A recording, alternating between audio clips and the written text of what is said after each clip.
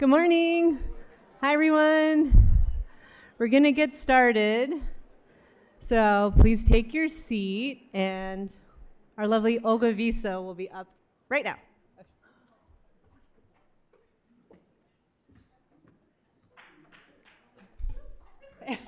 Wow.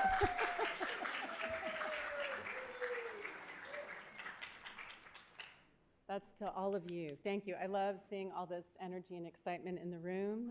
So good morning, everyone. Welcome, welcome, welcome. Bienvenidos a todos to the Phoenix Art Museum on this beautiful late September morning. It's really wonderful to have you all with us today for today's program, both those of you who are here in the room with us and those who are watching online. So it's great that we're able to webcast this for others to join. So thank you again for joining us. I'm Olga Viso. I'm the Seelig Family Chief Curator and Director of Curatorial Affairs here at the Phoenix Art Museum. And on behalf of myself, our director, Jeremy Mikulezak, the staff here at the Phoenix Art Museum, and of course, our wonderful and amazing Christian Ramirez. Big, big, big round of applause.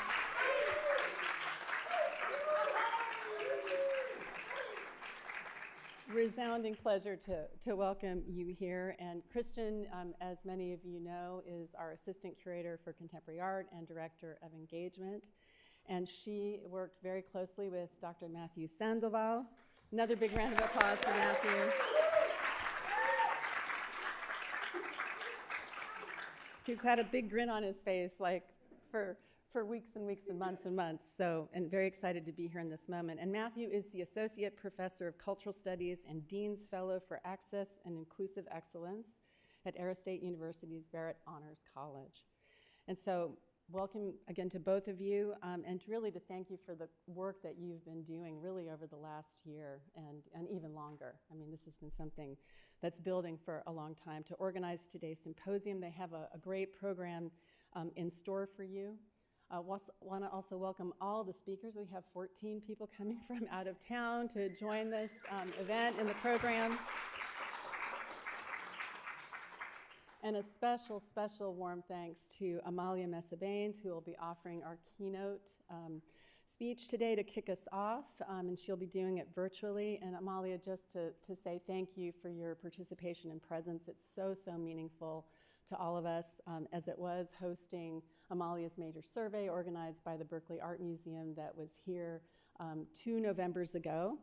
And as a side note, we're excited that we will be installing late this November Amalia's Queen of the Waters installation from the early 90s in the permanent collections of the Phoenix Art Museum.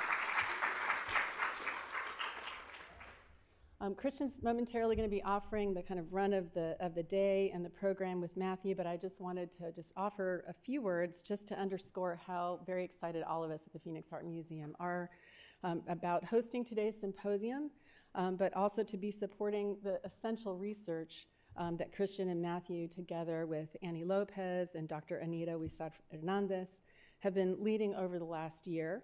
And it is all going to culminate in a major exhibition that we are planning for 2028.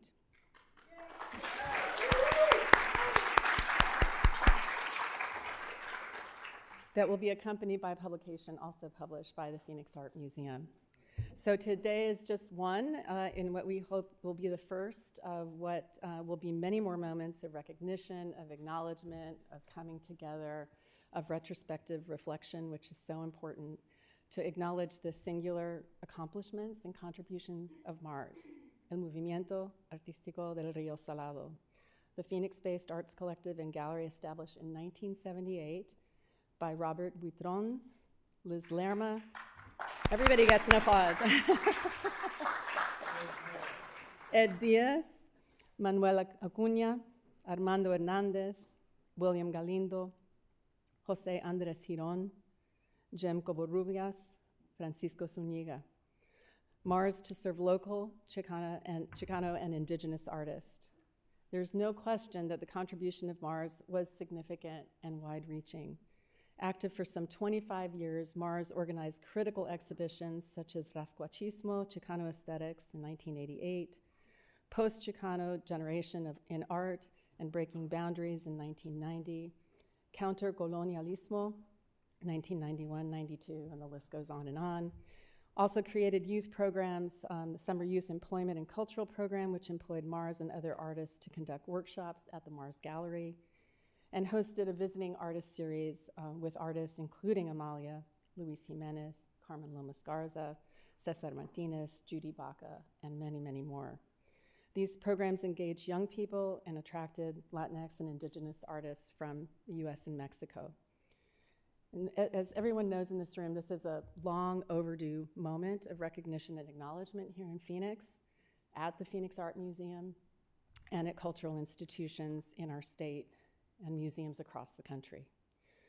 Although there have been a number of retrospective exhibitions that have looked at other regional Chicano arts organizations, such as Self-Help Graphics in Los Angeles, Galeria de la Raza in San Francisco, and Guadalupe Cultural Arts Center in San Antonio, MARS has yet to receive the scholarly attention and recognition that it deserves, and it remains underrepresented in the narrative of art history, and remains, needing deep research and understanding and acknowledgement of its important contributions. So this symposium is the first step in that essential corrective. Recording in progress. Recording stopped. Just not early enough, but it's starting now, right? And again, leading up to the museum exhibition and publication, and we hope that exhibition will tour. We'll make every effort, to really share this research and coming together far and wide. There are many people to thank. I've already mentioned Christian, who proposed and championed this research and recognition really since the moment she came on board here as curator at the Phoenix Art Museum some 3 years ago. And Christian also runs our Arizona Artist Awards program, which is really a cornerstone of her curatorial work here. And I'll let Christian tell the story of how this research emerged out of research she was doing on another exhibition. Matthew Sandoval, who's been just a generous collaborator and contributor, an important historian for the project, and a great partner to Christian, who just brings that equal passion and commitment to correcting art history.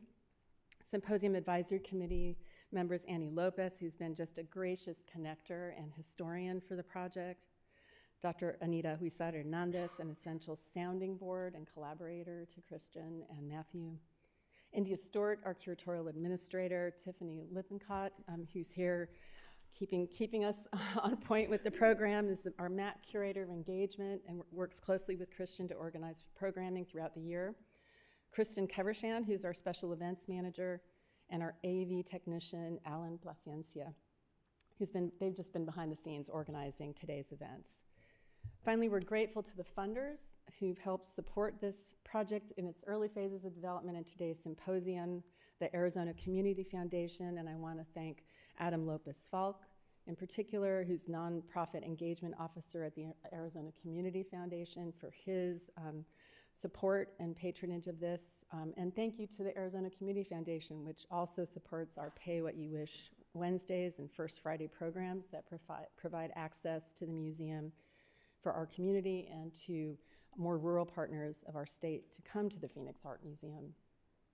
And also for contributing funds to be presenting sponsor to support the exhibition, the first sponsor to come on board to support that effort and publication that will come out of this body of research that's generated from the symposium. Thanks as well to the Andy Warhol Foundation for the Visual Arts, who've supported research for this exhibition. Christian received a planning grant, a curatorial research fellowship from the Warhol Foundation to do this in the spring of '25. And thank you to the Terra Foundation for American Art, whose convening grants supports the symposium today as well. So I want to turn it over now to Christian and Matthew to kick us off for the day. And just, again, thank you so much for being here and for being great partners with us in this important research that we're kicking off this weekend. Thank you.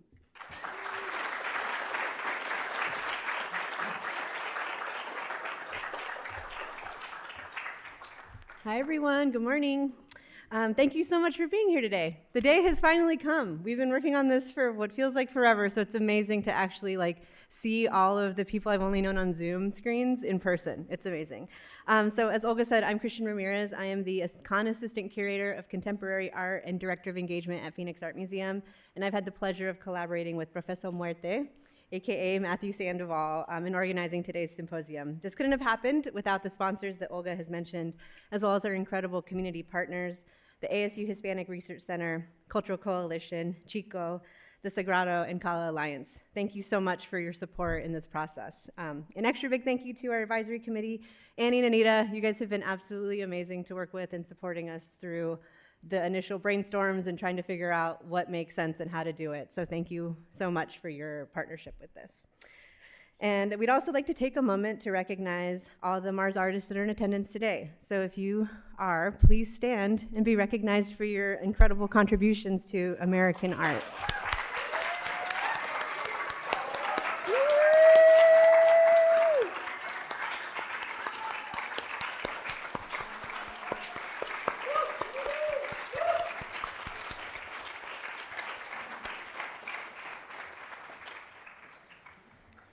So I first fell into this project as I was preparing to be the coordinating curator for Phoenix's presentation of Amalia Mesa Bain's Archaeology of Memory, curated by Laura E. Perez and Maria Esther Fernandez. As I was reading the exhibition catalog, which is still available in the museum store, so make a little stop on your way out, and I saw in the back of the catalog there's a chronology, and listed in there was that she had her first solo exhibition in Arizona was in 1990 at Movimiento Artístico de Rio Salado Artspace. I had no idea what that was. So I started Googling, trying to figure out what it was. You know, I grew up in Tucson. I went to art school at the University of Arizona. I'd been active in the arts community for over 15 years in Arizona, and I just did not know what this was. So through research, through enlisting the help of our incredible archivist, Aspen Reynolds, she pulled a couple boxes of ephemera that had been donated by Clayton Kirk and Annie Lopez.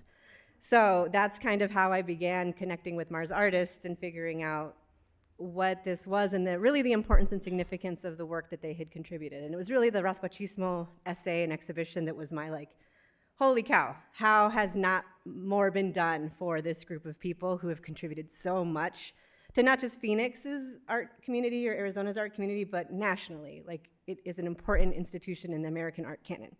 So I was lucky enough to find the best collaborator I could have in Matthew. So thank you to Matthew for being down to take on this beast of a project. It's been amazing to have you as my partner. Thank you to Jeremy Mikolajczak and Olga Viso for championing the symposium, as well as the forthcoming exhibition and publications. Thank you to my amazing colleagues who've worked so hard to cross the T's and dot the I's. I always get them backwards. To pull off this event of such magnitude. Thank you to the MARS artists and board members who have been so generous with their time and trusting us with your memories. Thank you to the brilliant panelists. It's been amazing to have you all here, to be here for the very first and hopefully not last MARS Symposium. And then an extra big thank you to Melissa San Miguel for creating the chronology in the catalog of Amalia Mesa Bains, because without her research, I don't know how long it would have taken to make sure that MARS got this long overdue shine. So thank you so much for being here today.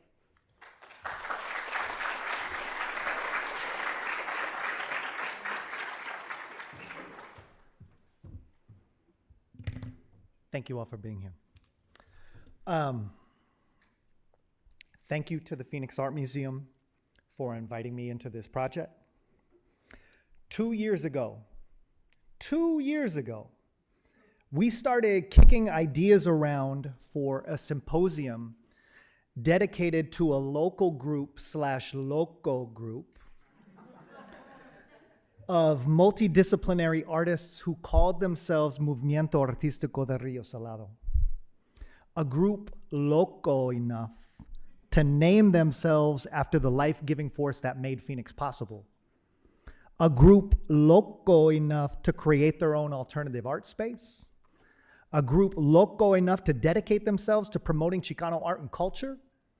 A group loco enough to believe they could impact, enlighten, and empower their community. Ideas that were so out of this world that the group had to be called MARS. After 2 years of planning, prepping, and hard work, today we get to revisit MARS to celebrate and investigate this local group of rascuaches. In all honesty, 2 years ago, I didn't anticipate this symposium would be as important as it is today. Today, when Chicano and Latino history are once again being disappeared, when our contributions to the nation are once again being disappeared, when the bodies of our friends, of our families, of our communities are once again being disappeared. So it means something when we gather today to say our bodies, our contributions, our histories, our stories will not be disappeared because we are here, presente.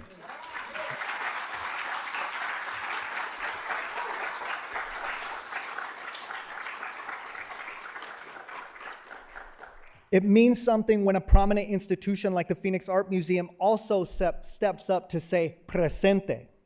And it means something when good folks like you show up to the museum on a Saturday morning to say presente. Today we have some of the dopest artists, art historians, art curators, and cultural scholars from across the nation to help us revisit Mars. So huge thank you to our panelists for being here to drop knowledge today. Huge thanks to Tiffany Lippincott for helping us make this happen, to India, to Alan up there running this whole show. Thank you to everyone attending in person and virtually. It means a lot. Folks, we have a long day of learning ahead.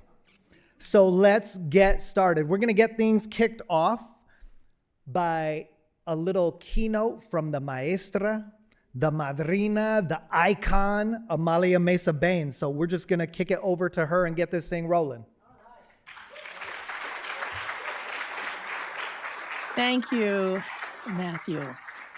It's very energizing to hear you talk. You're not up on the screen. Oh.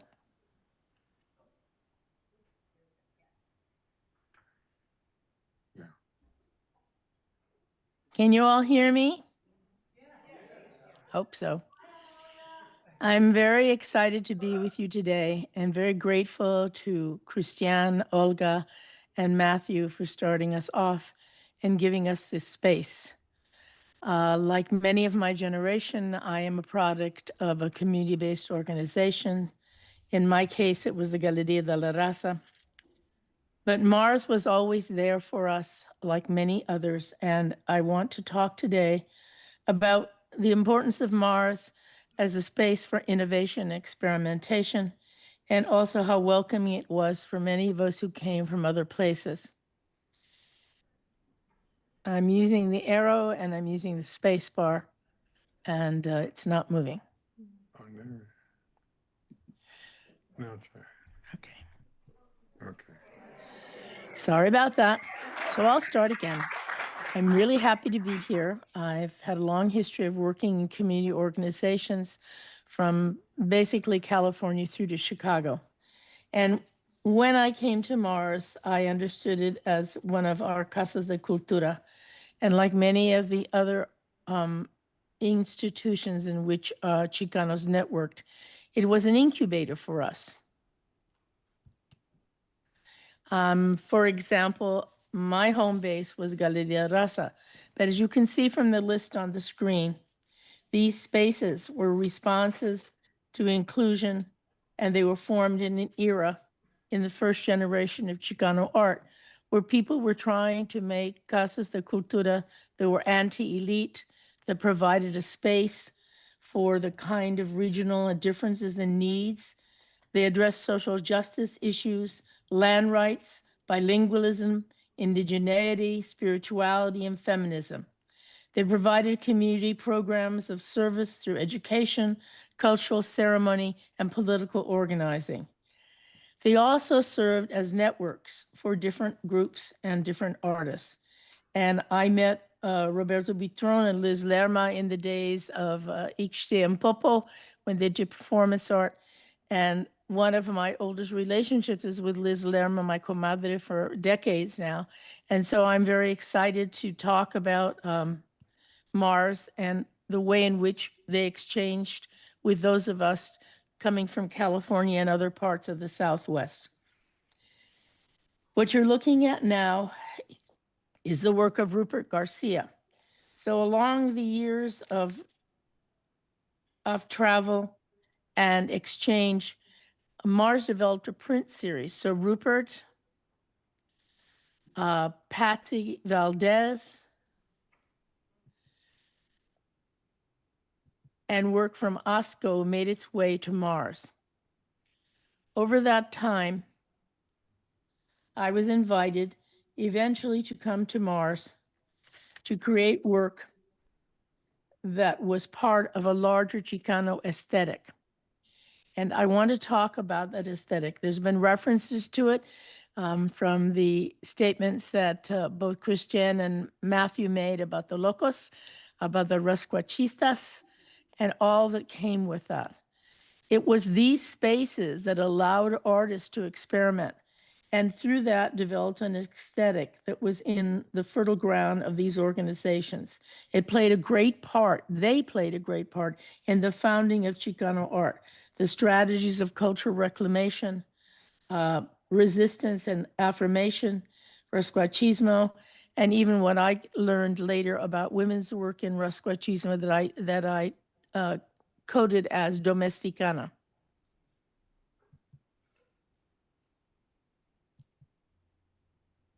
And continue the work of Patsy Valdez. And then in 1990, Liz and I believe someone else, Rudy, I think was there at the time, Google him, and they invited me to participate in what was then a widespread movement of the counter-quincentennial. This was 1990 in the run-up to the 1992 quincentennial. We were very lucky. We had a mole at the Smithsonian. Alicia Gonzalez let us know the kinds of rather mainstream and I say colonial dominant activities that the Smithsonian would engage in. And so across the Southwest and even into Chicago, organizations determined that they would counter the quincentennial and host a very large selection of exhibitions, poster brigades, colloquia. And so I came to MARS in 1990 to do a piece called Undiscovering America, a counter-quincentennial celebration. I was working at that time with Victor Zamudio Taylor, who was of Pi descent, a very important scholar, then based at Princeton, who shared with me his understanding of the colonial moment the Spanish invaded the Americas. And I use the word invaded because I think discovery is much too benign. He talked about the twin poles of speculare, the Latin word for to see the other, and curiositas, the Latin word to know the other. And so I created two pieces. One of them was the cabinet, curiositas, the cabinet. And one of the most exciting parts of working in MARS is that at that time, it had the largest flea market in the world. At least that's how it was advertised. And so Victor and I spent many, many days scouring the flea market, finding all kinds of tools and weapons and realia that could be used as an indicator of the suffering that was brought by the Spanish into the Americas. So the chair is my autopsy chair. The cabinet, and I believe it may have a close-up of it, had in fact everything from bear traps to surgical tools and dental tools and objects from botanicas, all kinds of healing methodologies, and most of all, signs of our existence. That's one of the things that I agree so wholeheartedly with Matthew about what you're doing today. This is a dark time. It is a time when we're being desaparecidos, and I think it's really important to set the record straight, to go back to the times and then go forward to the future, acknowledging what we've done and why we've done it. And so for me, speculare and curiosidad were two very, very important elements in the work that I was doing. I treated it as a residency, and it was for me a chance to experiment with a new form. And I want to say that this may have happened with many other artists, but I know it was for me a life-changing moment because Mars allowed me to find my way from just doing altars and ofrendas into the idea of laboratories and libraries. And so my first laboratory was based on the Cabinet of Curiosities, the 18th and 19th century phenomena in which colonial exploration misdirected, distorted, and misunderstood who we were because they came with their own fantasies and ideas about this so-called new world. So the cabinet was my attempt to start a very simple cabinet of curiosities. I was able to borrow a cabinet. I think it was either from Liz's house or someone else's. We found an old rug. I found an old chair at the flea market. I spent many, many nights in my hotel. It was actually a motel, and I was cutting up the chair and sewing it back together in the style of an autopsy. It began for me the attempt to really understand that colonial moment. So below the cabinet and on the ground are a series of religious figures because the Catholicism that came with the military forts that made the missions in California and Texas and even some in New Mexico were really a twin exploration into that world. Speculare was much harder to do. I didn't have a real laboratory, so I created one. Mars had this window case or a wall case, and so I used it to explore the issues of the indigenous groups that had lived there before, looking at the exploitation of Mexican food, looking specifically at those religious imagery that had been part of my life. And so these works were really the beginning of the examination of scientific racism. In this case, you can see that I've put together in a very Rasquache style the laboratory. We borrowed a telescope from someone. I brought a microscope. We used many of the objects of popular culture, posters, food signs, designs that we thought were also a way of talking about how we existed and how we were distorted. So that colonial age, which led to the bifurcation of the museum from the Museum of Europe to the Hall of Man, was the beginning, I think, of the misunderstanding of who we were. And it was only in the contemporary age when Chicanos and Latinos and other people of color came into the modern museum that we see the contrast between the idea of the museum, the masterpiece, and the artist, and then in the Hall of Man, the ethnic artifact and the anonymous artisan. But we were both because we had been raised in the United States and we had a heritage from both sides. So the laboratory was my attempt to try to talk about scientific racism, the way we had been replaced and distorted within the values of the museum world. So the system that we're talking about is also the basis of folk and fine. When we start to look at museums now and how they operate, we begin to see really how those distortions have lasted. So being able to go back and look at the history of places like Mars, the Galería de la Raza, is our attempt to begin to explore the reality of true American art. So this laboratory was the beginning of some of the other pieces that came about later. In that same year, in 1990, I went to the Museo del Barrio.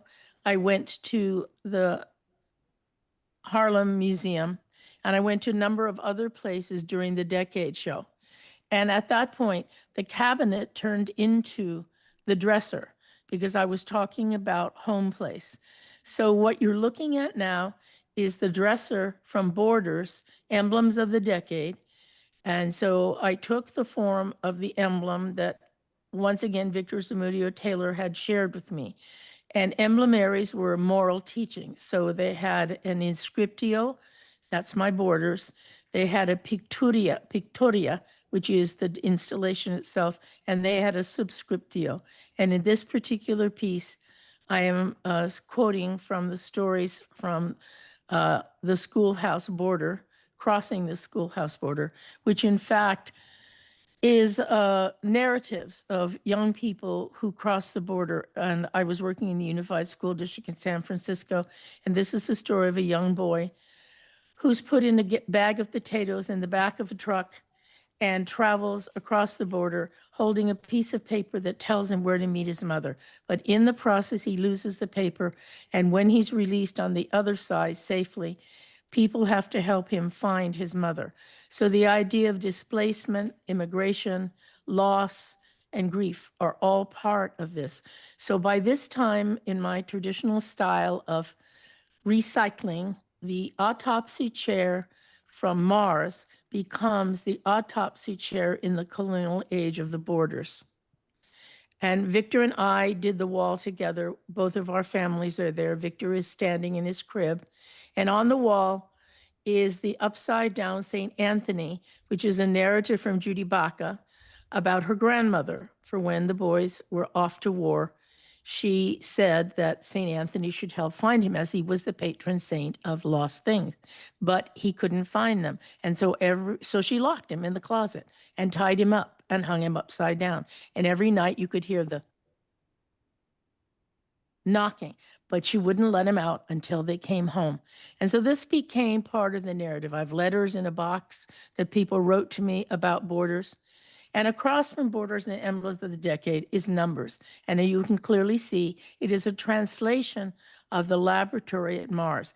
This is what I think is so critical about looking at this institution, that it allowed people like me to change the way we work, to experiment with new forms, to expand our vocabulary, to even change the aesthetic that had established us. And so numbers was never done again. I'm hoping I'll be invited in 2028, if I'm still here, to redo numbers for the Mars retrospective. And I use the numbers of historical dates, city populations. This was the era of AIDS, the era of the students of the dropout age. So all of these things, and also many indigenous materials, were used to make numbers turn into a statement about the contemporary life of Latinos. So you can see the polvos from the curandera. You see the stereoptics with scenes from Mexico. You see all of the stamps of letters that have been sent to me. And then you see the list of numbers on the ticker tape. Next, the chair and the table and the ticker tape go to Sor Juana's library at Williams College, where we did the second section of the Venus Envy, my private biography or autobiography, and it's called The Harem and Other Closures, because that year in 1993 and 94, I had gone to Istanbul for the second biennial there, and I did another piece, the Borders piece, and I saw the harem. So once again, the table becomes this bricolage of the very same materials expanded that I began in the Mars cabinet. So the cabinet and the laboratory come together in this particular rendering. And for those who don't know, Sor Juana Inés de la Cruz was of a 17th century nun, many of whom, many of you who know that she's written. And the Borders piece is at the Flag Museum in New York right now. So the next rendering of this type of library and laboratory takes place in 2000 in my show, The Fin del Siglo, the Latino World's Fair. And this was done at the Bernice Steinbaum Gallery in Miami. And once again, I start looking at the extreme version of distortion that comes with the colonial age, and I start looking at World's Fairs. So I went from the Cabinet of Curiosity, the Wunderkammer, the laboratory, the library, to the World's Fair. And I hung banners in this that were taken from the World's Fair at the De Young Museum in 1894. And so in 1994, they celebrated it, and I saw many of these images. And in my Hall of Science in the background is Perfume Laboratory, looking at the sort of curanderismo and the healing properties.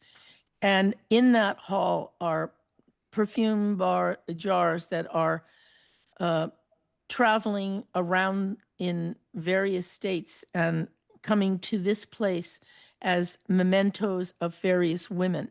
And what you see in the banner is the actual Hall of Science image of the women of Dahomey in a tent. And they've sprinkled bones on the floor to make them look like cannibals. So World's Fairs operated from the idea of progress and also the savage. So we were always placed in the category of the savage, so that the West could be seen as a scene of civilization and future.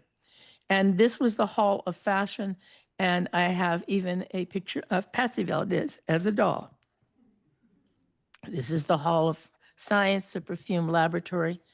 And this merges later, recycled into the Curanderas Botanica, which now belongs to the National Gallery. And that is my grandmother, Mariana Escobedo, in the light box, who was not a curandera, but took my father to curanderas.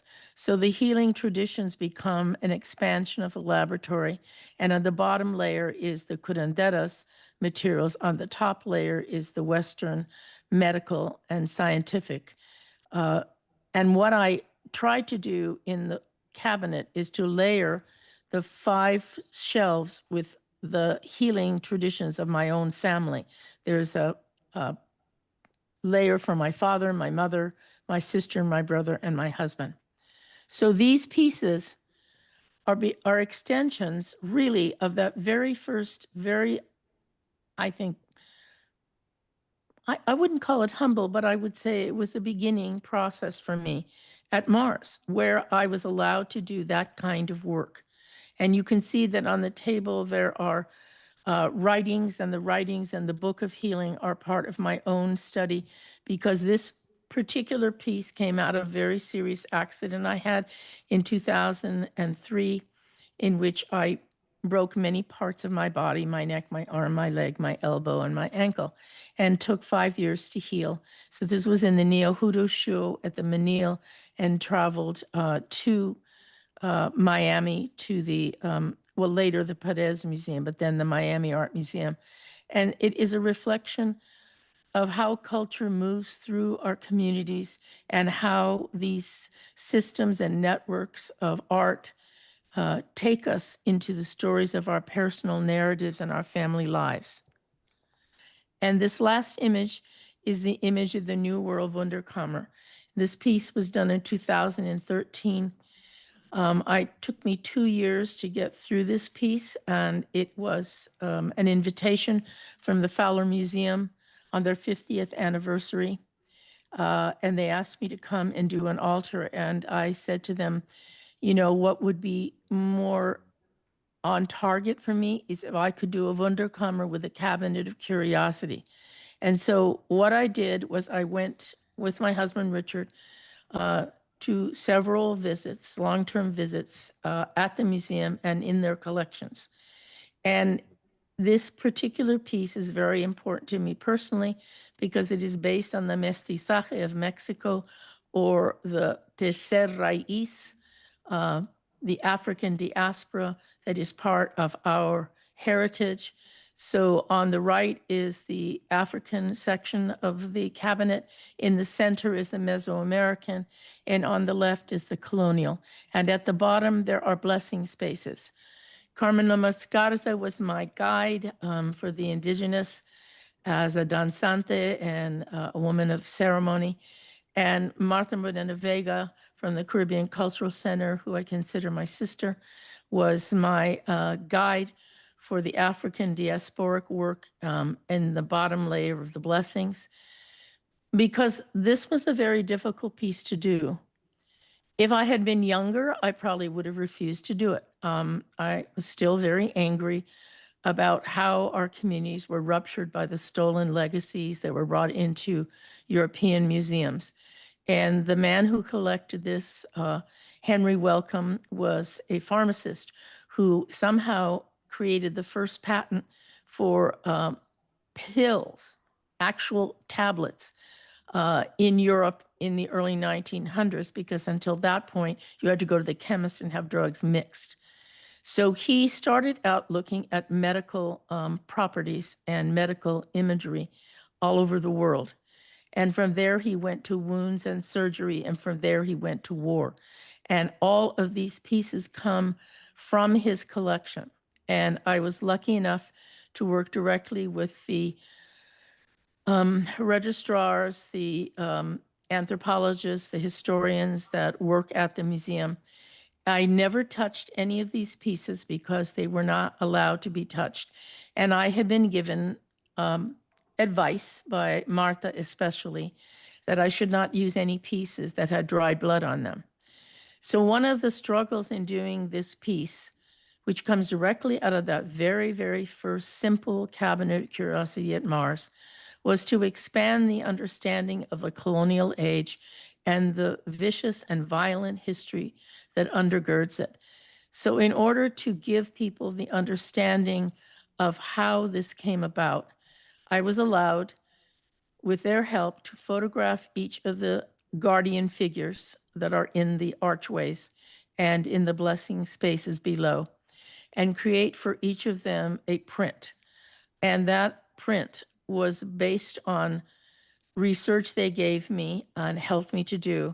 And it had 3 layers, and one layer was the location, where in the world it came from. The second was its utility, its ceremony, and its purpose. And then the third one was the object itself. Often I used maps and other things. So for me, the idea of creating a discourse around colonialism really began for me in the deepest way at MARS Artspace. And I think about this now because when I look in retrospect at the power and the necessity of our community-based arts organizations, I see that the work we did, even when we were beginning, was so very important. And the networks that connected us one to the other built lifelong friendships. My comadre, Liz, and I have known each other even before the 90s. We knew each other in the 80s. I have been close with Carmen Lomas Garza, Judy Baca, Esther Hernandez, Patsy Valdez, the late Patricia Rodriguez, and the late Yolanda Lopez for over 50 years. And so I think the value of this archival work that you're doing is the purpose of memory. Memory is the greatest strategy and tool we have as people of color. To never forget is an act of resistance. To never forget who we are and where we came from. Writers like Walter Benjamin taught us long ago in his philosophical books, Illuminations and others, that our ancestors knew we were coming. They were waiting for us, and our agreement with them can never be settled cheaply. We are the historians that fan the spark of hope and firmly believe that our ancestors will never be safe as long as the enemy wins. And so I think of those words now when I think about the symposium, the impending exhibition, the support of the Phoenix Art Museum, the presence of so many of you here today who lived that history, who are with us now to remember. And in the symposium, I think we are creating an antidote to the new cultural age of amnesia the censorship, and the mainstream ventriloquists who think they can speak for us. I would like to end with our favorite huelgas. Aquí estamos y no nos vamos. Thank you.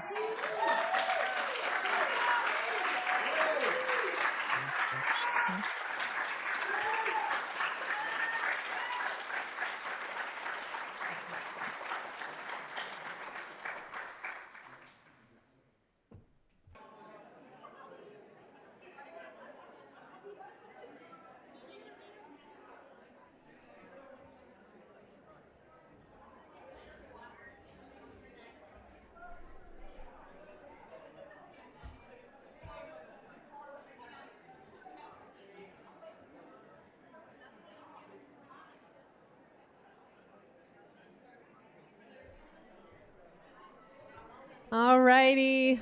Welcome. Welcome back. Welcome back to panel 1, Mars Revisited Symposium. Okay, we're at a critical mass. And as you know, we have a tight schedule, and the Virgo in me is going to keep this thing rolling. So come on in. And so yeah, as I said before the break, we're going to be doing the panelists with everyone doing 15-minute presentations in a row, and then we'll open it up for Q&A. So we will begin with the beautiful Marissa Del Toro.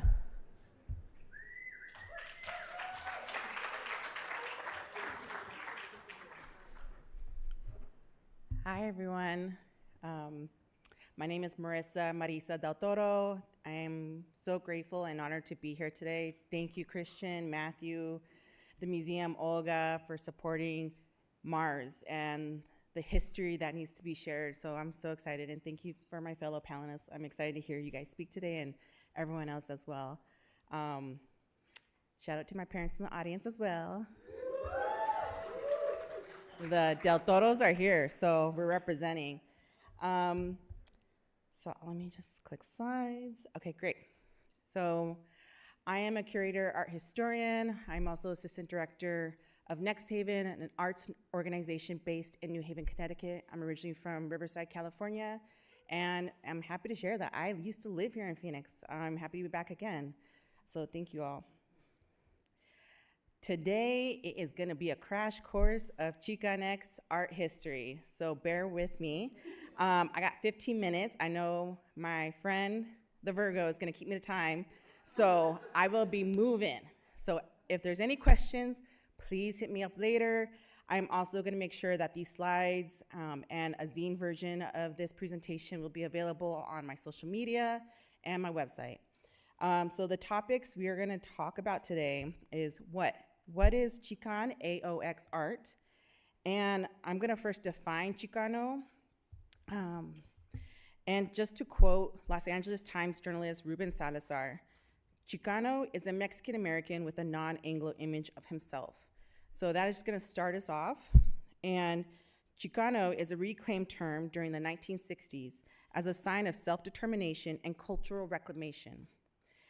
Today I'm gonna be using Chicano, Chicana, Chicanx, and just for those who don't know what the X is, the X signifies gender neutral. It is for people of Mexican descent who exist outside of the boundaries of gender, but also in all the fluidity of what gender is. It is an umbrella term, so that's how I'll be using it through my presentation. I'll also be talking about the categorical impossibility of Chicanx art, the aesthetics and iconologies, and at the very end, getting to institutions and future, the reception and representation of Chicanx art within museums and scholarship. So, to start us off, we need to look at the time, the history of where our people are from. Chicano AOX time. It begins before this, but 1848, Treaty of Guadalupe Hidalgo. It officially ended the Mexican-American War. It resulted in the ceding of 55% of Mexico's territory to the US, specifically the lands now known as California, Arizona, Nevada, Utah, Colorado, New Mexico, and part of Wyoming. This granted also Mexicans living in those lands with the option to become US citizens and to continue residing there. However, this treaty was not fully enforced or kept. It was the birth of the Mexican American. We must acknowledge that the border crossed us, Chicanx people. This is our ancestral land from which we exist in and continue to move back and forth. And we will continue to move back and forth despite what our government says. I'm going to be moving through these timelines really quickly, so again, bear with me. 1942, Bracero Program. It allowed workers from Mexico to come to the US temporarily, work in the fields and labor. 1947, Mendez versus Westminster. Mexican American community in Orange County, California, successfully sued to end public school segregation. 1962, United Farm Workers. The Farm Worker Labor Union, founded by Cesar Chavez, Dolores Huerta, and Gilbert Padilla, as well as the Agricultural Workers Organizing Committee, AWOC, led by Larry It Leong, was formed. 1968, walkouts occurred in California and Texas. Mexican American Legal Defense and Educational Fund. 1969, El Plan Espiritual de Aztlán was created. 1970, the Chicano moratorium against the Vietnam War took place. National Mexican Women's Commission was formed. 1975, Voting Rights Act of 1965 is extended to Hispanic Americans.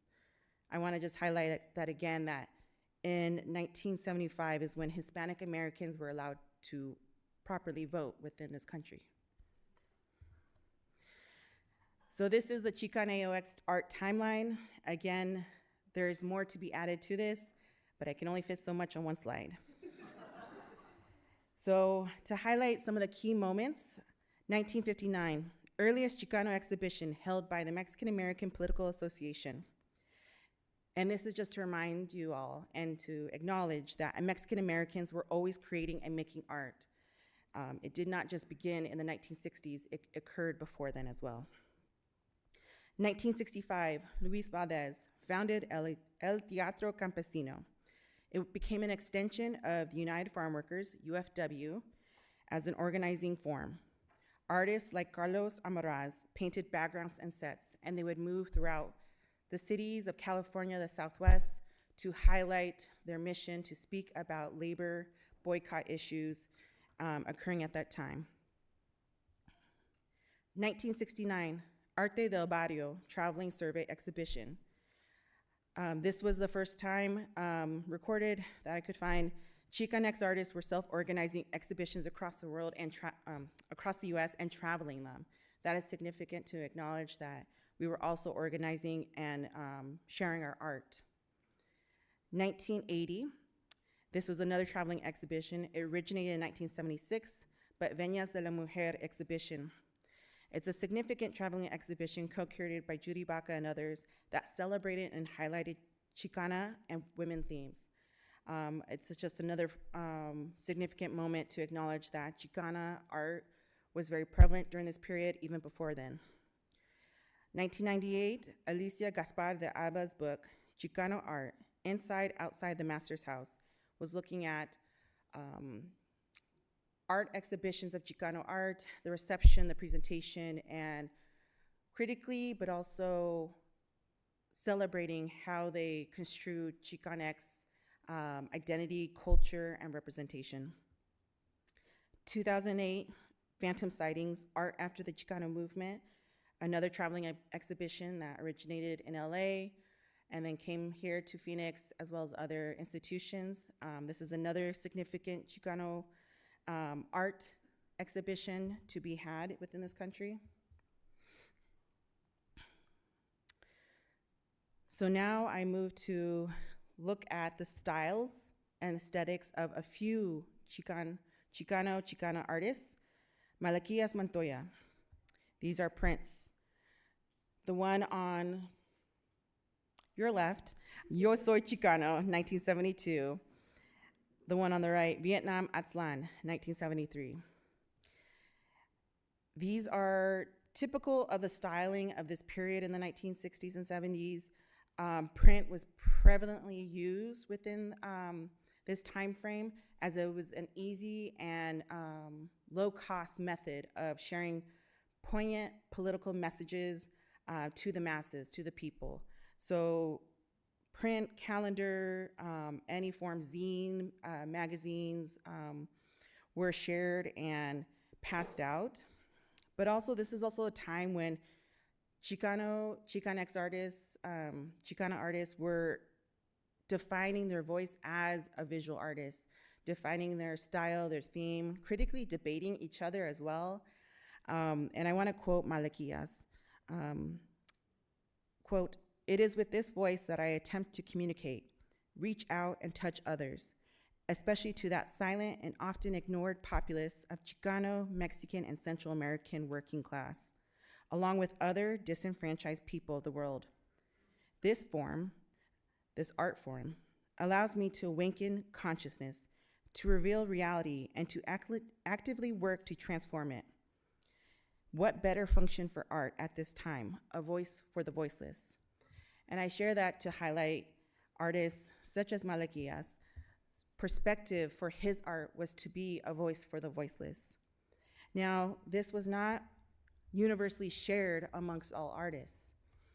Mel Casas, this is his Humanscapes, number 63, dates roughly 1967 to 1977. Chicano artists were also exploring art for art's sake. They wanted to be independent of any strict political, cultural significance. This work, Mel Casas, a San Antonio-based artist, highlights his interest in cinema, screens. He was very at the cutting edge of being critical of technology and looking at and thinking about how media influenced the masses. Here we have Show of Hands that displays symbols of unity through the visualization of different skin tones. We have the fist showing pride, symbols of sign language displayed. We have Michelangelo's Hand of God in the center. We have the middle finger, flipping up at European standards perhaps. But then we also have the UFW flag, again, highlighting a show of hands. Yolanda Lopez, this is 1978 Guadalupe series.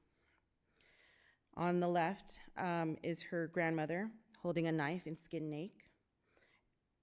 In the middle is her mother sewing the Virgin of Guadalupe's blue mantle with stars, a symbol of hope. And on the last section, Yolanda herself, a self-portrait. She's wearing the blue mantle that her mother sewed while holding the dead snake and running. For Yolanda, running was a significant pose as it signified personal growth.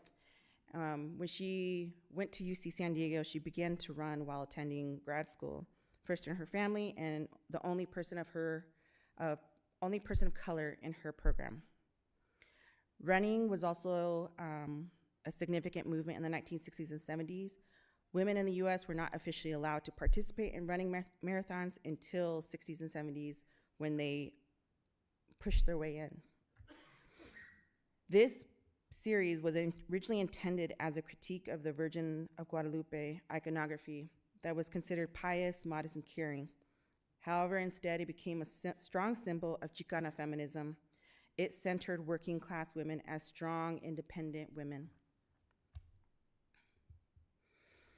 Okay, so now we get to the categorical impossibility. And that phrasing comes from Harry Gamboa, who once wrote that Chicano art is a categorical impossibility, meaning it cannot be easily categorized into a singular homogeneous descriptor. Also, just shout out to the archives that hold Chicanx history, the Museum of Fine Art Boston, the Institute Center, International Center for the Arts of the Americas is where I get a lot of my information from. So just wanted to highlight that. Citations are important. So I chose 3 texts written by Chicanx artists that produce new knowledge and also debate each other. First, we have Malaquias Montoya and Leslie Salkowitz Montoya. A critical perspective on the state of Chicano art from 1980. It was in the Metamorphosis publication. Again, that was self-organized. In this publication, their essay, they dismiss the trend of Chicano artists moving away from a community focused to individual artistic pursuits. They cautioned against participation in mainstream art market due to the political and economic systems that these art markets worked from, and they oppressed third world countries. They also called for Chicano artists to reaffirm the original goals and values of the Chicano movement, which is community and social change. Tomás Ibar Frasto, his Rascuachismo, A Sensibility from 1989. It is the conceptualization of a Chicano artistic sensibility. Tomás is pivotal within Chicanx history and art history. He defined what our aesthetic could be, is, and will be in the future. He defined it by placing it from an underdog perspective, a working class perspective. He saw it as a form of resistance. Strategies with appropriation, reversal, and inversion were used, and can only be described as emblematic of a specific attitude and taste that not many can replicate outside of being Chicanx. Schiffer Goldman, Response, Another Opinion, 1980, 1981, and this is in direct response to Malaquias Montoya and Leslie Salkowitz Montoya's essay from Metamorphosis as well. In this article, Schifra, another pivotal art historian of Chicanx history, she defends Chicano artists' ability to retain oppositional perspective while experimenting with a range of styles and techniques from dominant culture of mainstream art movements. She asserts that Chicano artists have the right and need to participate in the mainstream art market and major institutions. She challenges notions of Chicano art only being displayed in alternative spaces. She recognizes their importance, but she also recognizes the need for us to integrate and highlight our culture in the dominant. Schiffer's article highlighted a question that came up to me of what is a Chicano vision and worldview composed of. She attempted to answer this question by defining Chicano art as, quote, the present day Chicano is heir not only to Mexican political cultural lore, but also that of a 150-year history of resistance to Anglo domination, racism, and economic exploitation that has left its imprint on culture. To seek and know these histories, to understand their twin impress on personality, thought, manner of life, customs, and political struggle has been the content of Chicano art. She asserts that Chicano art is always in a constant process of formation, evaluation, reformation, multiplicity, and heterogeneity. With that in mind, I attempt to answer of what is a Chicano vision and worldview composed of by highlighting a few Chicanx artists. Here we have Rupert Garcia, Assassination of Striking Mexican Worker, 1979, highlighting the political reality of their existence. Here we have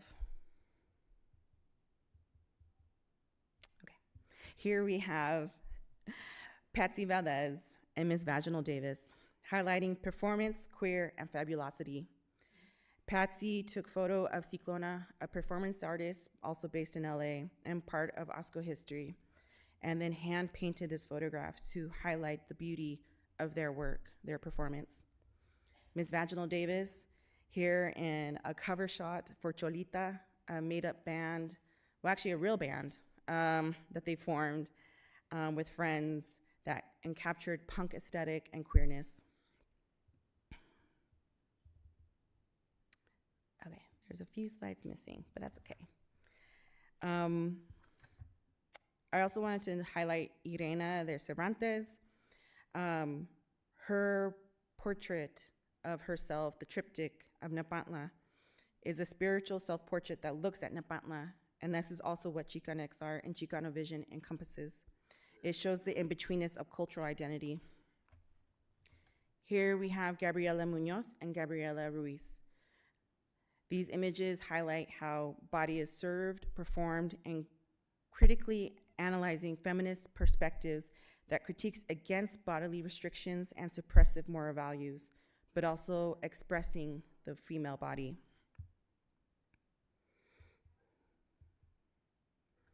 So now I move to institutions and future of what Chicanx art can be. I wanted to highlight some recent exhibitions, installations at mainstream museums. Here we have Mario Ayala, Rafa Esparza, and Guadalupe Rosales at San Francisco Museum of Modern Art in 2023. In order for our survival and our memory to continue, it is important that we recognize that Chicanx art is American art and that it is and needs to be within these institutions. Oh, there's Irena. Okay, so this is Napantla. I also wanted to highlight an installation view that I was able to co-curate with Gilbert Vicario and Cecilia Fajardo Hill, Chicano Arts body at the Perez Art Museum.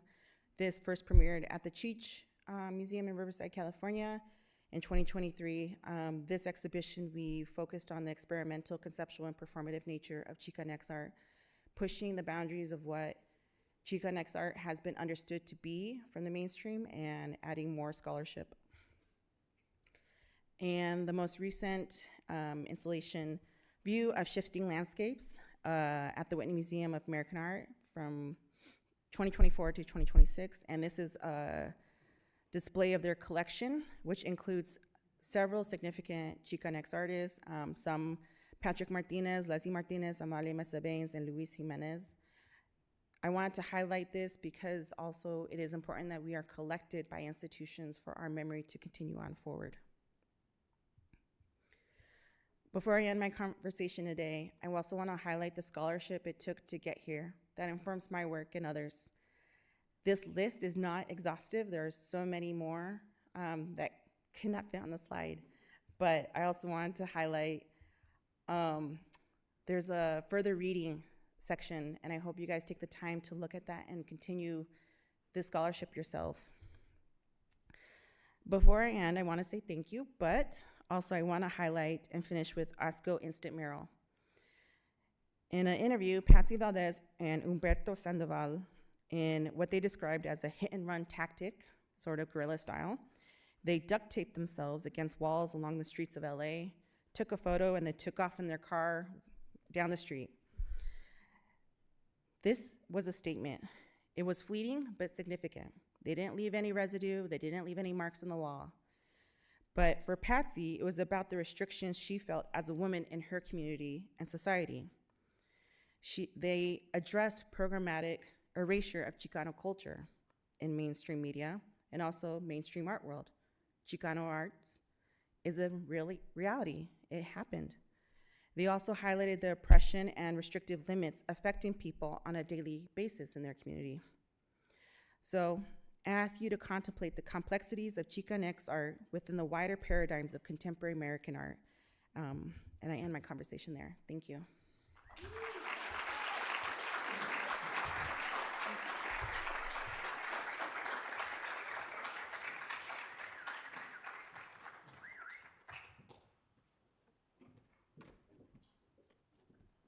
Hi, everyone. Wow. I'm going to try to follow that up and get set up, so give me about 30 seconds.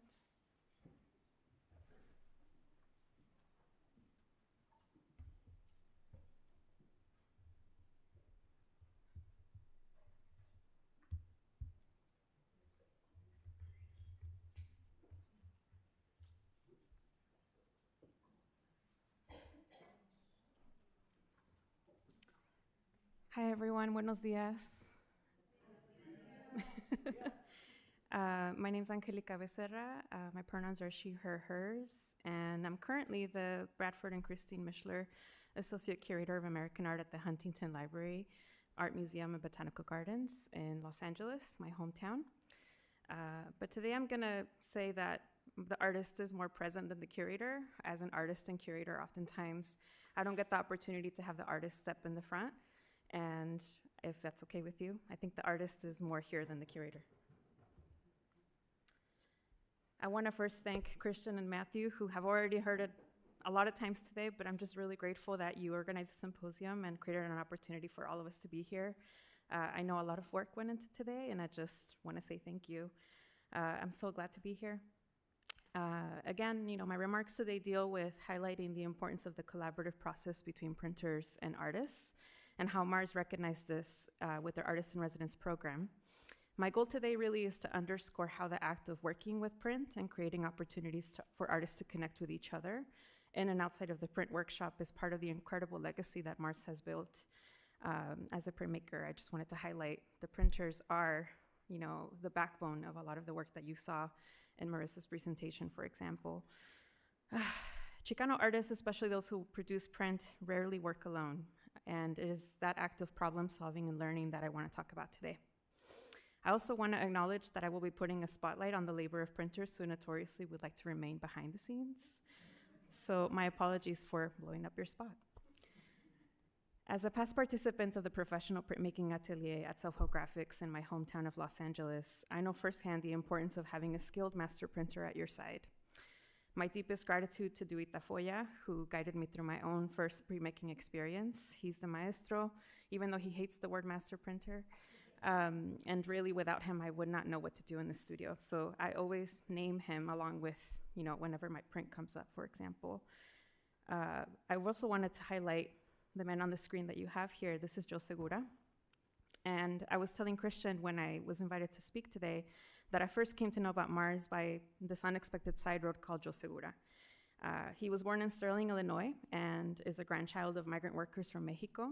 And Segura is a dedicated collaborative artist and educator, and also one of the most established master printers working in the country today.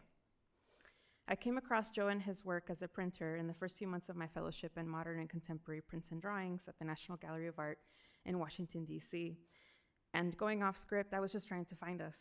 I was just really homesick, and I wanted to find Chicano or Spanish surnames in the collection. And when Segura came up, I was sort of thinking, this is something here. Let me go dig deeper, and I'm so glad that I did.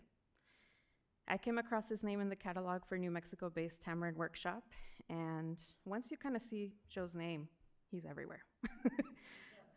These are screenshots from multiple museum collections where he's named as the publisher and the printer. And Tamarind, if you're not familiar, was established in the 60s and revived the medium of lithography printing in the US. It's an important printing space. And many of the now customary practices for printmaking began at Tamarind. For example, the chop, having a printer create an embossed seal on the bottom of the print came from Tamarind. So when you think about that legacy, Segura was accepted into this prestigious master printer program. He was an apprentice printer for a couple years, which is their process. And then he graduated with his master printer certification in 1984. So today, less than a couple hundred individuals can call themselves master printers in the medium of lithography via this program. So it's a very important group of individuals. And I really cannot underscore enough the dedication, skill required to attain this designation, and the technical and interpersonal labor needed for collaborative lithography. While working on this certification, Segura learned about the value of the collaborative process between printer and artist, and he went on to found what would become the Segura Publishing Company in '81 in Tempe, Arizona. This studio played an important part in contemporary printmaking with an initial focus on collaboration with artist printmakers and on the print process for more than 3 decades here in Arizona. Segura was drawn to working with underrepresented artists and provided them with access to the medium. And a way to share their ideas with a wider audience was central to the mission of the studio. Some types of printmaking require a lot of equipment and are not readily available to working class artists. And so Joe knew this, and lithography is one of those mediums that you need a lot of equipment. I see some nodding happening in the audience. If you've ever done a lithograph, you know. So from 1979 to 95, Segura was the studio manager for the print research facility at Arizona State, and he would later become part of the faculty there until 2010. He was invited by the University of Notre Dame to relocate his studio to South Bend, Indiana, where he is today and continues to work as a printer and an artist. While not always the case, many printers have their own independent art practice. They're also artists. And as artists, they understand the importance of working through an idea or a concept until it becomes tangible and real. In his abstract landscapes and contemplative drawings of flora and fauna, Segura works through the very processes that he's helped many artists overcome inside the studio. And also a little Easter egg is that when I look at printers who happen to make art as well, you see that they're very experimental in medium. Here you have a photorelief and multi-block lino cut, which a multi-block lino cut, to me, having a printing background, reads as that's a lot of work. Very complicated. And so while that may be intimidating to an artist who doesn't happen to be a master printer artists tend to want to experiment. And this helps them help artists when maybe this problem comes into the studio and they have to solve it with them. Artists don't work in a vacuum. So it's printers who are also artists like Segura and many printers like him who place their value on collaboration front and center in their process. They build trust with artists in the studio, but also collaboration is an infinitely personal experience, and an artist and a printer may get on very badly during the experience. I've seen it, I've experienced it, but also it's temporary, right? For the first 2 days of the residency, you might not get along. You might actually butt heads or your personalities are different. But then you have this personality clash, maybe it's a technical or aesthetic crisis, and then you push through. And at the end, you're so glad that that person challenged you and pushed you. So this is what happens in the studio that often doesn't really get to art history, doesn't get to the finished product of the print itself that's produced. I brought in a graphic just to give you a sense of the types of printing that exist. This is very nerdy of me, I apologize. Today I'll be working or explaining a bit more about planographic, which is at the bottom left, which is lithography. And a lot of Chicano art history includes screen printing or stencil, which you can see right there on the right side. But there's also relief and intaglio, and they all have different processes and different demands of the artist and printer.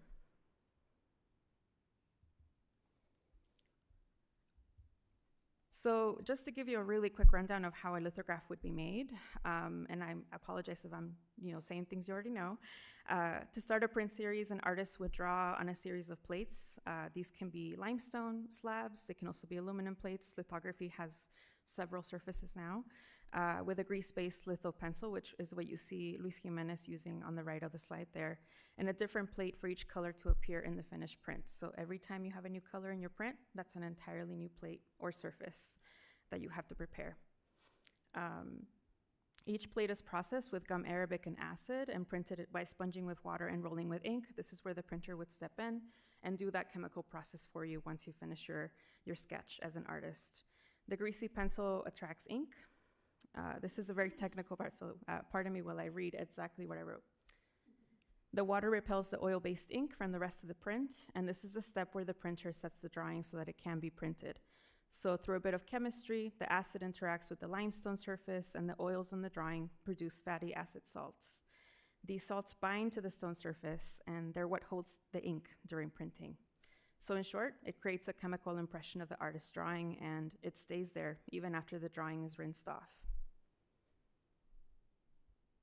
It's really easy to screw up this step.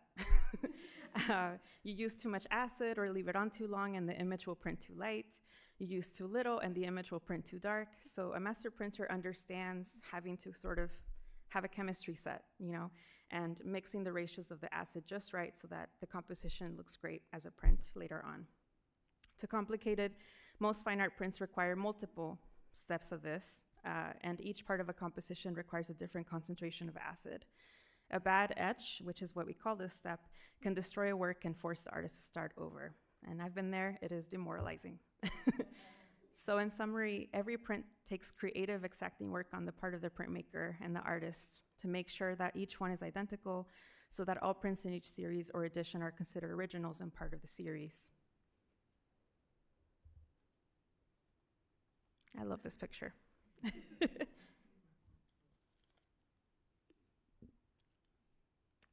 MARS recognized the importance of giving artists access to this process, and between the year 1985 and 2000, prominent Chicano artists came to Phoenix to participate in an artist in residence program that Amalia talked about. It was a one-week residency, which included a solo exhibition at the MARS Artspace downtown, And it also included working with one of two master printers, John Armstrong and Joe Segura. And from this collaboration, a limited edition 5-color print was produced and made available for sale to benefit MARS. And yes, that means that to get a 5-color print like this, the chemical process I just described had to be done at least 5 times perfectly.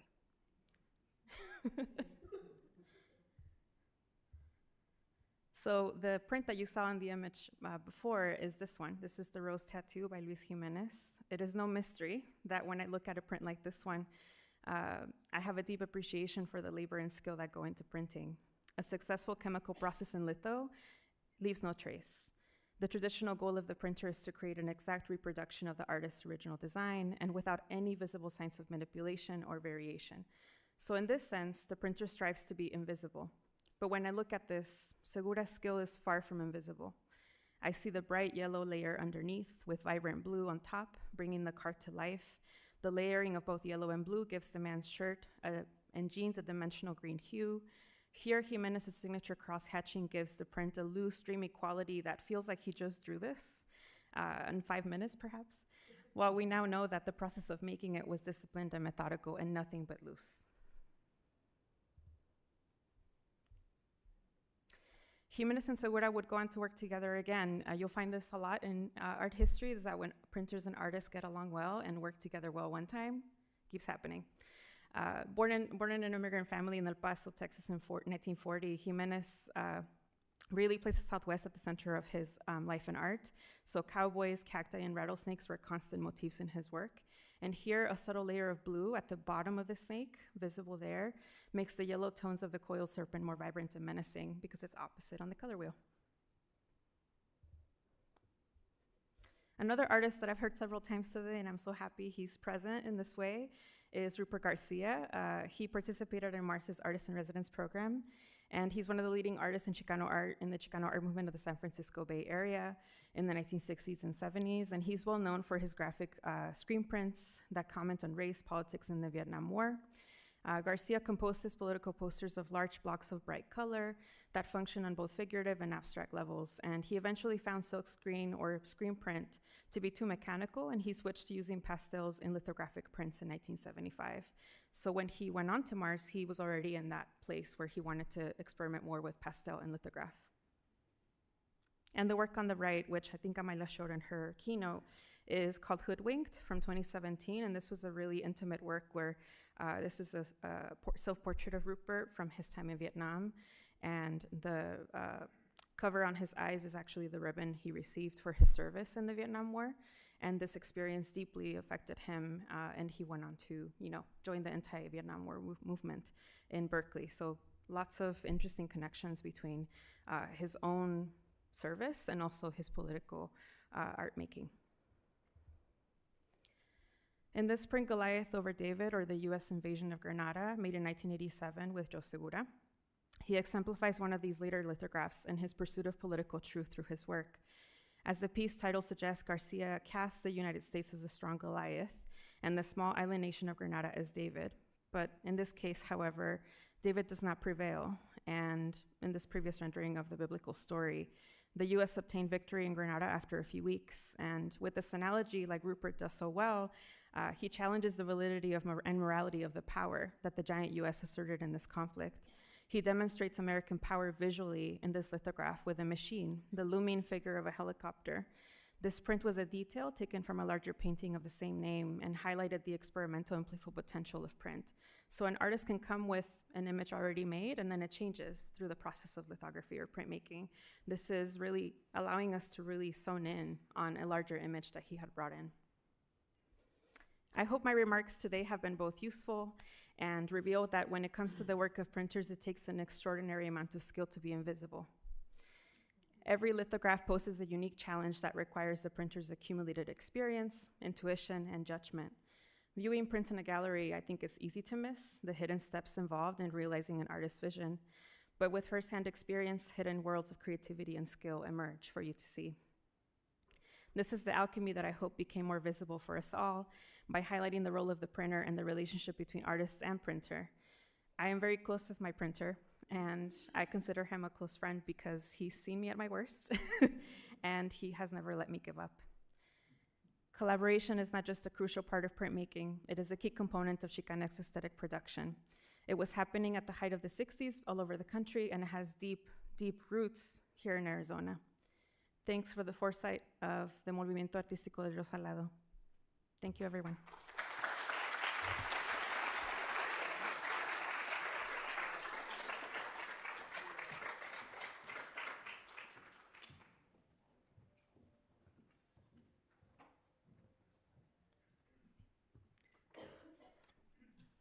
Buenos. My name is Martin Moreno. I'm a visual artist. Before I get started here, a couple of things I'd like to do. Number one is I would like to have all the old Martians stand up, right? Stand up one time.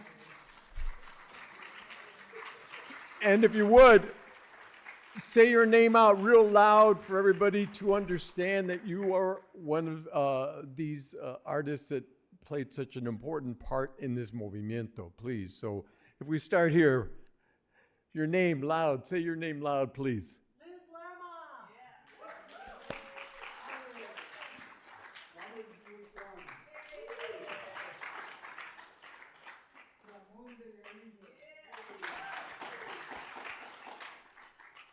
Andy Lopez.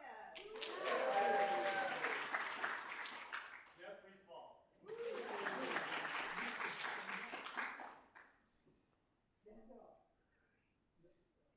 Joe. Joe Rick.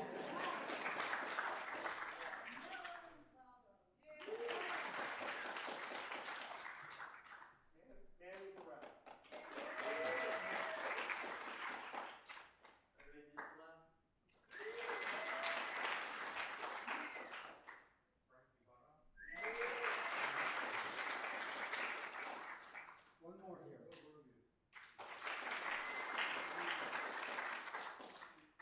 Martin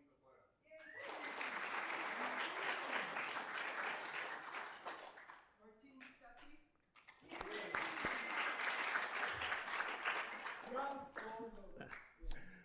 That's my next request. We've lost many artists. And the custom that we have, the tradition that we have, is to mention those individuals that have lost, that have gone to the other world. And after we say their name, we say presente. So Ralph Cordova. Presente. Marta de Leon. Presente. Luis Jimenez. Presente. Albert Soto. Luis Bernal. Presente. Manuel Acuña. Presente. If you have a name that you'd like to mention, please do so. Ed Diaz. Presente. Pablo Luna. Presente. Angel Diaz. Presente. Michael Fulgham. Presente. Steve Gong. Presente. Rose Johnson. Presente. Norman Fierro. Presente. Gary Keller. Presente. Ray Padilla.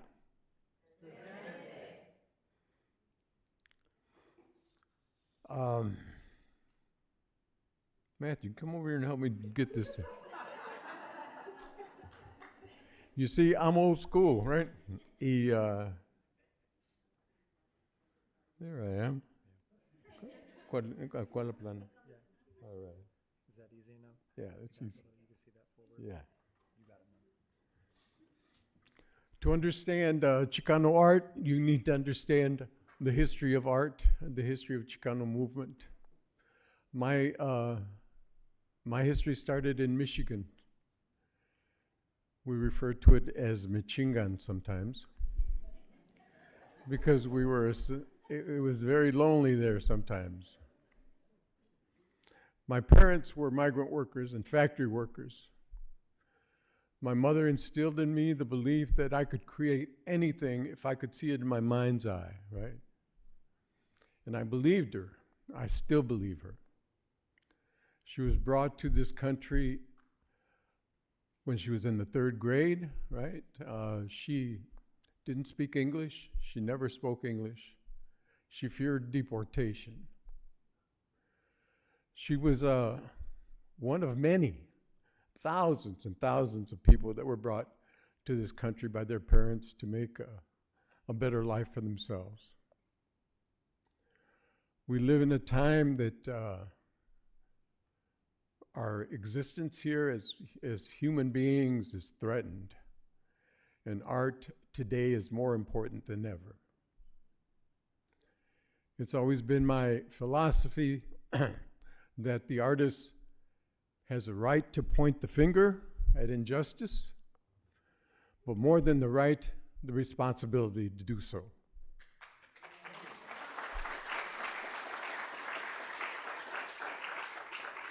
I applaud the museum, Phoenix Museum of Art, for their dedication to truth. I thank Christian and Matthew for their support.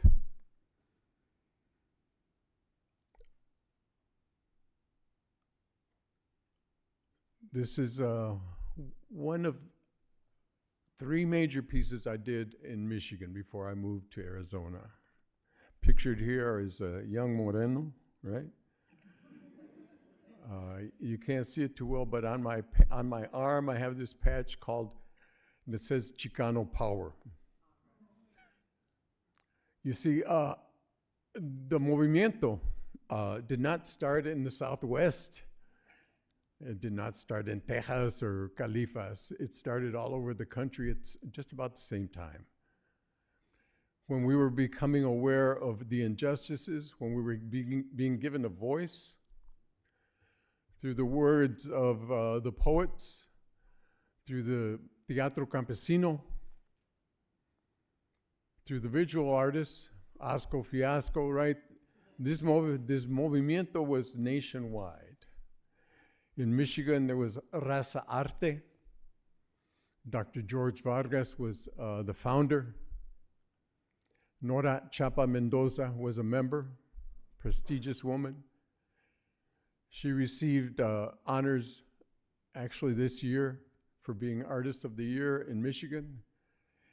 She is 90 years old, and she received an award of $100,000. Long overdue. Pictured here are some of my crew in Adrian, Michigan, where I was born and raised. Walter Burrow, Hector Perez, and not pictured is another friend of mine, Brad Blake.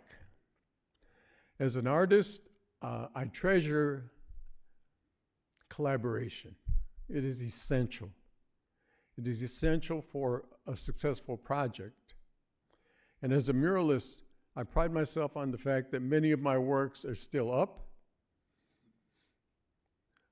Time, especially here in Phoenix, erodes the work, but I'm proud to say that I still have some here that's present and also in Michigan. I am a union man. I believe in the power of unity, of people, the power of the masses, and we need to harness that power now.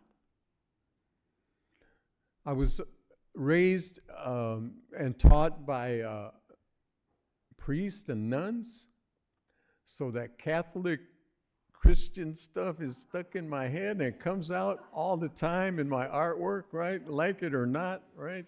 It's there. I've also studied the masters of Mexico, Siqueiros, Orozco, Rivera, the muralistas, right? Rivera created a piece at the Detroit Institute of Art, probably one of his most famous pieces that gave tribute to the Industrial Revolution. So I practice a lot of the philosophies of Siqueiros, especially.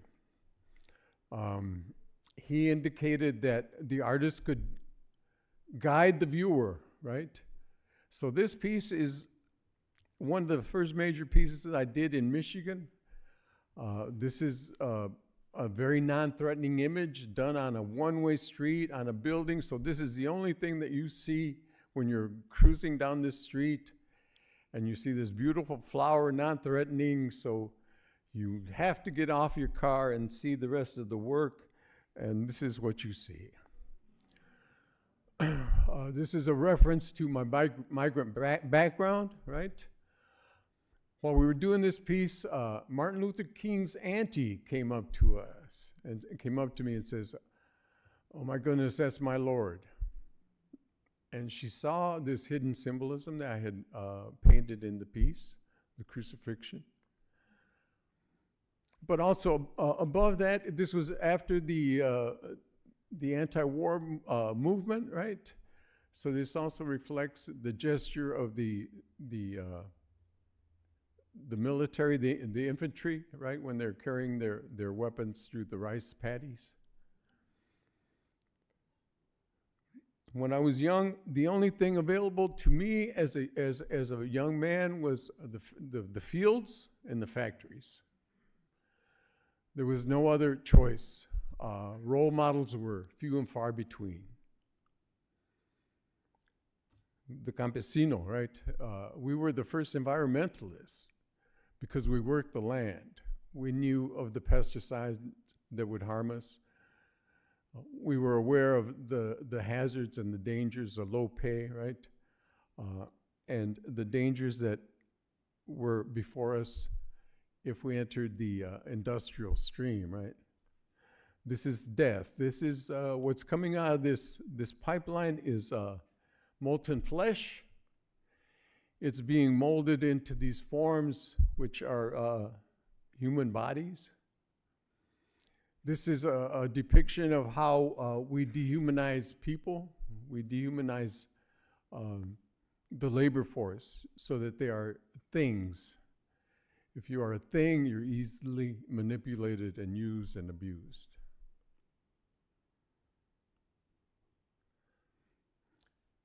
This leads you into the road not taken, the feathered serpent, Quetzalcoatl, the symbol of sky and earth, the universe, education. Talak, the god of rain and thunder. So when you become aware of who you are and the richness that you have, you can take on this road and travel this road to the future. I mentioned Dr. George Vargas. Before he was a doctor, he was an artist, right? Before he was an art historian, he was an artist from my hometown in Adrian. We collaborated on this piece. This is the spirit of Detroit. Dr. Vargas wrote a book called Contemporary Chicano Art, where he highlighted the works of Midwestern Chicano artists. This is painted by the Ambassador Bridge that takes you into Canada. Once again, Chacmol and the feathered serpent appear. And the workforce in the skies, symbolic of the workers that built Detroit. This is not a self-portrait. This is the symbol here is that knowledge and power comes from a higher power. We don't know what that is, right? And what this figure holds in his hand is the sunstone, the ancient calendar, the Aztec calendar. This is a 3-story piece. This is in Ypsilanti, Michigan. And it still stands. It still stands pretty strong. There's some damage, and we're working on repairing the piece as we speak. There's people working towards that. My community, my neighborhood, was a neighborhood called Sunnyside. Sunnyside was like many other neighborhoods. There are Sunnysides here in Arizona. There's a Hollywood here in California. There was a Hollywood in Michigan, right, in my hometown. These neighborhoods were usually in industrial complexes, and pollutants and carcinogens were distributed accidentally or carelessly, whatever. But this is a portrait of my neighborhood, the inner city, and the pollution that plagued our neighborhood when we were growing up. To the far right is Siqueiros, Orozco, and Rivera.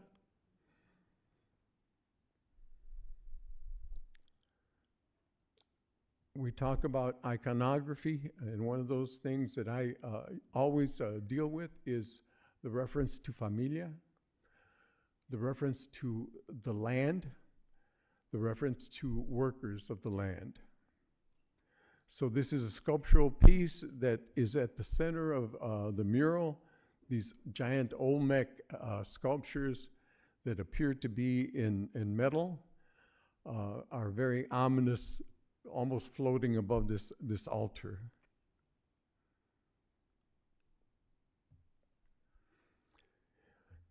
In the 80s, I moved to Arizona, where I began to work with students here.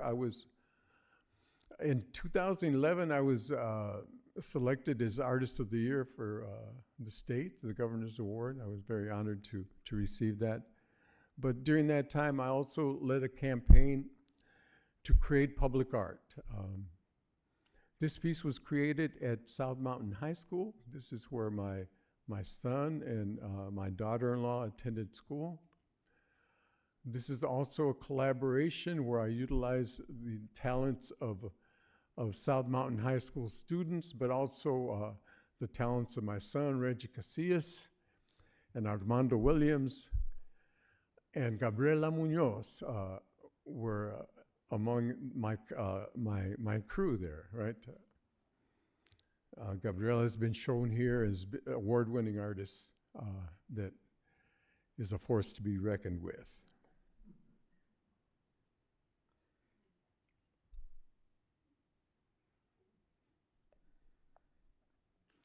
When I was in Michigan, I taught and I worked with the inmates of Jackson State Prison.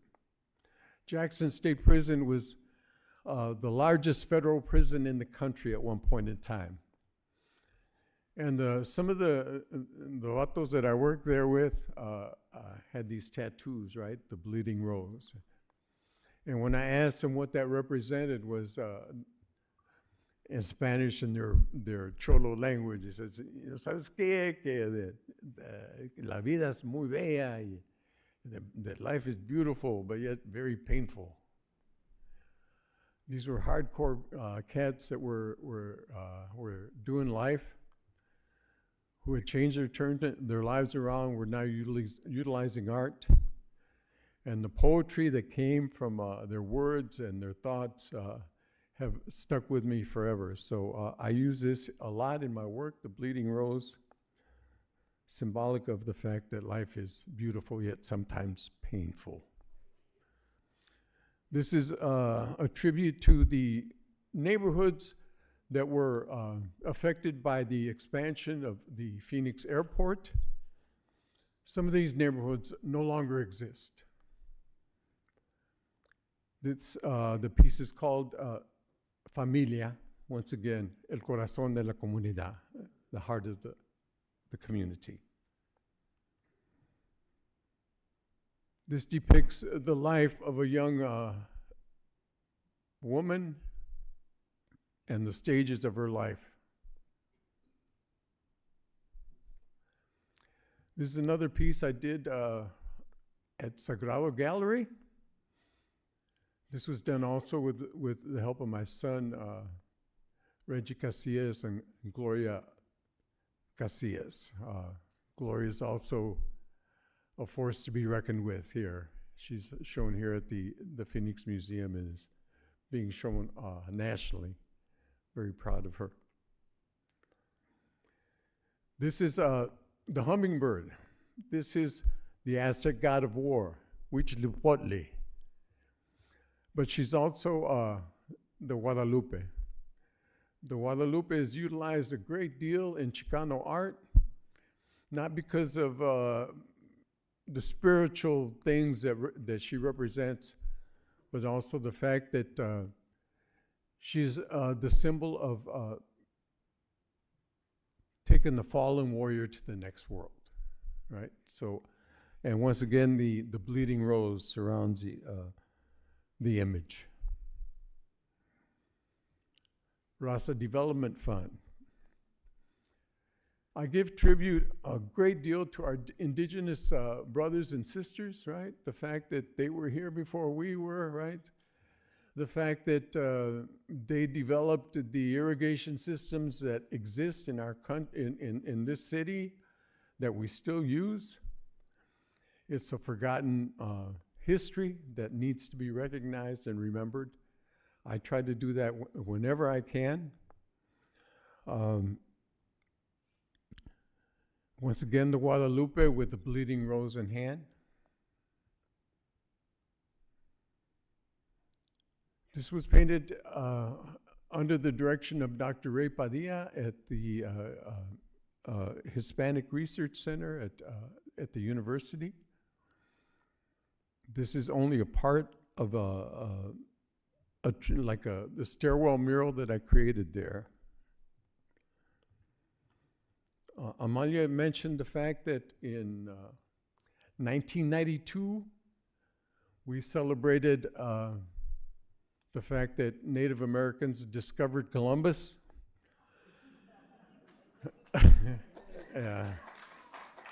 So this is a tribute. This is called My Brother's Spirit, and it talks about my background, my beliefs, the Guadalupe, the Thunderbird, the United Farm Workers symbol, the aloe plant, which is a plant of healing, and the introduction of the horse, to our hemisphere here, brought by the Spanish. There's a piece called Malinche. Malinche was our mother. To some, she was a traitor because she served as an interpreter for Cortés. This piece was done at Cesar Chavez Park, and it's one of 4 relief pieces that were created at Cesar Chavez Park on 35th Avenue in South Phoenix. Another partner that worked on this is Zarco Guerrero. I don't know if Zarco is here, but another force in Arizona, in the nation actually. And Dalinda Jimenez was the architect that created the landscape for the park. This once again talks about the pesticides that were sprayed on vegetation while the workers were still in the fields, which proved to be carcinogen to many people. The politics of art. I don't mean to offend, but this piece is entitled Your New Nigger, Your New Faggot. This piece was done during the SB 1070 controversy here, where 250,000 people marched in the street and changed the direction of this state. This was featured in San Francisco, the New Times there, prior to the vote on SB 1070, where it was defeated.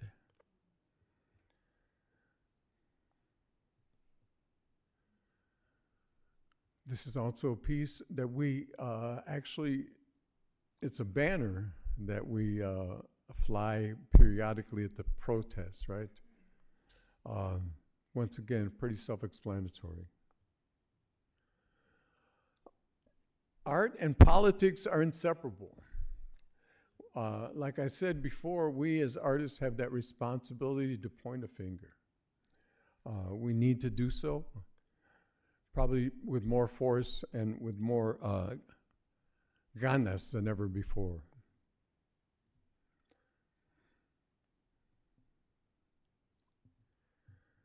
This is where that Christian stuff comes up, right? Over and over, and the forbidden fruit. This was part of the exhibition that Dr. Tomas Frausto created Rascuachismo, right? And this is part of their traveling exhibition. With that, wish to thank you. Gracias.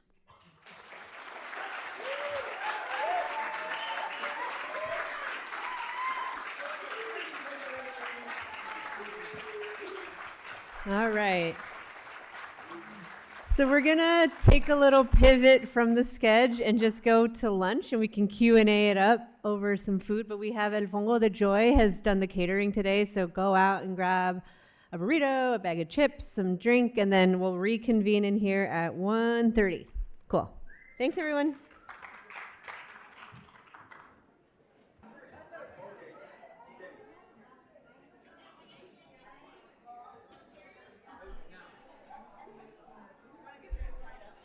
Huh? Oh, yeah.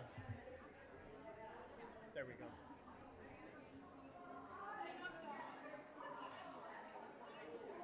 Okay, folks, we are going to go ahead and get started with our next panel. Thank you all very much for settling into your seats. Appreciate you. I feel like a school principal right now trying to get everybody in.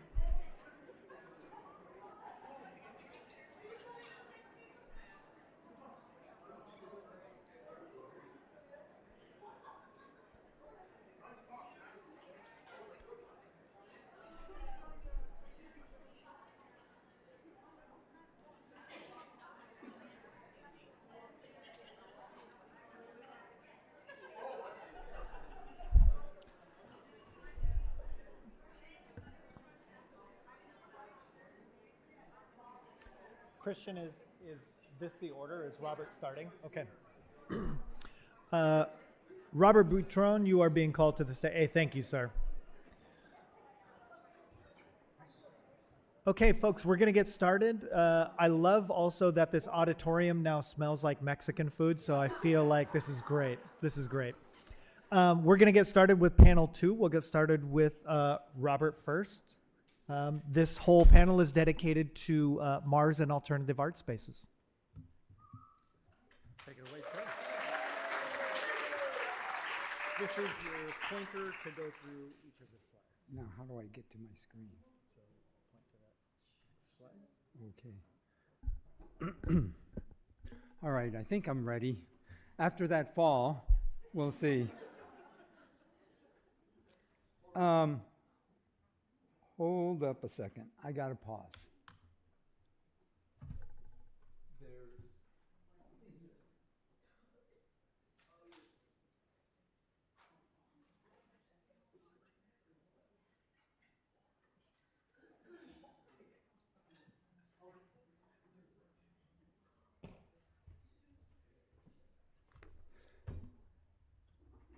All right.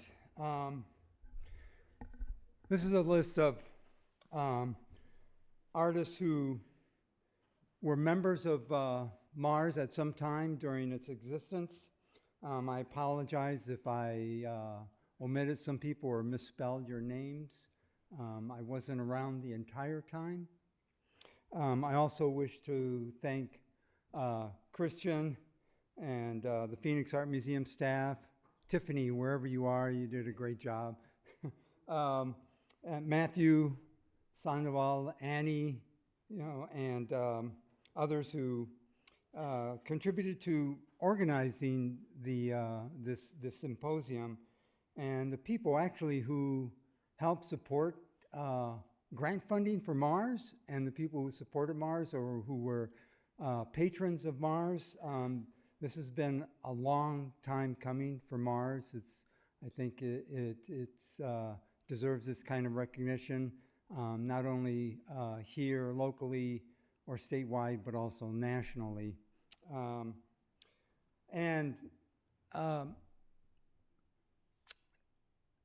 Martin kind of jumped ahead of me with some of the people who are no longer with us, but I want to mention again that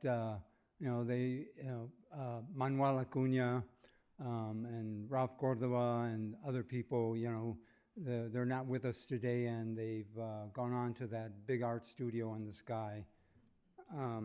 So, on that note,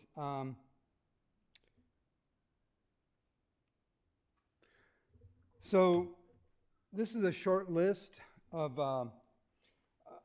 antecedents and milestones before Mars came into existence. Floricanto at the bottom on your right, I think played a significant role in the forming of Mars, in my opinion.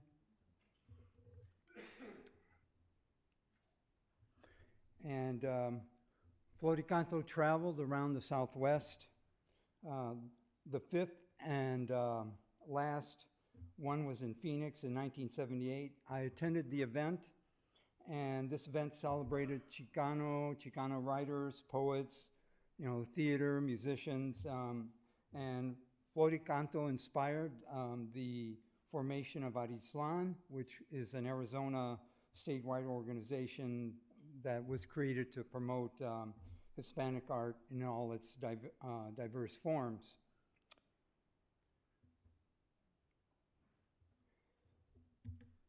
The first annual Arizona Chicano Art Show. Now, one reason or contention behind organizing the exhibition was a controversy surrounding the Heard Museum's second Chicano Art Invitational. But that's another story. And about all these things, there's always some type of rumors going around. A few more artists were missing from this poster, but as you can see, the last one there, I added my name, and some artists also probably did the same thing as I did, where, okay, I'm missing, but I'm missing from this. But now, I encountered Jim Covarrubias at Arizona State University. He was roaming the halls and the area around Arizona State University art department, looking for Chicano artists, recruiting them to be part of this exhibition.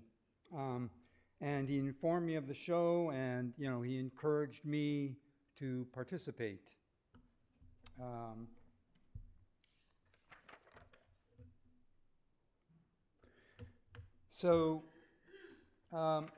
Here, after the exhibition, artists, the day after the exhibition, artists picked up the work, and Jim proposed a meeting for September 23rd at the Encanto clubhouse, and not all the exhibiting artists showed up at this meeting. At this first meeting, we don't really have an art agenda or any agenda whatsoever, and so we winged it. And the first thing of business is, well, let's form some officers. Let's make this really kind of professional or formal, at least the way artists might think something might be professional. Jim was elected, president. Liz Lerma was elected or nominated or whatever, as the secretary, because that was a woman's job. So Liz just stood right up and, that was it. She walked out. She was done.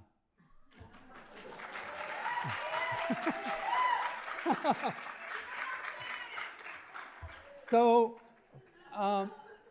none of the other artists that were in attendance wanted to become secretary, so I volunteered. And so I was the first secretary. And so now the next order of business, if there was such a thing as an order of business, what we were doing, it was like, well, what do we name ourselves? So some names were proposed, and one name stuck. It was proposed by one of the Mars members who's not here, Jose Andres Giron. He came up with the name Movimiento Artístico de Río Salado, and the rest is history.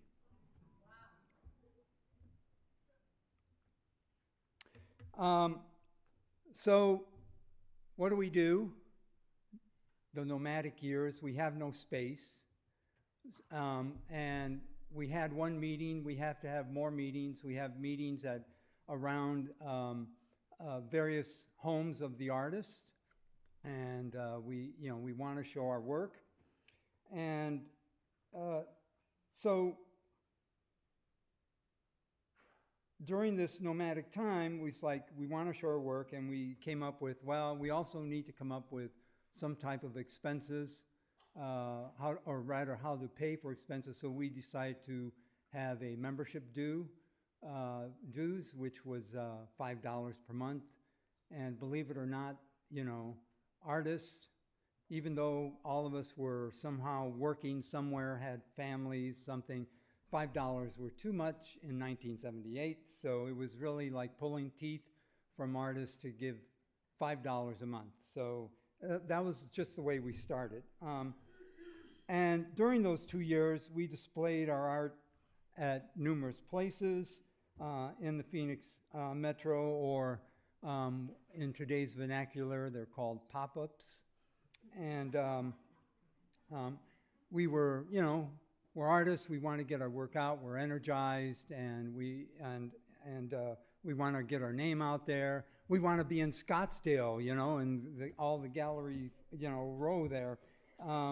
So over time, we created, or found portable installation arrangements and stuff, because you just don't go around carrying your canvas or your framed piece of work or sculpture. It's like, okay, let's do this. So things like Ed Diaz's sculpture, it's like, how do we transport that? So this is something that would pop up, so imagine that.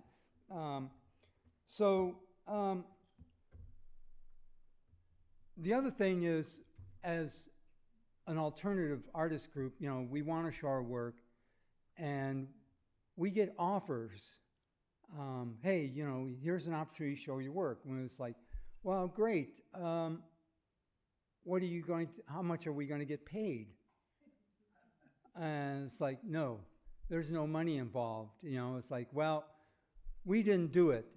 However, in order for us to really get our names out there, we decided, well, we can do things that are related to Hispanic celebrations, maybe people that we knew who wanted to support us in a way and give us visibility, so they would offer their space, or those kind of things like Cinco de Mayo events, things like that. So we would do those kind of exhibitions at various places, as you could see there on the right, where they're at Civic Plaza. So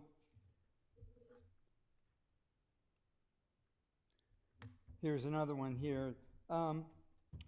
This one, as you can see, Jim Covarrubias was really, he knew a lot of people, and he knew how to network, and he also established connections to just kind of expand our network. And he got a hold of somebody from KET Channel 8 at ASU. I don't know if it's still there at ASU, but the PBS station. Channel 8 did a MARS feature, a short feature, and it's something that most alternative art galleries or organizations need. They need that kind of visibility, that kind of support. And on the picture on the right, you see Marianne, I think, Gully, who was the owner of Mystery Castle in South Phoenix. That's where the feature took place, actually. KET filmed it there.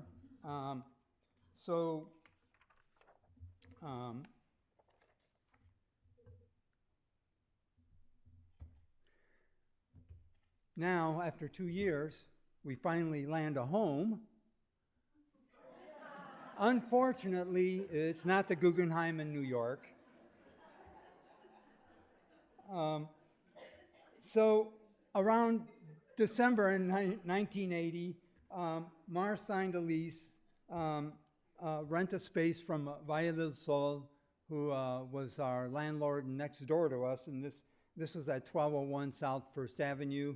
I don't remember the name of the barrio. I don't know if it was Los Marcos or something like that.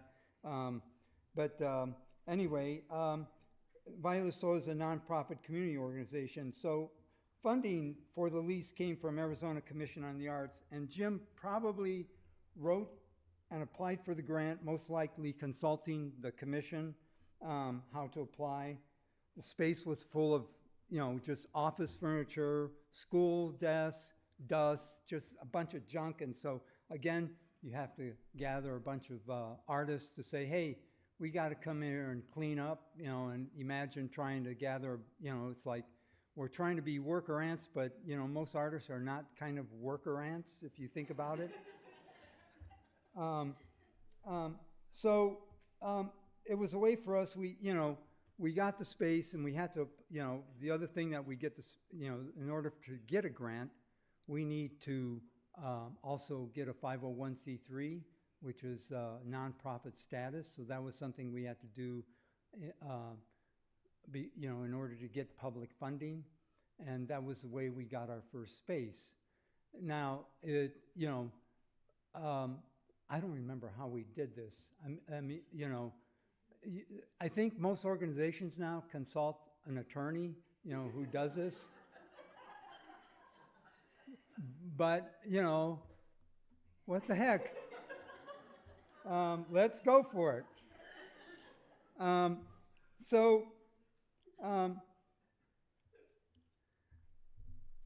So now we have a space, and this is one group photograph.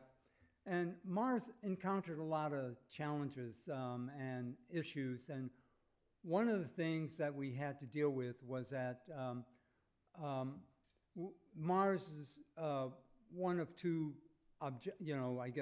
primary purposes was to advocate, present, and support the Chicano / native artist. And we had an artist member who was of Colombian heritage, and he said, well, you can't really limit it to that. Latino artists also need visibility. They have the same issues that Chicano and Chicano artists have. They want to get out there. They need community support. They need recognition, not only by from Phoenix or the state, but also nationally. So we broadened our scope, and it was like more of a Latino organization. The next controversy, and when you have an alternative organization, artist run, that there's always issues. The next big issue was that it's like we had two people who were not Chicana, were not Latina, and they were white, but they had an affinity to Latino, Mexican culture, and they wanted to be part of the organization. They saw what we were trying to do, and some of the members disagreed, and we reached a sort of a compromise where, members, we can, anyone can apply if they will support, the mission of advancing and supporting Chicano artists and native artists as well. And there was also one little thing that really kind of pushed us over the edge: public funding. It required that we do not discriminate. So that was another reason. So that kind of took care of that issue real easy. So with a home space, having a space, available, it presented a lot of opportunities, and one of them was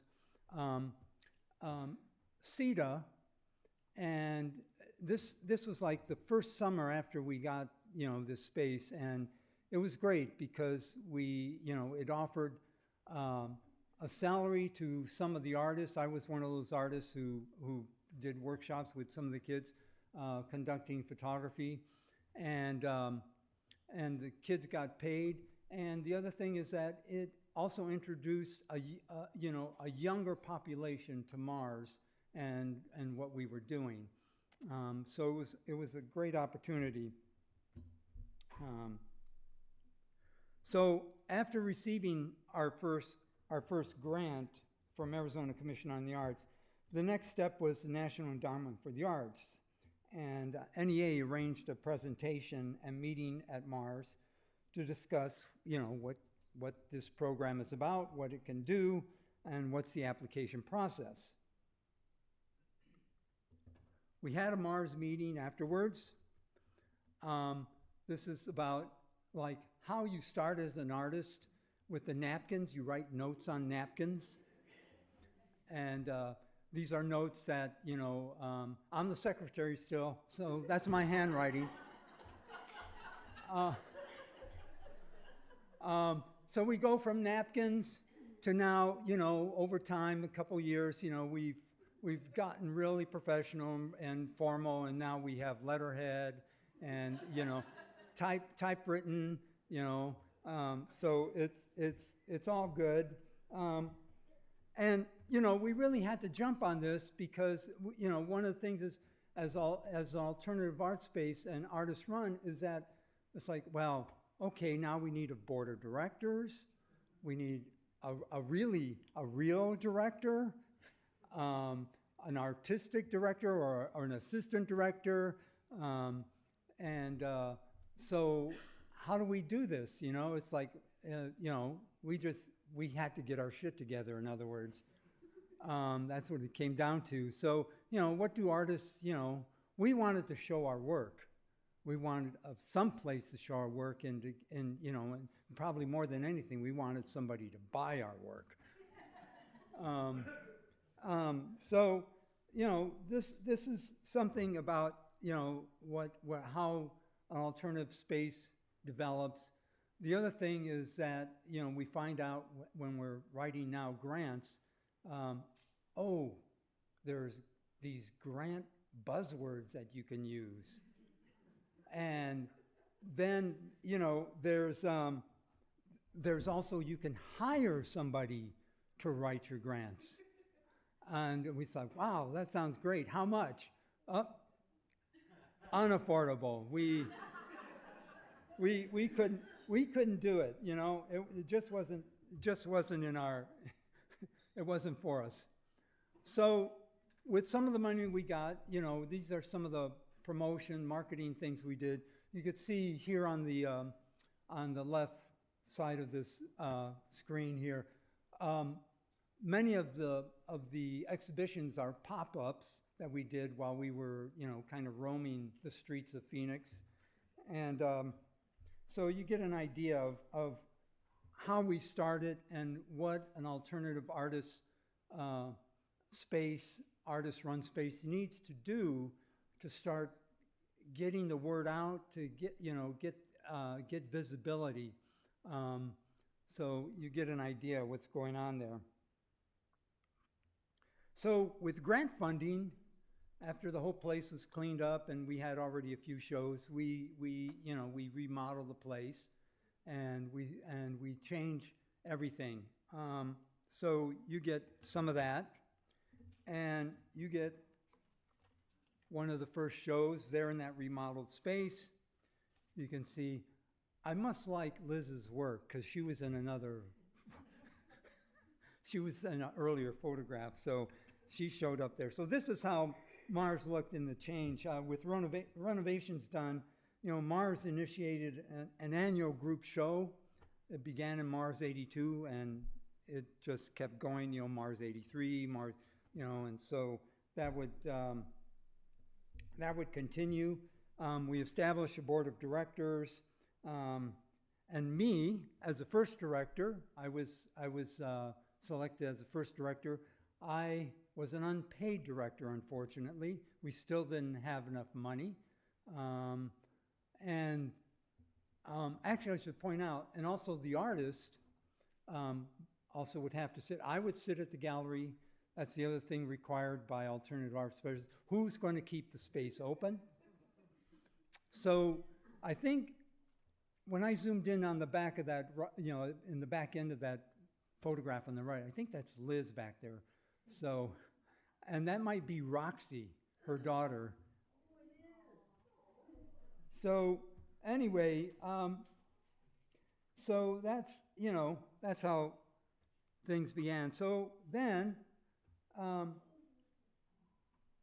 we have here, with some people here, and notice a Phoenix Art Museum director shows up. I don't know, I think Jim is here around here somewhere.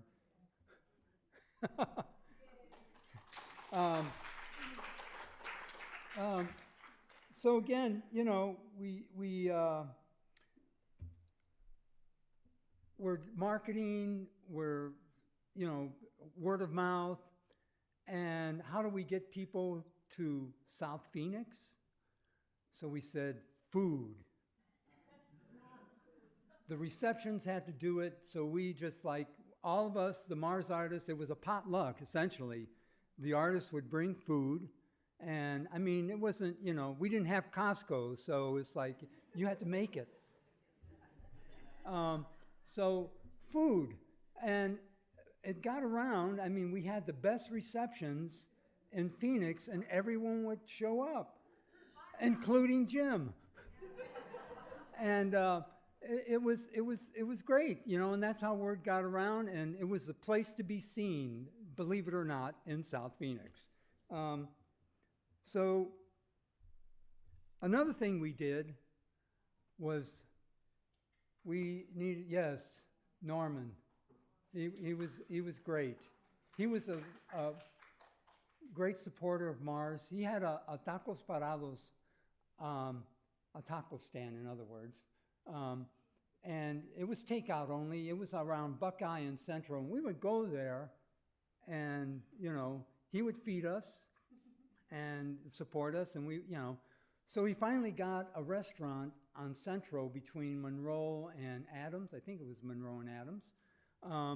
And he said, I need art on my walls. Why don't let's use MARS. So this became our first satellite gallery, and it increased our capacity. MARS artists did not have to wait, another year to, show their work. We could have 2 shows going on at the same time. So, it was a great place. Norman, was really supportive, and I mean, his food was good, and so that's. Rest in peace, Presente Norman, So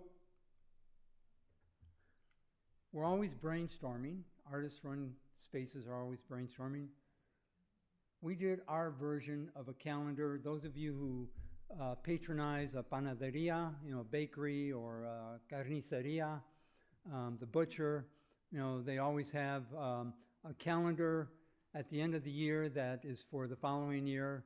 So MARS said, let's do our version. So this was made by Larry Yanez. I think Larry's here too. But these are some other things that we did as we got more money and better stuff, better, printing and everything. On the poster on the far right, La Finiquera, that was something that began also around 1982, and it was a way to open up MARS to other artists and to show artists once a year. It became a annual citywide, or I should say metro-wide exhibition. It was juried, and so it was a way to get MARS out there as well to a wider audience, to other audiences.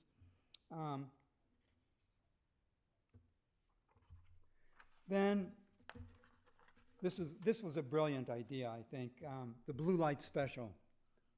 And this idea was came up with by Lene Aller, Kay Emig, and Michael Fogum, and this was based on the Kmart blue light special. I don't know if any of you, some of you who are younger, probably never even have ever heard of Kmart. But what Kmart would do is they would have a blue light, and it would be located in various areas of the store. And if they would flash the blue light, it would spin, and it was called the blue light special, and all the items in that area would be discounted, and it was hopefully to increase sales. So MARS, the three artists I mentioned, came up with this idea. It was a way to fundraise. So it was open to all artists. It was a holiday exhibition before, the Christmas holidays, and no art was rejected. And MARS got 50% of the sale, and the artist got the other 50%, and that's how it worked. So you can see it was sort of done in salon style. We just filled the walls, floor to ceiling.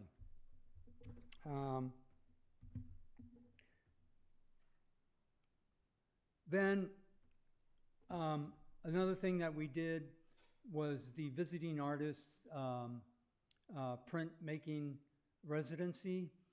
And again, it was a way to fundraise. And the first one was with Luis Jimenez. And Channel 8 also did a half-hour documentary on the production of the rose tattoo. And it really got a lot of attention for MARS as well as for Luis Jimenez. And the way this worked out was that I knew Joe Segura because I was going to ASU at the time, but, well, not at that time, actually. This is afterwards. I had already graduated.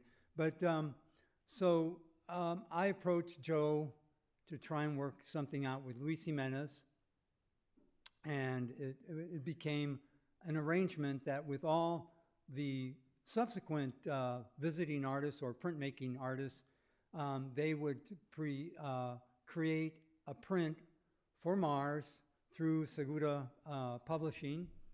And the arrangement was that MARS would get, it was an edition of 100 prints. MARS would get 50 prints, and the artist would get the other half. And MARS would have, would get the first chance to make that print available before the artist made it available. So it was a way for us to, again, the organization to fundraise. We also, the second artist that came was Osco. Only Harry Gamboa Jr. and Gronk showed up of the collective, and they did a range of performances and exhibition in the gallery. Guillermo Gomez Peña also was the third one. He came up as well. He did a performance at Fina Cocina, and then did two performances at MARS Gallery. Then MARS had to move.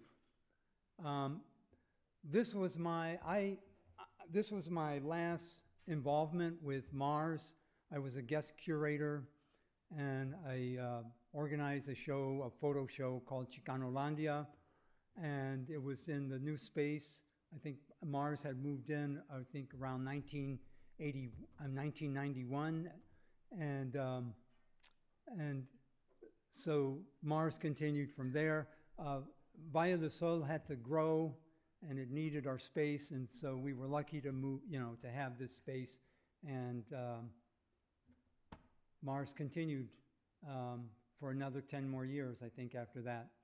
And that wraps it up, folks.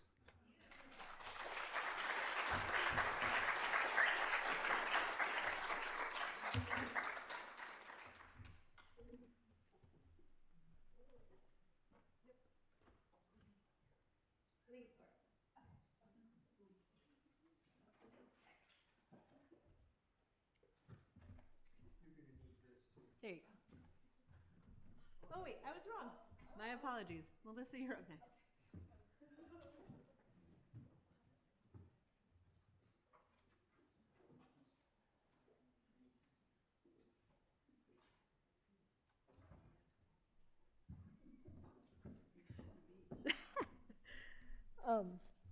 Hello, everyone. I'm Melissa Ratcliffe, and I want to begin by extending my thanks to Christian Ramirez and Matthew Sandoval and India Stewart and the entire curatorial team at the Phoenix Art Museum. I'm so honored to have been invited to participate in this important project about the history of the MARS Gallery.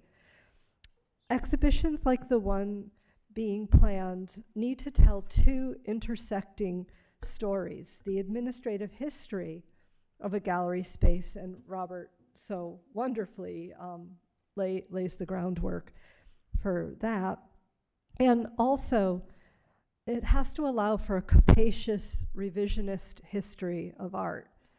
Institutional history projects fill a need to better understand the art system locally, nationally, and globally. Oops, I'm going the wrong way. Is it? Yeah, okay. My talk today swerves east from Phoenix to New York City, where I'm based. Recently, the Museum of Modern Art presented the exhibition Changing Spaces, an exhibition about Linda Good Bryant, who ran an alternative gallery in the late 70s and early 1980s called Just Above Midtown, or JAM.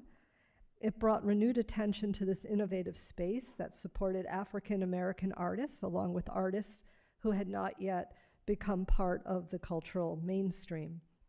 The exhibition at MoMA included archival material that revealed the administrative pressures facing the organization without a patron base.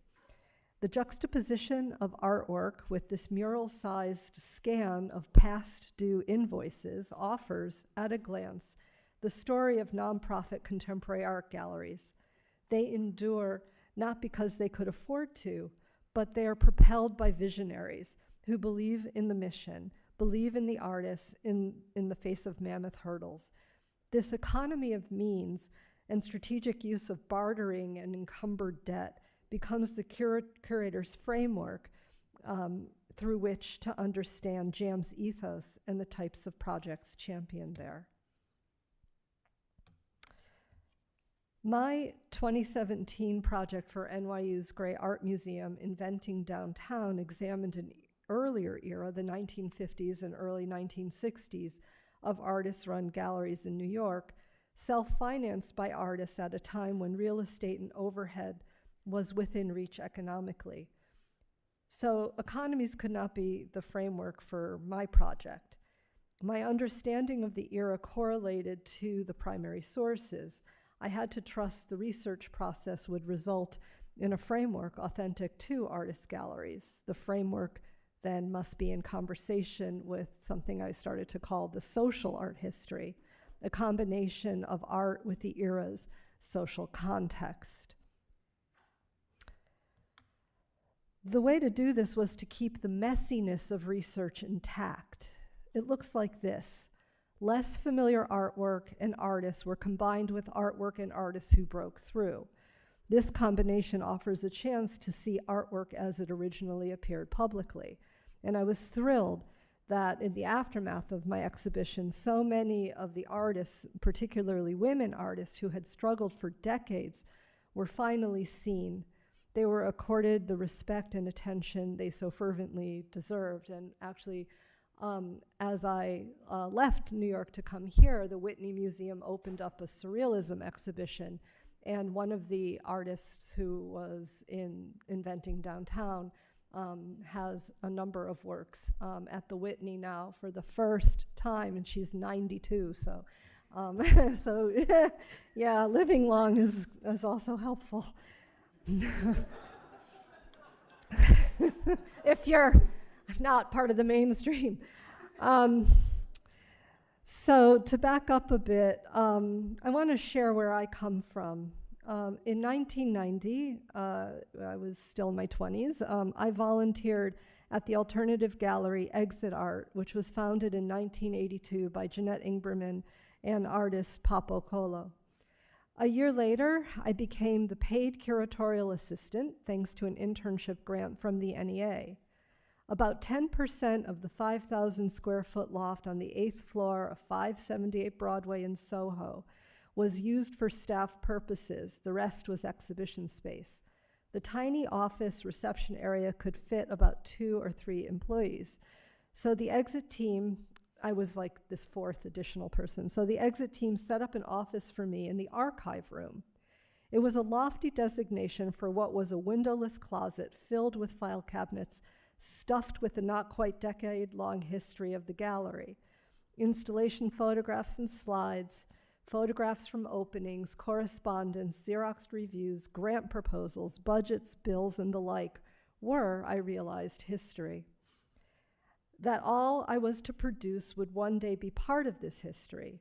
To work at Exit Art meant you were making and remaking art history, and in those years it meant shifting the discipline towards artists historically marginalized by the art system, illuminating strategies that grappled with the history of modernism, heritage, America, and politics.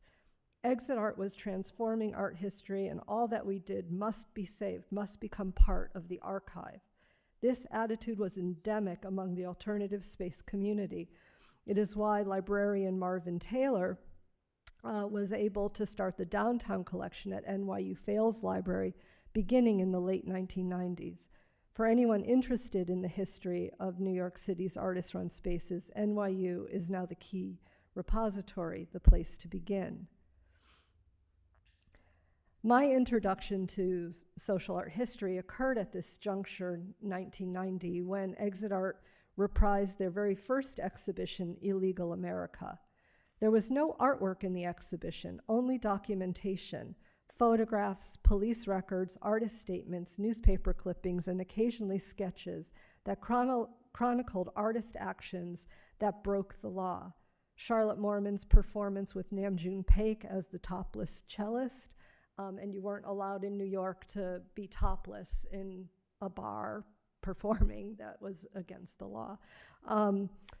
Chris Burden shooting at airplanes, Tae Ching Se's arrest on vagrancy charges during his one-year living outdoor piece. The exhibition opened a world for me. I had not heard of most of the artists, and I had not known an art exhibition could exist without art. That an exhibition can be the research itself fascinated me. The catalog, conceived and designed by Papakolo, brought the visitor into the realm of the artist. To open the catalog, to get at its contents, designed as dossiers, you had to destroy the seal, a dollar bill, an action, that's a crime. Other shows were given over to artists like David Hammonds, painter Juan Sanchez, sculptor and painter Willie Birch, video artist Shuli Chang, and so many more at pivotal points in their careers. The important work, however, was living up to the mission. In 1990, Jeanette and Kolo sent out a postcard to their mailing list with the message, "North American culture is changing and we are part of it." This change, the right of culture to change itself, and the notion of parallel, not monolithic society, or, quote, the right of history to have other opinions, was the attitude. They posed before an American flag fixed on the future, and Exit Art's role in ushering in this future, this embrace of, quote, transcultural changes and challenges, and commitment to, quote, different historical perspectives to instigate dialogue among diverse backgrounds, aesthetic values, and contemporary art, and, quote, to offer comprehensive one-person shows of mid-career artists who have not received significant critical attention or exposure through catalogs with critical essays to place their work within the historical context, and to seek out those artists who are, quote, difficult to categorize or exhibit due to the content or manner of working. This mission was at the heart of everything. The conversations, the research, the program. It is so wordy, but you know, I memorized it. We all did, and variations appeared in our grant applications. In fact, you can see that the main supporter of this vision was the National Endowment for the Arts, the New York State Council on the Arts, and the New York City's Department of Cultural Affairs. I share this brief overview of my time at Exeter in the 1990s to give you a sense not only of where I come from, but the ethos of the alternative galleries, why they were alternative to commercial galleries and museums, and the accurate assessment that the work being done in these small laboratories of culture were also the real culture of America, just as valid as what the market and art collectors claimed as significant. This means that when you're looking into art histories that intersect with organizations, you need to begin with the archive. Now, most of the history we seek is actually not in a single repository. Most primary sources are stored away in closets, under a bed, tucked into boxes in attics or basements. The question is whether the owner of the material, an artist, a curator, a former arts administrator, or relative thereof, will allow you into their home and let you go through what they have saved. This history is precious. You must build trust. It's okay to not know precisely what you're going to do. And even if you think you know, it changes as you meet those keepers of the treasure, because their histories challenge whatever you thought you knew to begin with. This is why it's important to delay your framework until you have a feel for the material. But in curating and writing, you must bring order to what is so marvelously unordered and lived through. This is when you experiment with the framework. For me, the challenge is to keep the open-endedness of the lived experiences represented by primary sources palpable in what you produce. This is what Papo Colo and Jeanette Ingberman were so adept at. They would come up with just enough structure without a conclusion. The projects could be added to endlessly. And in this, alternative histories, some of you might know that catalog, but each site was represented by a box, and anyone who was part of that organization got to send ephemera that would be put in the box. So when you went to the exhibition, you sat at this long table and you could just pick whatever box you wanted to go through. And if they found out they left someone out, they just made another box and got it together. So, anyway. I kept this in mind when I embarked on the aforementioned Inventing Downtown. The idea came from a mid-2000 online exhibition organized by the Museum of Modern Art, archivists from the papers of the art dealer Richard Bellamy.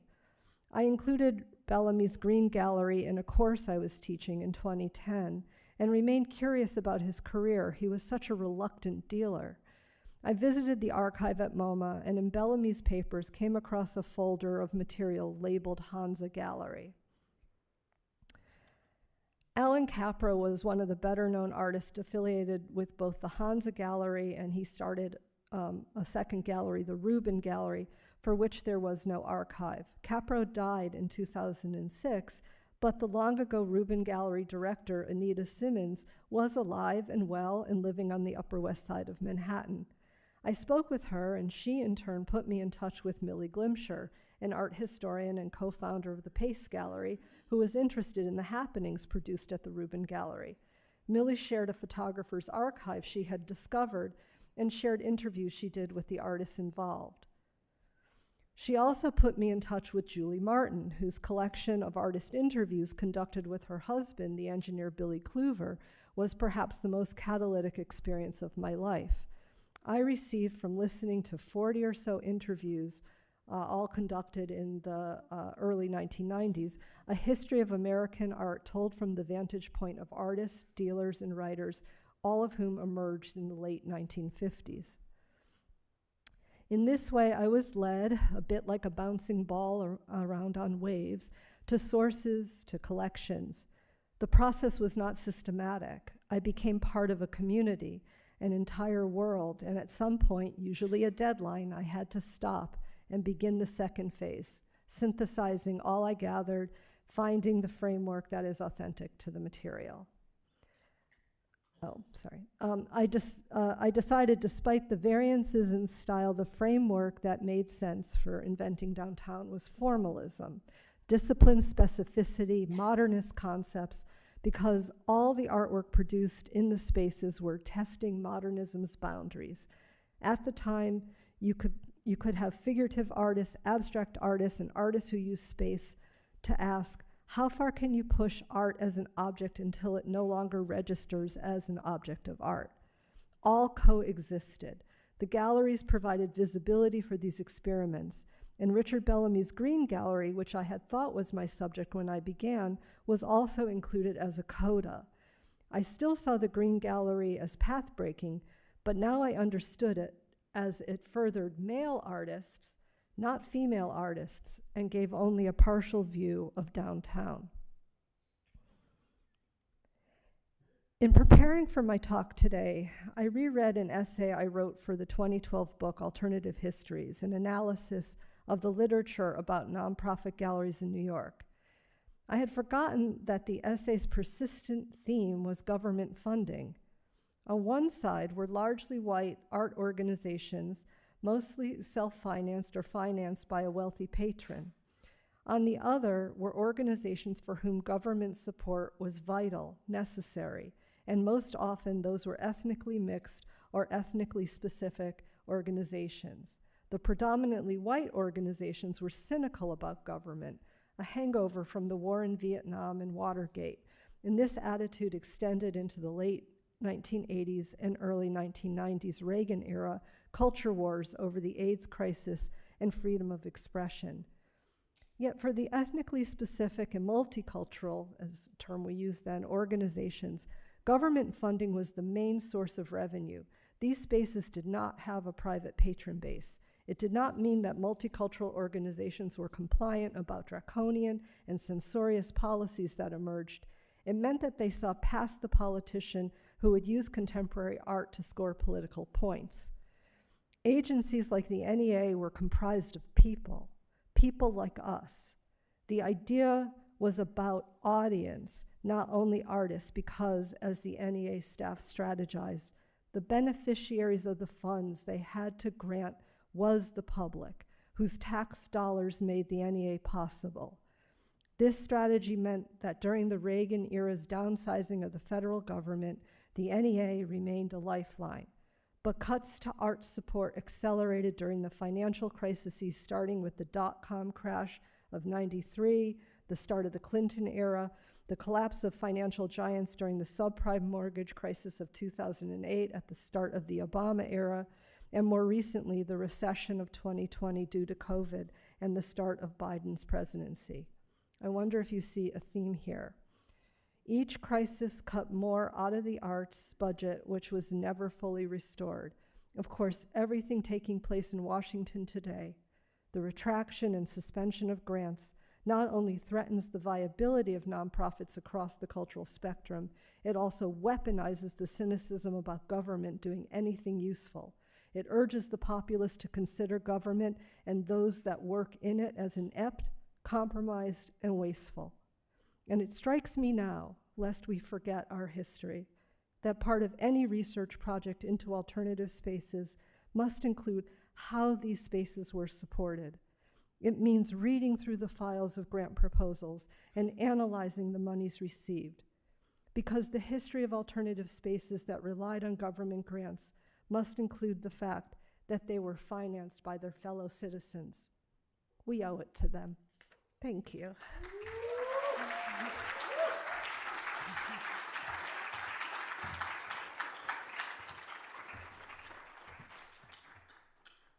Oops.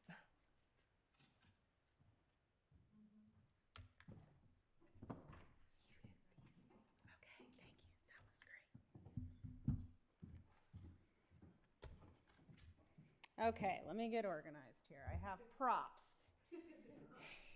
Okay, awesome. Hi, everyone. I want to start off by saying thank you. Thank you, Christian. Thank you, Matthew. Thank you to the other panelists that are here. These are amazing conversations. Thank you to all of the artists that were involved in MARS for showing up and being here. Your energy and seeing all of you together is really invigorating. And then thank you all for coming and being here. So my name is Corey Emig. I'm an artist, organizer, educator, and artist advocate based in Kansas City, Missouri. Today I'm going to talk about a few projects that I've been a part of, as well as a few other artist-run initiatives that I'm passionate about in the Midwest. Artists have always built the systems and the spaces that we need. When the structures around us don't serve us, we create our own. Today I'll share a few projects I've worked on, highlight some of the incredible artist-run spaces across the Midwest, and point you to resources if you're interested in learning more or starting something yourself. An artist-run initiative is simply a project created and led by artists. Oftentimes, these are spaces that exist outside of museums, commercial galleries, or big institutions. They can be galleries, but they can also be storefronts, trucks, kitchens, or even the inside of someone's purse. They can be publications, they can be funding mechanisms, and they can be schools. The possibilities for these projects are endless. They matter because they're experimental, collaborative, and inclusive. They let artists take risk, build community, and push against the limits of what we think is possible. And right now, they are especially important. In a restrictive political and financial climate, they remind us that we don't need permission. What we need is vision and collaboration. So I'm a visual artist, but an equally important part of my practice has always been collaborative, large-scale projects. My question has always been, how do artists outside of large cities build thriving careers? And how can smaller communities of artists grow ecosystems that are self-sustaining? That curiosity led to the first artist-run project I co-founded in 2011 called Plug Projects. Plug was started by 5 artists. And when we started Plug, we weren't friends. It actually has a very similar origin story to MARS. We had a lot of conversations in the community. We heard a lot of people talking, and we said, let's have a meeting. And we all got together in a room, and we didn't know what we were going to talk about, but we knew we wanted to do something. And then we said, let's show up again next week and see what we come up with. 5 of us showed up again the next week, and from those conversations, we started to build Plug. Plug is still in existence today, and the leadership is in constant rotation.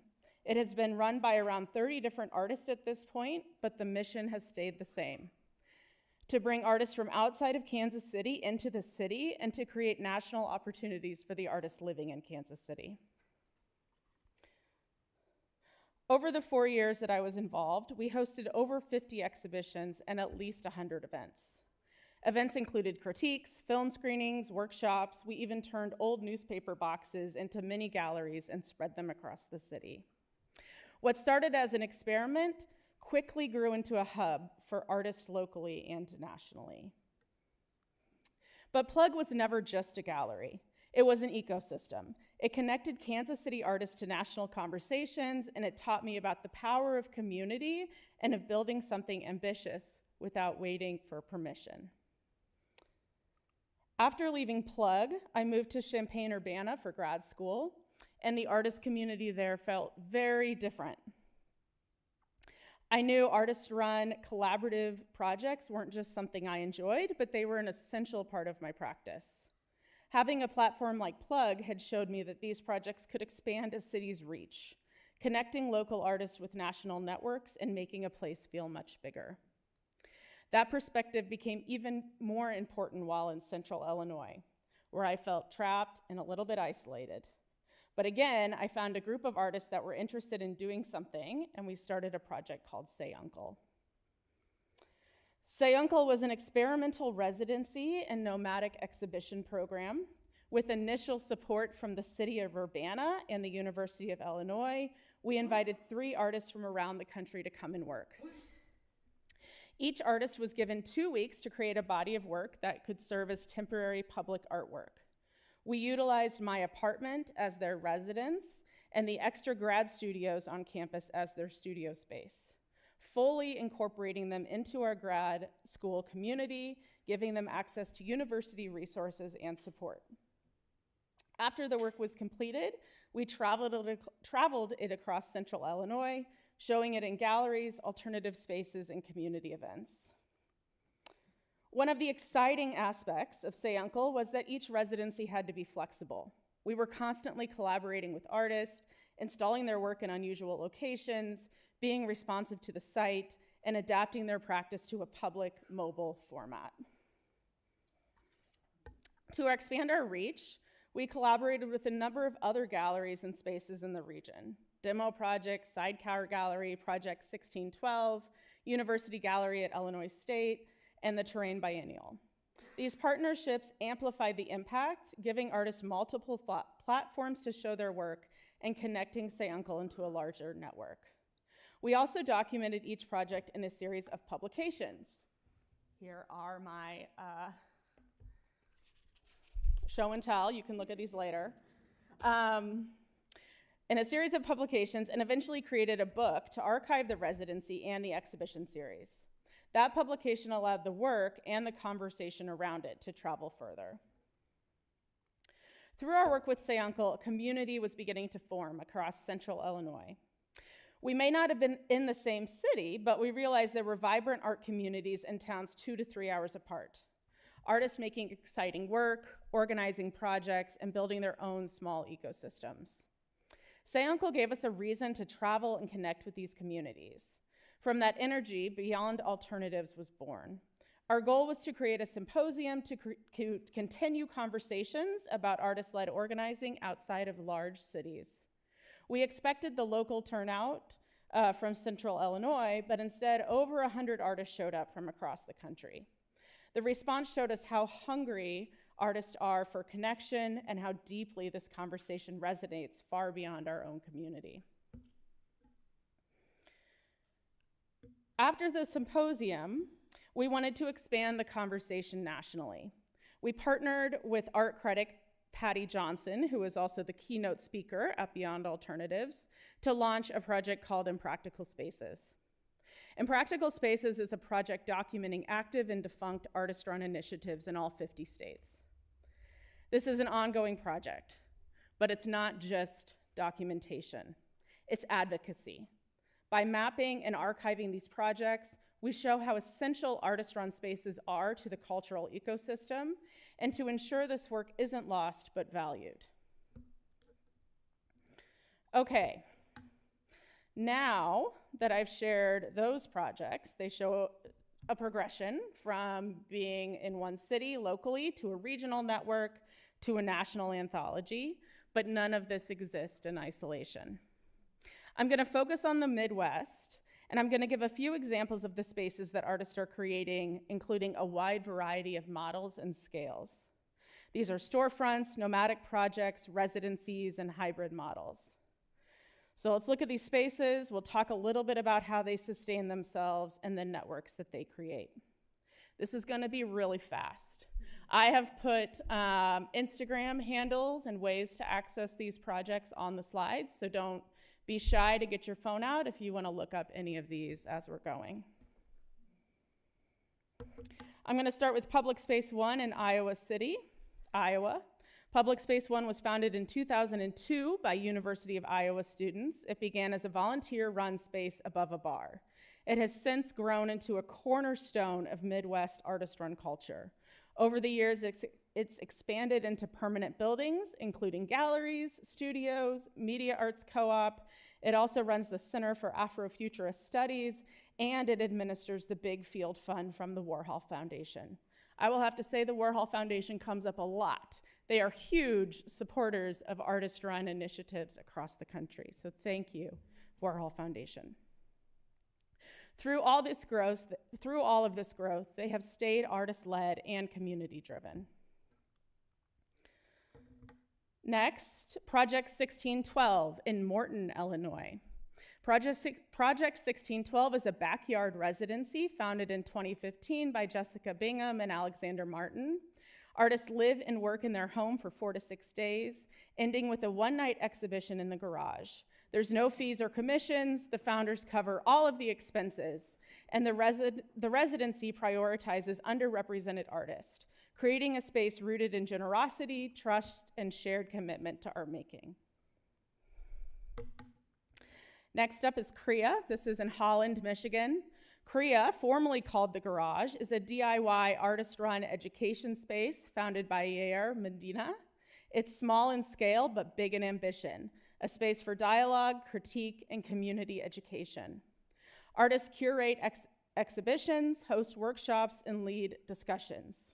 Rooted in Yair's practice, it blends Midwestern Chicano culture with experiential media, showing how small-scale artist-led projects can cultivate deep local impact.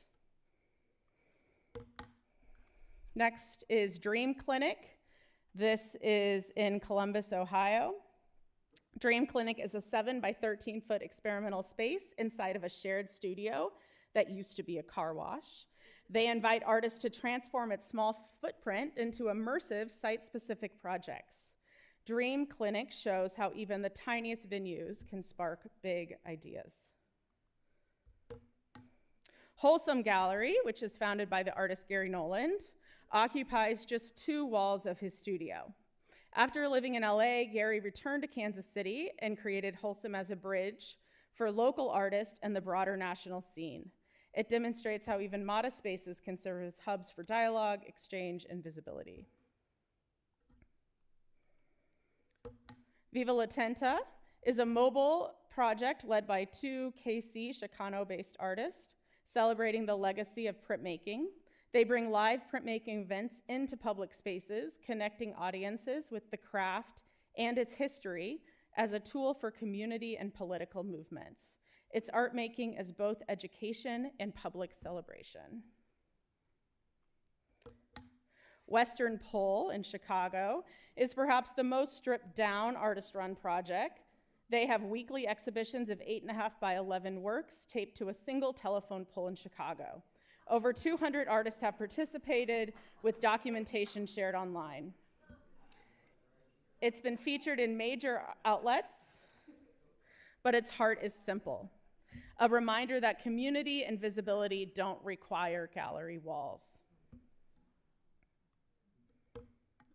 Poor Farm in Little Wolf, Wisconsin was founded in 2008 by artists Michelle Grabner and Brad Killam. Poor Farm is a rural residency and exhibition site housed in a former poorhouse. Each summer, it hosts exhibitions and interdisciplinary projects ranging from performance and video to seed libraries and fermentation experiments. Poor Farm combines the intimacy of artist-run work with the scale of rural space, creating opportunities for radical experimentation. Trist is located in LA. This is an international art fair for artist-run spaces. It's organized by the Torrance Art Museum, and it brings together grassroots collectives from around the world, offering exposure, exchange, and collaboration. Special Effects, which had its very first opening last night, was founded by Amy and Misha Kligman. They blend the ethos of artist-run projects with a commercial gallery model. They represent artists, participate in art fairs, and connect Kansas City to national markets. It's an example of how artist-led initiatives can expand into professional platforms and the larger art market while staying rooted in community. Now I want to move on to some funding. We talk a lot about these spaces, but how we make it work is a really big question. This is actually artist-led funding. It's called the Grilled Cheese Grant. The Grilled Cheese Grant is an annual artist-run micro-granting event where sandwiches fund artists. Attendees purchase grilled cheese sandwiches and vote on finalists with the proceeds distributed as grants. It's playful, but it's also impactful, building community while providing direct financial support to artists. The Open Fund in Milwaukee, Wisconsin supports experimental, collaborative, and public-oriented projects with grants up to $10,000. It's backed by both the Warhol Foundation and the Ruth Foundation, and it funds initiatives like zines, civic actions, and pop-up shows. It shows how artist-run funding can scale while still centering experimentation and community impact. Cultural Producers Grants. This is a granting program based in Kansas City with the Charlotte Street Foundation. And it's funded by a local individual who truly believes in artist-run spaces and the power of what artists can do. This program awards $50,000 annually to small artist-run spaces in projects in Kansas City. It highlights and sustains the city's grassroots ecosystem, offering crucial sustainability to spaces that often run on passion and minimal resources. Next up, I've just listed some resources where you can find more information, where you can find more spaces. If you're interested in Midwest spaces, MDW is a great resource. They have a wonderful map that has little pinpoints of alternative spaces all over the Midwest.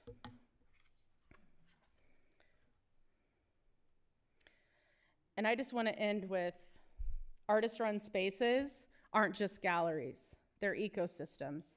They connect artists, foster experimentation, and open doors that would not exist otherwise.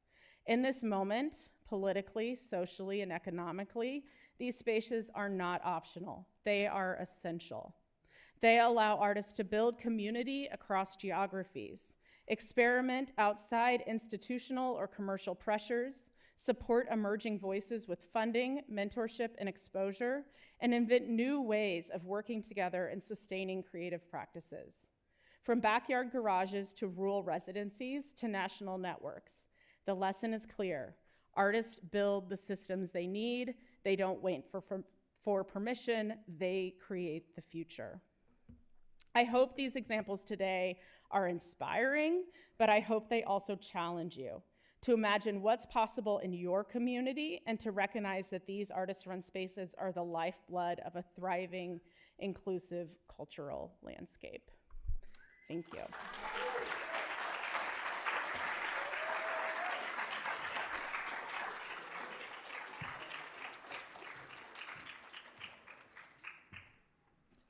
Folks, we are very sorry. We do not have time for questions on this because our next panel is going to start shortly. So you have about 5 minutes to take a bathroom break, get some water, do your thing, and then we'll come back to talk about arts organizations as community spaces.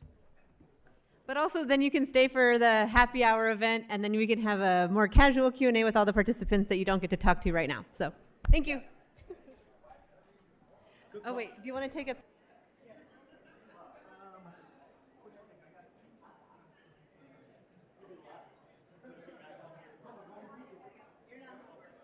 Okay.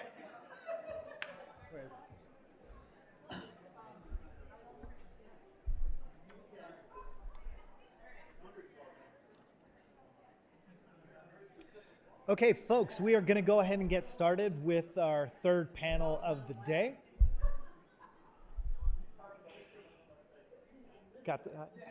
Got the peanut gallery up front. I love this. I love this. Hello, everybody. Thank you so much.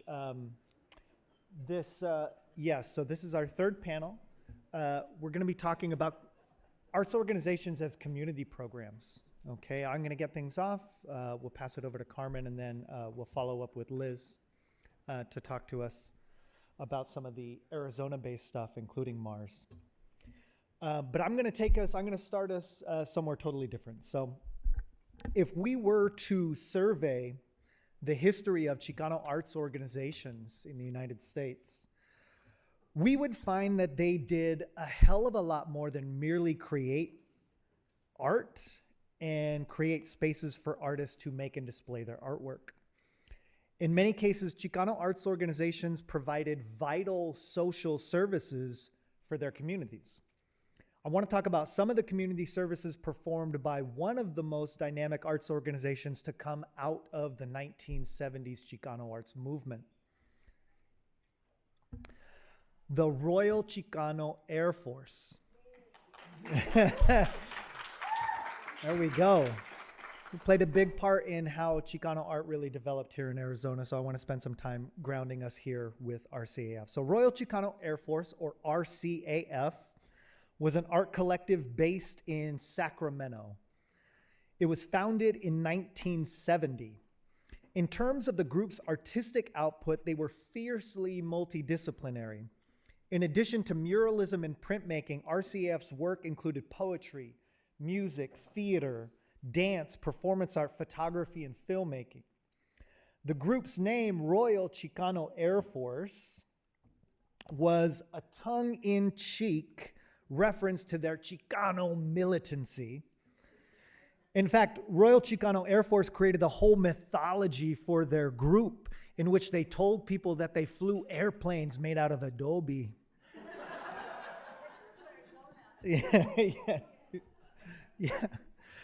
Sometimes they dressed as fighter pilots for events, or they drive around Sacramento in a tricked-out military-style Jeep.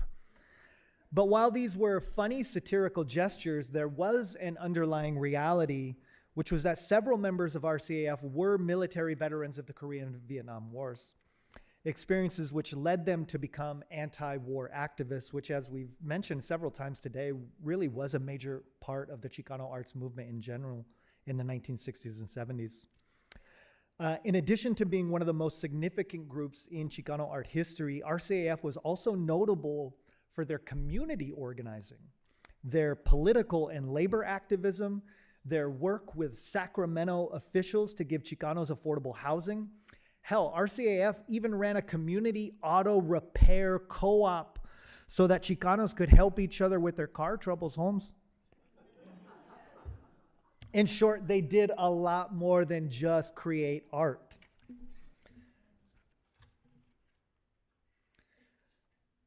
RCAF is perhaps most remembered for their direct contributions to the United Farm Workers Union and the movement led by Cesar Chavez and Dolores Huerta. In fact, RCAF originally came together as an art collective in support of the work Cesar and Dolores were doing. So RCAF and the Chicano movement in general were absolutely aligned. Because Sacramento is California's state capital, it was the site for a lot of protests and rallies by Cesar, Dolores, and the farm workers. As a Sacramento-based group, RCAF made and distributed flyers announcing those protests and those rallies. They also made all the banners, the signs, the flags, the t-shirts that were used in the actual demonstrations.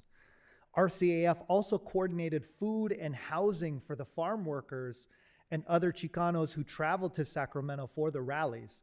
And this was a tall order because these demonstrations at the state capitol back in the 70s really were mass mobilizations of people. Members of Royal Chicano Air Force also served as the official security for Cesar Chavez and Dolores Huerta when they traveled to the Sacramento area. No doubt because RCAF members had military training. But this was dangerous work. On at least one occasion, RCAF had to take out a man with a rifle at one of Cesar's speaking events. We have to remember that political assassination at that time was rampant, right? We had Malcolm, we had Martin, we had Fred Hampton, Bobby Kennedy, our own Ruben Salazar, taken out precisely because they were voices of justice. So serving as the security for Cesar Chavez and Dolores Huerta was, in the grand scheme of history, really vital work and a major component of RCAF's mission, which was to be of service to the broader Chicano movement. One of the most incredible services that RCAF provided for their Sacramento community, though, was instituting a free breakfast program known as Breakfast for Niños. RCAF understood that in order to serve the cultural needs of the community, they had to serve the basic needs of their community. And one of those basic needs was food security, the ability to put food on a family table. So RCAF fanned out to different community centers in Sacramento's Chicano barrios and started feeding kids for free before they went to school. Breakfast for Niños survived thanks to community partnerships, donations from grocery stores, markets, independent farmers, and community pantries. The breakfast program also functioned as an informal classroom where children could learn about the Chicano movement, learn about brown is beautiful, learn about si se puede, learn about the power of art and creativity. Breakfast for Niños was one of RCAF's most successful programs. It was actually modeled on the free breakfast program that was started by the Black Panther Party for Self-Defense, aka the Black Panthers. The Panthers pioneered the free breakfast program in the 60s after reading studies that showed that students' underperformance in school was predominantly linked to issues of hunger and food security, or insecurity, as the case may be when we're talking about Black and brown kids. In other words, if kids were hungry, they didn't do well in school. Studies showed that to improve academic performance, attendance, and classroom behaviors, it was important for kids to have breakfast before coming to school. But of course, not everybody could afford to put breakfast on the table. So the Panthers went about feeding the community because they wanted the next generation of Black kids to be intellectually empowered. And I would say the same was true for the Royal Chicano Air Force with their breakfast program. In fact, RCAF's Breakfast for Niños program was a collaboration with local Sacramento chapter of the Black Panther Party for Self-Defense. So this was a coordinated effort to feed Sacramento's Black and brown youth. The Breakfast for Niños program also sponsored things like Christmas toy drives and Christmas Day feasts for families in need, complete with an RCAF airplane piñata that, if hit just right, would spew out sweets for the niños on Navidad. In 1972, only 2 years after forming as a collective, RCAF members also established La Raza Bookstore. They repurposed an abandoned storefront and transformed it into functional cultural space. And as we just discussed in the previous panel, efforts at renovating and redeveloping spaces were treated with as much artistry, creativity, and craft as any work of art that these artists were working on. The bookstore was founded and operated by RCAF member and community organizer Teresita Romo. Terry was actually scheduled to be here today to give this presentation to you, but unfortunately she could not be here. She's with us in spirit though. She's back in Sacramento. And my guess is that she's probably tuning in on YouTube. So Terry, what's up? La Raza Bookstore gave the community access to books that often weren't carried in other bookstores of the local library. This included literature written by Chicano and Native American authors, books about Latino and Native American culture, books about pre-Hispanic history, books about the Chicano movement, Black Power movement, American Indian movement, and Third World liberation movements, as well as a variety of books in Spanish, which again were very difficult for many people in the community to get. La Raza Bookstore also coordinated with professors at local colleges so that the bookstore could carry all the textbooks and course materials that were required for ethnic studies courses back in the day. Professors would then encourage students to buy from La Raza instead of the campus bookstore. Terry Romo and her RCAF comrades did more than merely stock their store with books, though. La Raza Bookstore carried all things Chicano. So candles, crafts, incense, jewelry, statues, ojos de Dios, chucherías, and other cosas and bobaditas. Anything Chicano was carried in this store, basically. The bookstore also became a venue for displaying and selling artwork by RCAF members and artwork made by Chicano artists from across California and the Southwest. It's important to remember that in the 1970s, the art market for Chicano artwork really wasn't developed yet. So places like La Raza Bookstore became the unofficial clearinghouse for buying and selling Chicano art. When the dry cleaning business next door closed, RCAF took over that building and expanded to create a dedicated exhibition space as well. La Raza Bookstore also became a cultural hub for people to tune in to what was happening among Chicanos locally, statewide, and nationally. Again, this was a pre-internet era, so La Raza Bookstore was where people went to stay informed. It also served as laboratory for poets, playwrights, and spoken word artists to share their work with the community. It was a space for political organizing.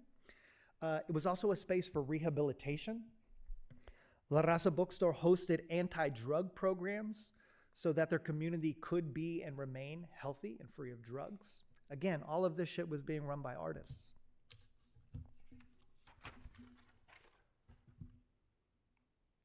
RCAF was also responsible for reviving cultural traditions that hadn't really existed for Chicanos in the US, such as Dia de los Muertos. Although Day of the Dead is now one of the most recognizable Latino cultural traditions in the US, back in the day, the holiday wasn't something that Chicanos celebrated publicly as a community. If Dia de los Muertos was observed at all, it was observed in the privacy of the home. That changed in the 1970s, though, thanks to groups like Chicano Air Force and thanks to groups like Chicanindio also, which we'll talk about here in just a sec. In 1975, RCAF organized Sacramento's first community Dia de los Muertos celebration, which became an annual event. The artists and community gathered at a nearby high school and then performed a street procession to St. Mary's Catholic Cemetery. They played music, danced, sang praise songs, carried flowers, candles, crosses, and photographs of their ancestors and their dearly departed. When they arrived at the cemetery, a Catholic priest gave a traditional All Souls Day Mass in Spanish and English, which was followed by a ceremonial performance done by a local Aztec dance troupe. A large community ofrenda was constructed so that the community could add items to honor their ancestors. RCAF's Day of the Dead embodied the spirit of what we might think of as a traditional Dia de los Muertos that one might find in parts of Mexico. Insofar as it was ultra community centric, it took place in the community cemetery and it was grounded in the community's Catholic and indigenous spirituality. This coming November 2nd will actually mark the 50th anniversary of Royal Chicano Air Force's Dia de los Muertos celebration, making it the longest running Day of the Dead event in the entire United States.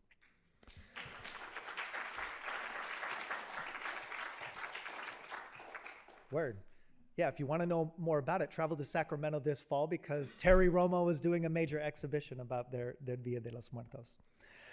In summary, RCAF was way more than just a mere arts organization of artists who wanted to create visual artwork. Their programming, their initiatives, and their efforts were rooted in advancing the Chicano movement, feeding the bellies and the minds of the youth, honoring their ancestors, and uplifting and empowering their community. A legacy that they then handed off to myriad Chicano arts organizations, which we'll hear from right now. Thank you very much.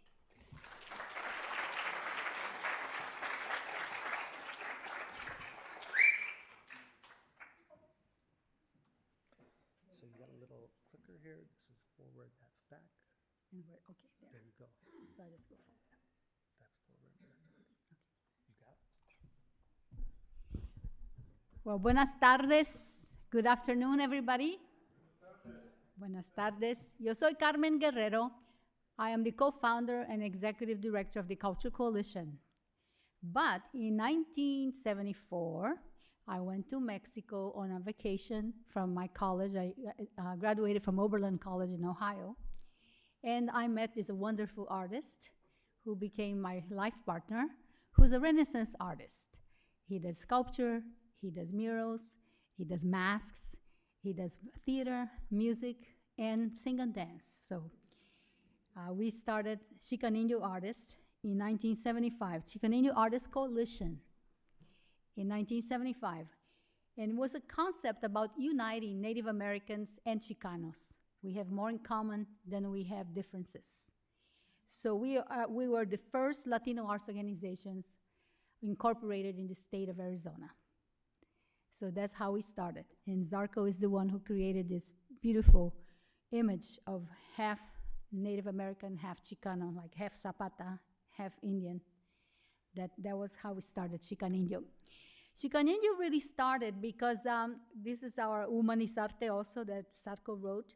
This was the philosophical basis. We felt there was no really place to see Latino art. Zarko had lived in California. He was a resident at Stanford University and had painted a mural there that's still there at the Casa Zapata. And of course, he had befriended many people from the Royal Chicano Air Force. And we took a lot of inspiration about what to do here from them. So art, Humanizarte was our guiding principle for Chicanindio when we started, talking about art as a unifying cultural tool for all our programmatic activities. So back there, Zarko was painting murals for the CETA program for the Arizona Commission for the Arts. And every time we finished a mural, there was a fiesta, of course. There was a celebration. So we had music, we had theater, we had all the artists, we had food, and our little duo, we started having a duo, the Chicano musicians duo. Pretty soon we started adding more people, and then we changed name because we became kind of professional. We started playing in clubs, nightclubs, and we did events and conventions. So it was like, where's the profit and non-profit here? So Chicano was the arts organization, the non-profit, and Zoom Zoom Zoom was part of it, but it was its own entity, doing Latin music. We did a lot of programs in schools. We did a program called An Imaginary Trip to the Americas, where we talked about the different kinds of music in Latin music. Everybody just wants to say Latin music is one thing. Well, there's corrido, there's cumbia, there's salsa, there's reggaeton, there's samba. So anyway, our group was versed in all of this. And so we continue painting murals and doing music. And then we had children, so they grew up playing music with us. So for a while, Zoom, Zoom, Zoom, we went to Los Guerreros. And our 3 children are here playing with us. We came up in a lot of newspapers and a lot of articles about us. We were activists in the sense of pushing the Chicano agenda, Chicano agenda. And we did programs like the Imaginary Trip. We also did Rhythm, Rhyme, and Reason, because the kids were into rap and they wanted something that rhymes and has drums. We also did Jungle Jams, which was sort of like a drum circle in schools. So we provided a lot of services to the schools, and our family grew up playing music. Then in 1980, we started the first Dia de los Muertos Festival in Arizona, and this was at Pioneer Park in Mesa. So it started a very small, little celebration, and it grew to the point that in 1994, Dolores Huerta came and participated in our procession. So I'm here holding hands with my then 3-year-old daughter. She's now 33. So anyway, from there, the Dia de los Muertos started growing. We did it in Mesa for maybe 25 years. But our activism continued because we were interested in art, in music, not just in visual arts, but also in music, in storytelling, and dance, and theater. So that became sort of a primary form of income for us. We were entertainers. We went with our instruments everywhere. And this came out in the New Times, and the reason why it says Sayonara is because that's the year that Zarko won a fellowship to study mask making in Japan. So the group disbanded, and we left. For a couple of years, we were in Asia. So this is also, when we came back, we found that Chicano had changed. The Chicano that we started when we were gone had different leadership, different board members. They were doing primarily just visual arts and a lot of prints. That was actually, when we started the print programming with Chicano, was with the Royal Chicano Air Force. They came down in their Adobe planes. They flew down here to do workshops for us. So in 1996, we started another nonprofit dedicated to the performing arts because we wanted to do more theater, more music, more dance, and more storytelling. So that's where the Culture Coalition started. And our big, our logo is La Cultura Cura. We feel that culture heals. Our kids are so bombarded with information or misinformation. They're also lacking so much art in school that we feel like we have to continue providing La Cultura Cura for all the kids to come up. So what does Culture Coalition do? Okay, we continued the Dia de los Muertos festivals in Mesa. We also were able to partner with the Heard Museum for 10 years, from 1990 to the year 2000.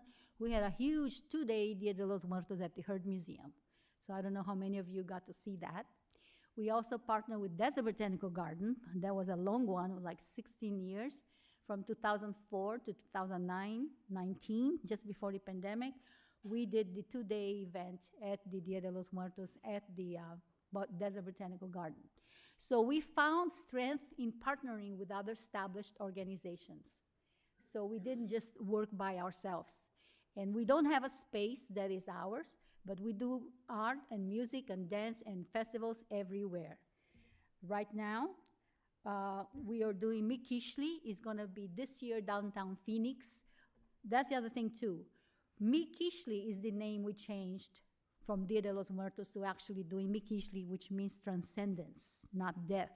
We're adapting that Nahuatl term to go back to our roots, because everybody just thinks that Dia de los Muertos is the day that you dress up like a calaca and then you just dance around. They don't know the history. And then because it's right around Halloween, it gets mixed. Halloween is a Celtic tradition and talks about ghosts and, things like that, scary stuff. Dia de los Muertos is actually when we connect with our ancestors, so we need to really make that distinct difference. So we call our festivals Mikishli. And you see here in the survey over here that over 90% of the people find the festival excellent. And they identify as being Hispanic and Latinos. But we're open to everybody.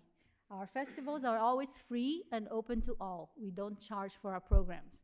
I work really hard with my staff to write grants, to get sponsorships, to be able to pay the artists. All of them are paid. So in this big crowded over here, we see the Quetzalcoatl puppet done by Sarko rising up over the audience. And during our festivals, we've seen upwards to 15,000 people come. So it's really packed. So if you haven't been, come. It's going to be November 1st this year. We're going to not do it at the park. We're doing it at the Arizona Center because it's cheaper and more welcoming to us. And also it's going to be in the evening. We're going to do November 1st, Saturday, from 5 to 9. Okay, we're also going to be at the Tempe Center for the Arts celebrating Indigenous Peoples Day from a Latin American perspective. We are partners of we are a resident company of the TCA, have been for the second year now. We usually do 3 cultural programs over there. And then we do El Puente Fest, which is about children and crossing that beautiful pedestrian bridge that they have over the river. And then we do Indigena, which is October 12th on Sunday from 2 to 5. And we also do the holiday market over there. We partner with a Native American firm called OXDX, and we have over 100 Native American vendors in last Saturday of November. It's going to be November 29th this year. So together we reach about 40,000 people, most of them low-income families and children. Most of the kids don't have art experience until they come to our festival. That's what we found out in our surveys. At the Arizona Center right now, we're doing pop-ups. So I was very inspired by what the presenter before me was talking about it, because we were doing it without really thinking about it, it just kind of happened. We have this, Zarko has this amazing collection of masks and sculptures, and we didn't have a place to put it, so we're looking for a place. So we started in Mesa, which had 2 windows, very small. Then we went to the Arizona Center and got a bigger space, and then they gave us a space with 5,000 square feet. We had over 200 pieces of art. And here you see part of the Alebrije.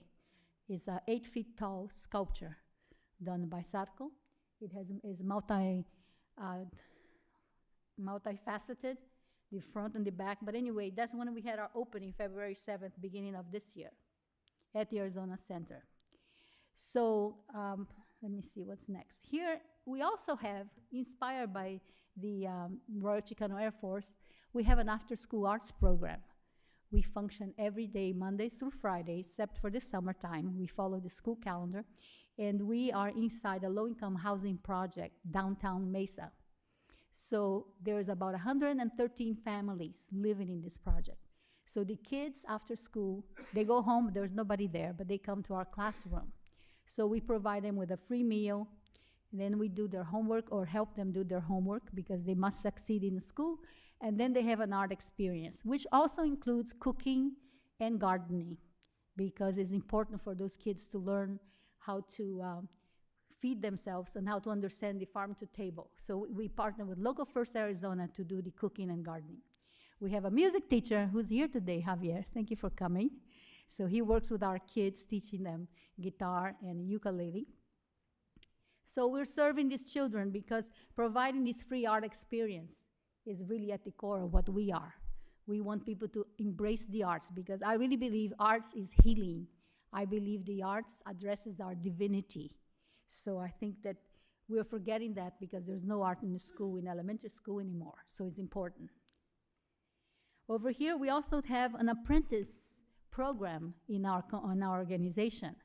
And we have about 5 different apprentices that come over because they want to do masks. They want to start the sculpture with the master artist.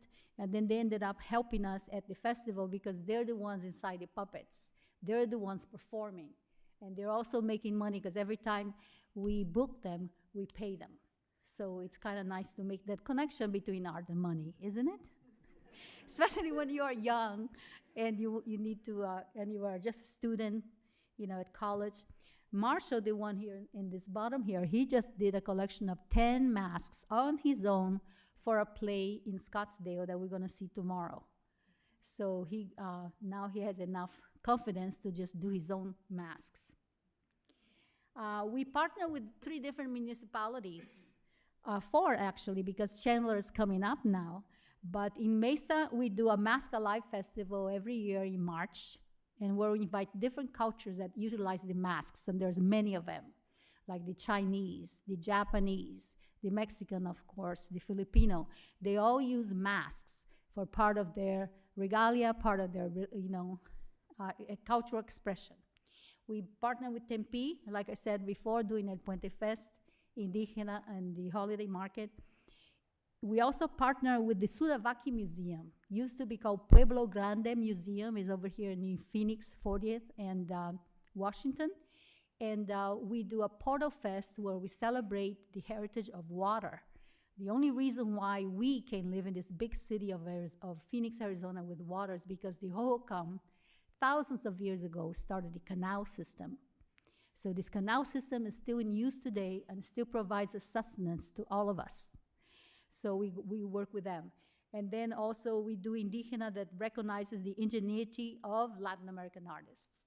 So we're gonna have Peruvian dance, Guatemalan dance, and our own dances from our, and also we're gonna have a fashion show because as you see, I'm wearing a Mexican shirt.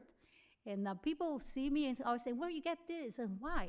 So my girlfriend Diella and I started talking about why don't we do a fashion show and talk about different huipiles from different regions of Mexico. So we're gonna debut this right there at Indígena on Sunday the 12th. I'm talking fast because I have a lot of slides and I want to be able to talk about everything we're doing. Okay, this is a picture of Indígena, and we have Coatlicue, the Mexica dancers. They always come to our festivals and they bless the ground. They keep us in touch with our indigeneity and our spirituality. So that's really important. And lots of families come. We cater to the creative families. Those are families that even though they're low income, they know the value of the art. So they enroll their children in mariachi classes. They pay for the instruments, for the outfits. They also enroll their children with ballet folklorico. So, and they drive to the places, they invest themselves in their children learning about their cultural arts.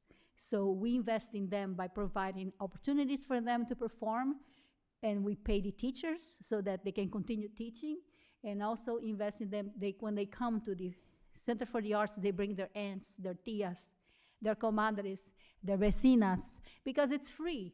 And most of them have never been in a theater, have never been inside a Center for the Arts.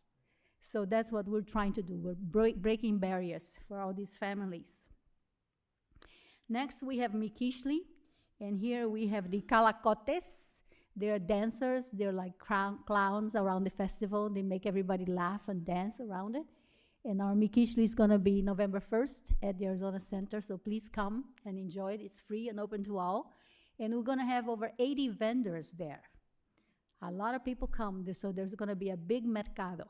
We try to curate our mercado so that everybody's doing artwork that's or selling anything that's related to the theme. So you can't just come over there and sell something that doesn't have anything to do with us. So come see it. It's beautiful. lots of groups that we work with, lots of children mariachi, children dances group, and Indigenous Enterprise is going to come and do the finale this year. Over here is about Portal to the Past Festival, which will be November 22nd at the Sudavaki Museum, celebrating the legacy of water. And we see the Kaliakimel basket dances right here in front of Breeze's mural that was commissioned by the city, by the museum. And here is the holiday market, native holiday market, that will be Saturday 29th. Please come shop and help out those native artists that come all the way from Navajo Reservation, Hopi. They come all over from the state of Arizona, some of them from New Mexico even. And it's a beautiful, beautiful holiday market, and we are keeping our community engaged and sustainable. And here you see a glimpse of our community festival, which is El Puente. It will be next year in February. And what's amazing is we cross that bridge as a metaphor, because there's a beautiful bridge there over the water. So we call the bridge that's going to unite us to the different border or to the different world. So it's a metaphor for the next side.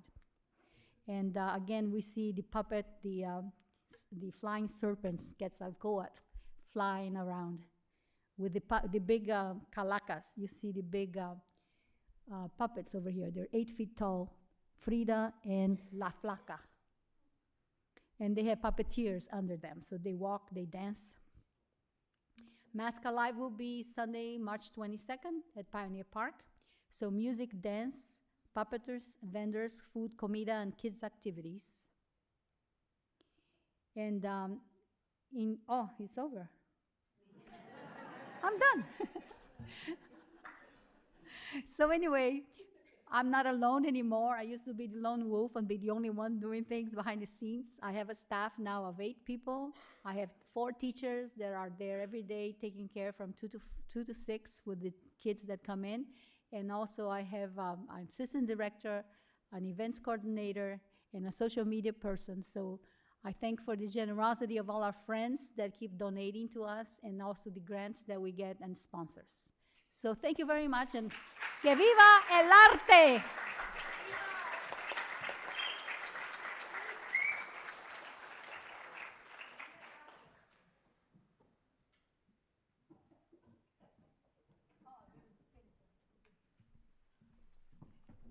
So you can use this guy right here. So you just click this one. That's forward, Yeah. okay. Does that sound good? Great, Okay. thank you. Yep.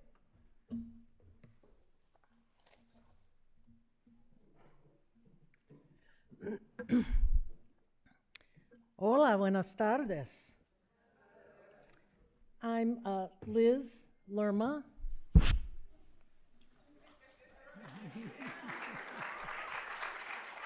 Also known as Ixtaxihuatl, also known as Ixta, and this is my man Popocatépetl, also known as Popo. We are revived Aztec legends as set up by Rob Buitron in a 3-year calendar project that showed us as Aztec legends, as Chicanos, as Aztec legends in a variety of situations.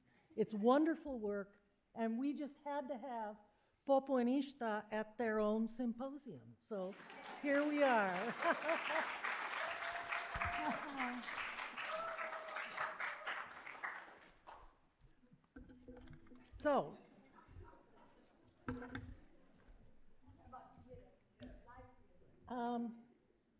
So I was introducing myself in three languages. In English, Lerma. In Spanglish, Lerma. And in Spanish, Lerma. I'm thrilled to be part of this symposium, and I'm so grateful to the museum for doing this. You know, it's big work and a big step they've made for them and for us, and to the wonderful people that put this together. You know, I'm so grateful to you for your work. You were great to work with, Matthew and Christian. Thank you so much.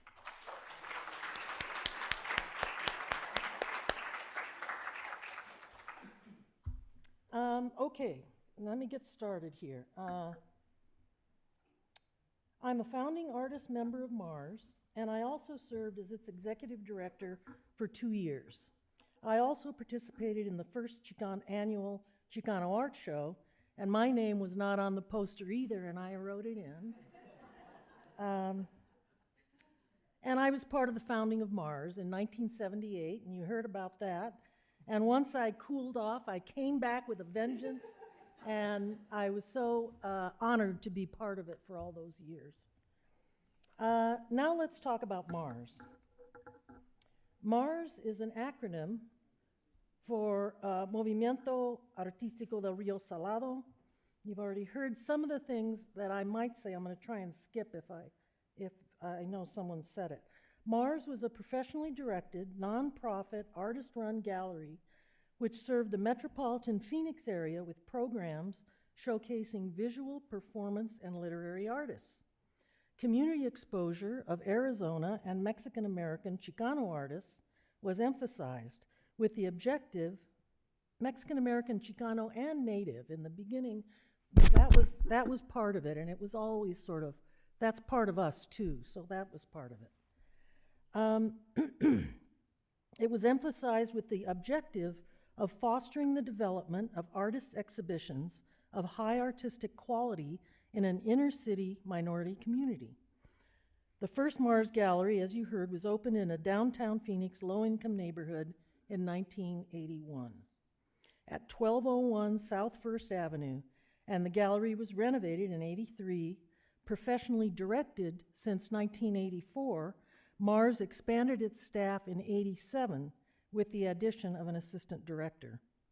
We produced our first traveling exhibition with support from the Arizona Humanities Council in 1989. Took us a little while, but we did it.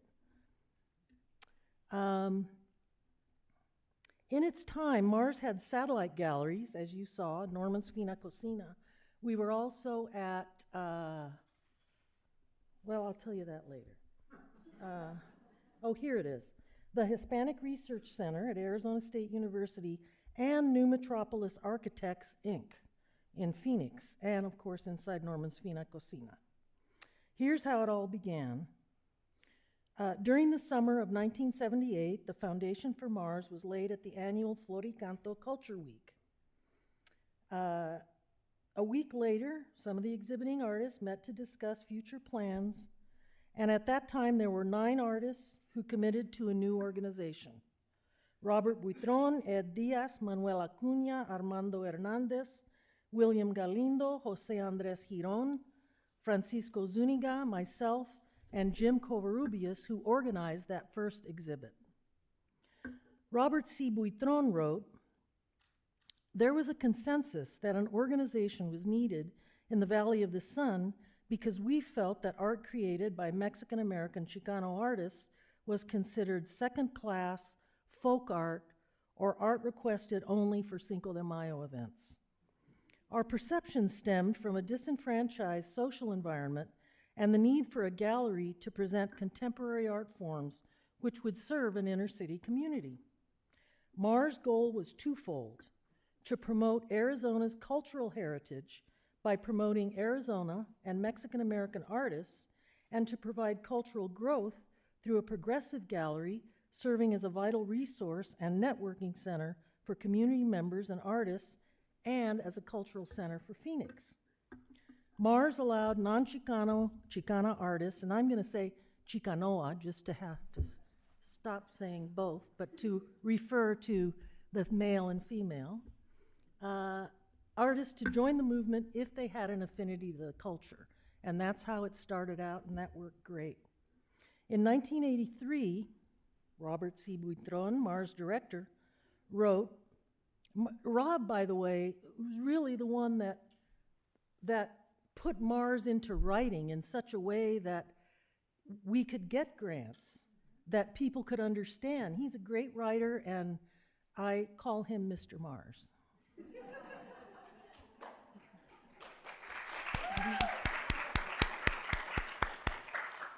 I even made an award for him out of clay that says Mr. Mars.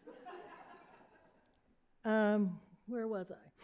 He wrote, MARS programming is designed to further community relations, to bring some of the best Chicano Hispanic artists from various areas to Phoenix, and to enlighten all people of the diversity of the Chicano culture and the art created as a result of its experience. The programs provided opportunities for local and visiting artists to work together, discuss their artwork. Wait a minute, I can't look up.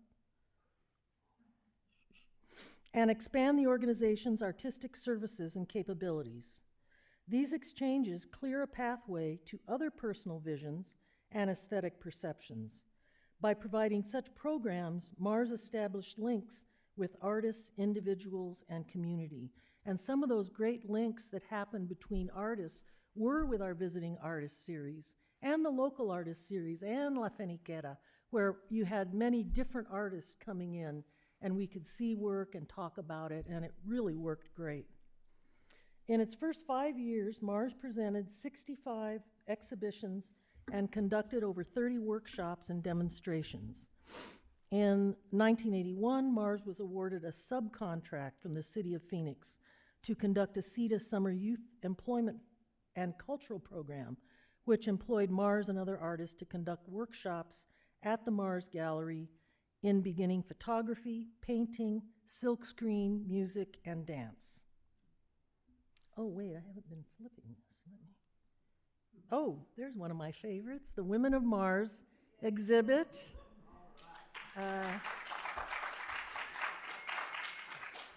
There we were, and you can see the diversity of the Women of Mars. You know, that's how Mars was. We were all over the place. There's La Feniquera, which was wonderful. I think Rob thought that one up. You know, to have that once a year annual juried show. This was something done by Ralph Cordova, Mars 82. And now I'm going on to the Visiting Artist series. Oh, I didn't finish this on the local. MARS Artists showed at the Local Artist series at MARS Gallery and at MARS Satellite Galleries. One example of the Local Artist series exhibitions presented at MARS Artspace was called Redefining a Shrine, MARS Multicultural Polydisciplinary Group Exhibition. And that was February 4th to March 1st, 1991. And we advertised it as a broad range of ideas, issues, and concerns will be presented as installation art. These expressions may take on the forms of altars, shrines, displays, mixed media, multimedia environments intended to offer concepts, beliefs, opinions, and thoughts in alternative aesthetic formats. Now we switch to the Visiting Artist series. Since 1982 is when it started, and you've heard, you know, the list of artists that have shown, and here is the full list from 83 to 1990 of what MARS did, not only with visiting artists, a lot of visiting artists, but we also threw in our 3 symposia. Let's see. MARS had a performance art series. Now that was coordinated by MARS artist Jeff Falk and Jack. There he is. He did a great job for years. I honor his work, and he was wonderful. He and Jack Evans presented innovative, thought-provoking, sometimes challenging, and always entertaining performances. Humor played a big part at MARS, and it was often found in the performances. One fine point of the MARS Performance Art Series is that it provided Guillermo Gomez Peña with his first paying gig. Yeah. And I forgot to mention, but it was always said, Amalia with her first solo exhibit in Arizona. So we were there. Where was I? Oh, here we are. One of my favorite performances at the Performing Arts Series was titled The Battle of the Xmas Icons. It was performed at MARS and on the rooftop of a MARS artist named Janet DeBurge Lang, It was on her rooftop of the studio. In it, Santa, played by Jeff Falk, and Jesus, played by Ralph Cordova, engaged in a boxing match while Annie Lopez, dressed as Mary, holding a lighted plastic baby Jesus from an outdoor nativity scene, paced nervously around the boxing ring as the fight ensued. This performance turned into the Bad Xmas pageant, and it ran at various locations for 23 years. Way to go. We also had what we called MARS Divergent Arts Poetry Series. That was coordinated by Ray Chavez in the early years and later on by Jack Evans with the Arizona Poetry Society. The Divergent Art Poetry Series presented statewide poets at Mars Gallery and other locations, free and open to the public, except for special events where you might be charged $2 or, something like that. At that time, that's what you could charge. 6/12/88 at MARS Artspace. Oh, here was another sample of something that was from the poetry series. On June 12th, 88 at MARS Artspace, guest poets feature Meg Davis, visual artist and 1986 coordinator of the Poets Chair contest, and Laura Wasser Carpenter, editor of the quarterly ASPS publication, The Sandcutters. Now I'll move on to symposia. Dealing with the formalizing the academics and really talking about what we were doing was very important. And so we produced significant symposia dealing with cultural and aesthetic concepts relative to the Mexican-American experience. The first one was Rascuachismo, Chicano Aesthetics. And you heard about that, but I'm going to tell you more, or maybe the same thing.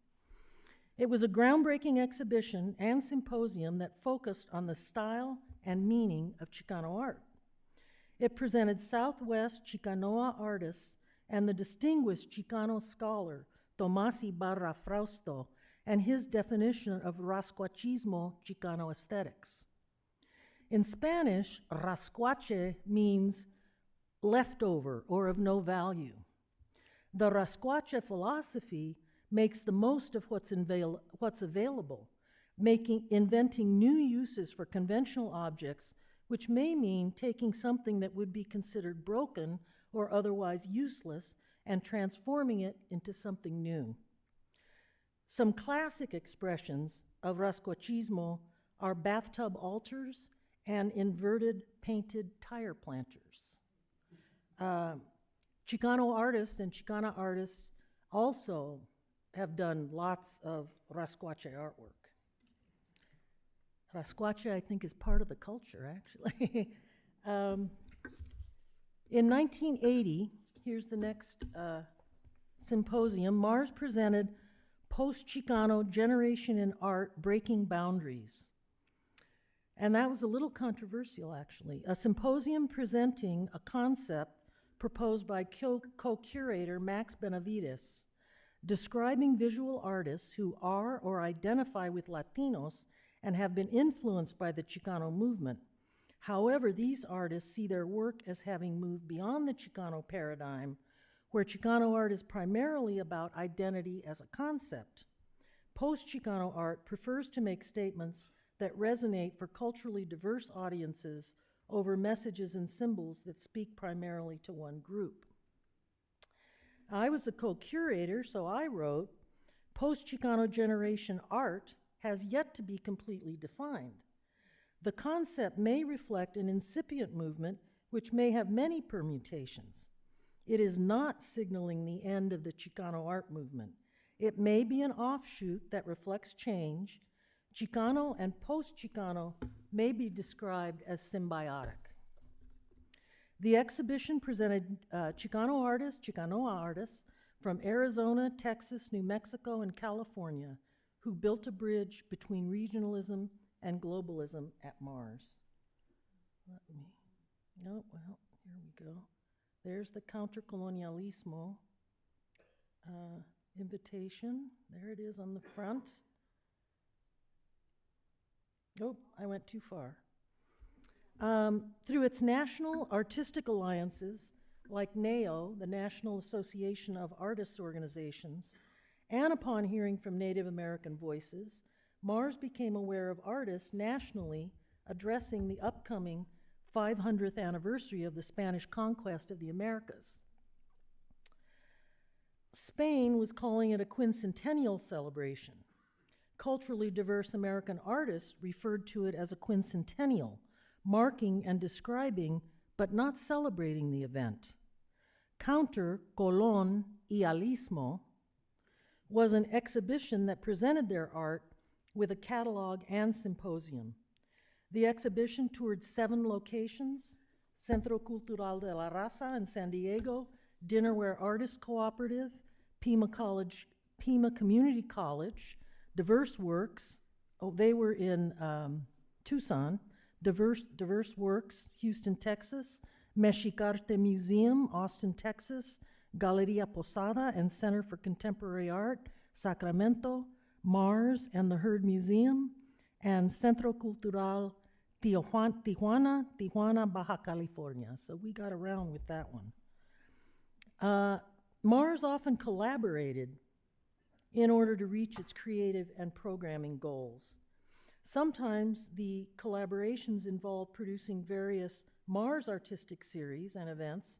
Sometimes MARS promoted other organizations' events and other community news.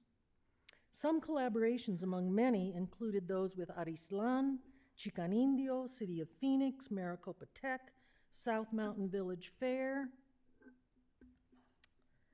Scottsdale Center for the Arts, Tempe Arts Center, the Herd Museum, Crash, 11 East Ashland, Shemer Arts Center, many public schools and other organizations. And just the photo, I guess on your right, we also supported just community people. One day, some guy walks in and he's got a bunch of flyers, and this is his business, leather and wood burning and window etching, and we handed them out for him. We gave him a place to show his work. Let me see, newsletter. Let's see, do I have a newsletter here? Well, here's one thing. MARS produced a bi-monthly newsletter that promoted its exhibitions, satellite galleries, and events, Divergent Poetry Series events, artist news, and announcements. And just for interest, here are a few news and the diversity of the news announcements. One of them, congratulations to Martin Moreno, who has been awarded a $10,000 grant to produce a mural on 4th Avenue for the city of Tucson. Another one, congratulations to Joe and Chris Ray, who are the proud parents of a new baby boy, Max Antonio Team Ray, born November 4th, 1990. Here's something different, artists and tax capitalization. Are you aware of the effect of Section 263A of the 1986 Tax Reform Act?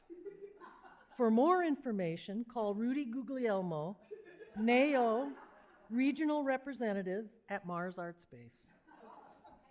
And another one, Larry Yanez has just released a new cassette tape, Sueños, through Canyon Records. The music from Sueños will be featured in the gallery as one of the pieces in MARS Post-Chicano Generation in Art, Breaking Boundaries exhibition. Sueños is available now at MARS for $10. We helped sell, we wanted more. Let me see. Oh, and what I put up is the back page of a newsletter where I'm the director, but I talk about the Cara show, Chicano Art, Resistance, and Affirmation, which was really a major, they called it a comprehensive art show that was done through UCLA and the White Art Gallery. And 3 MARS artists were in that show, Rob, Larry Yanez, and humbly myself. So that's just saying MARS Mars made it to the big show. Here are some examples of our newsletters, just so you can see it. The last thing I want to end with, I can't really read those, so I can't help. Mars' greatest accomplishments, in my humble opinion. We accomplished our goal of creating a space for Chicano Mexican-American artists' work. Mars was the seed planted by artists that opened up some institutions. We pulled together and organized artists of the Valley of the Sun to work together. And as Rob mentioned, that's no easy task. We worked with other centros in the Southwest and California to share information, develop programs, and tour artists and exhibitions. And we influenced the development of the downtown Phoenix arts community because we were such a hot place and everybody came there and they realized downtown was okay and they started, it started building. And so that's what I think we may have done. Thank you.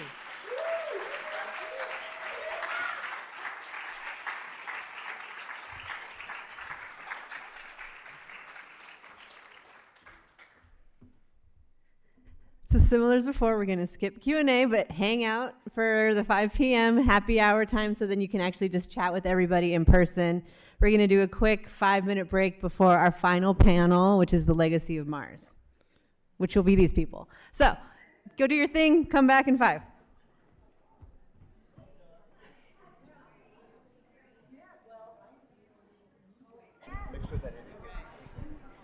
Hi, everyone. Welcome to panel 4, which is the legacy of Mars. So we are here with an amazing lineup of cultural workers that live in Phoenix now, as well as the incredible Annie Lopez at the end, MARS Artist. We have Sam Gomez from the Sagrado Gallery in South Phoenix, and Roman from Kala Alliance just down the road. So we kind of came up with this panel through the wonderful help of our collaborators, of our community partners and community advisory committee, of like, what's the legacy of Mars, right? Because there's plenty of work that continues to be done, and there's these 2 wonderful people on stage with us that are leading that charge. So we wanted to make sure that we were taking a moment to acknowledge the work that's currently happening that was started by this incredible group of Martians. So we're going to start with Annie. Can you tell us a little bit about yourself? Are we doing this here? Okay. Okay, so I was asked to say a bit about myself. So I'm 4th generation Arizona.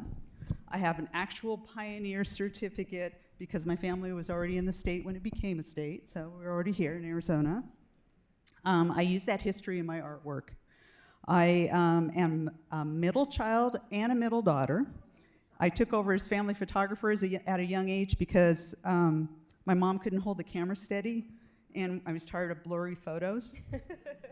I studied commercial photography and was working in a portrait studio when I saw a paragraph. It was up there in the first slide there, about joining Mars, and it was in the newspaper. I am not one to join groups, and I knew nothing about art, but something told me to go to this meeting. I showed up with a portfolio full of models and products, and hopefully some interesting pictures, but I blanked out. I don't remember who was there at that meeting, and I don't remember what they asked me. It took at least 2 months for them to call me back and let me into the group. I have the feeling that they let me in because I also told them that I did bookkeeping for my father's business. And I can feel that way because as soon as I joined Mars, they handed me the books. That was October 1982. I was a member for 17 years. And thinking of that, I made a list of all the duties that I did at Mars. It's probably not complete, and it doesn't mention any of the many janitorial duties, but I actually wrote it all down. artist member, board member, artist president, bookkeeper, check writer, grant writer / typist / delivery driver at Deadline, PR writer, typist, delivery driver, reception caterer, bartender, wall spackle expert, and paint overer, artwork label typist and applicator, installationist, press contact, reception photographer, visiting artist host and driver, minutes taker / typist / distributor, and interim director. That's just what I remember. I'm sure there's plenty more. Yep. Liz had showed the slide, but I also had the slide in there of Women in Mars. That was my very, very first show ever. It was Susie Lerma. Yeah, it was Susie Lerma, Liz Lerma, Lene Eller, Martha De Leon, and me. And it was a brand new experience for me. I thought you just made art, hung it up on the wall, and that was it. I didn't realize you're supposed to dress up as a character for publicity photos and for the invitation. And that's what you saw up there. It's like, that show was the spring of 1983. And I didn't know what I was getting myself into, but I don't know who thought up the costuming, but yeah, I went along with it. That kind of set the stage for me further on when I was doing costumes all the time. So anyway, this was just a few years after I lost my big sister in a car accident, and I was in need of some big sister guidance, and they gave it. I heard a lot of, "You need to stay away from that guy."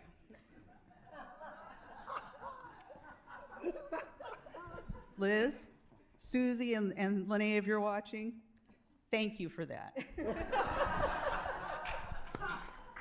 I am forever grateful. Martha De Leon, she took me to her favorite bookstore in downtown Phoenix. It was a socialist bookstore. And as we left, she said, I would now be on a government list because someone saw me go into that business. She did teach me her radical ways, though. She said to always care for those less fortunate and always tip your server. There was another, see, things are going through. There was a newspaper photograph in here for Las Posadas. That's another program that MARS did all the time. It's the story of the Nativity. So we would open up the MARS at 1201 South First Avenue, and kids would come in. I don't know, did we do the story of the Nativity? Yeah, okay, because I don't remember that part of it, but I just remember that we would open up the gallery and kids would come in, we'd do drawings, we'd do paintings, and we'd hang them on the wall. And the kids loved it because they got to show in an actual gallery. It was a big deal for them. But in the article, too, is I wanted to mention Ruth Fachules, because she would always come to MARS with her guitar, and she'd sing, and she had the most beautiful voice, and she was the most calming presence. And, you know, she just would entertain us. And this was, you know, in contrast to later on when the music got really kind of wacky. So, but she was just such a calming presence among the panic that I know that I felt in preparing for our receptions and our special events.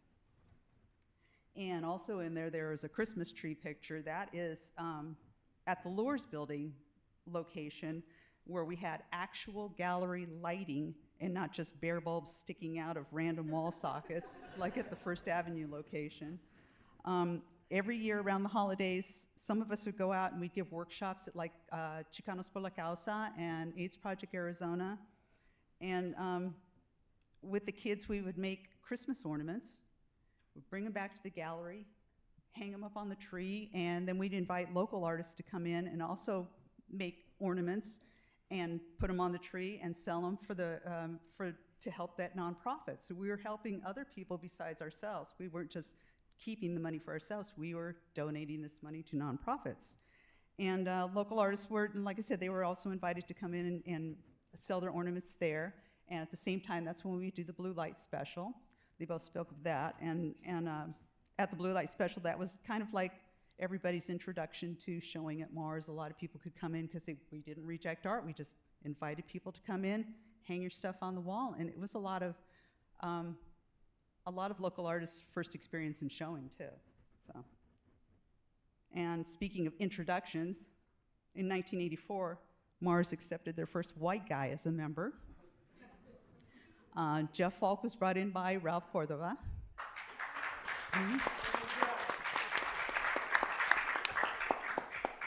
And Jeff had shown at MARS in La Finiquera, and he brought a different and needed energy into the group. He brought performance art evenings to MARS, which brought income to the gallery. He teamed up with Larry Yanez, who's here. Larry, where are you? Yay, there's Larry. He teamed up with Larry and Ralph Cordova, and for music and experimental theater. I did include some Falk highlights in there. And one image of Larry and Jeff, they're playing in the alley next to MARS in downtown Phoenix, but it's like, we used all of our space. We used the front of the building, we used the alley. It was great. We just used every place we could, but yeah, you can see a picture of them playing in the alley with the oil or whatever running down the center of the alley there, but we used all of the space. And one thing about it, MARS never said, like you guys said, that MARS never said you had to be brown to be in the group. You just had to have an affinity for the culture. Our mission statement always said Chicano and Arizona artists. And at that time, local museums and galleries were not showing local artists. Local artists was a bad word back then, so they weren't showing local artists or Chicano artists for sure. And MARS was inclusive, and we were international too. We had Rose Johnson, who was born in England, and Wolf Gowan, who was born in Germany. And both artists contributed so much to MARS. And I gotta mention that Jeff was never on the stay away from that guy list. So, thank you, ladies. Jeff and I have been married for 39 years now. Yes. And speaking of diversity, MARS members were also diverse in their art forms. So Jack Evans was our first and only poet. He was known locally as the godfather of Phoenix poetry. And like Liz said, he hosted the Divergent Art Poetry Series in the late 80s. He expanded our audience by bringing in the poetry crowd. I thought that was an important step, and we also had video artists as members of MARS. And yeah, again, we're going through too fast, so I can't catch up with my slides, but MARS also provided a place for local bands, and in one of the pictures you'll also see taiko drummers. So everything that we did was an event. When we moved to downtown Phoenix, other artists began to move downtown, and they filled in all the abandoned office buildings. I mean, at that time, downtown Phoenix was abandoned. We started the art scene in Phoenix.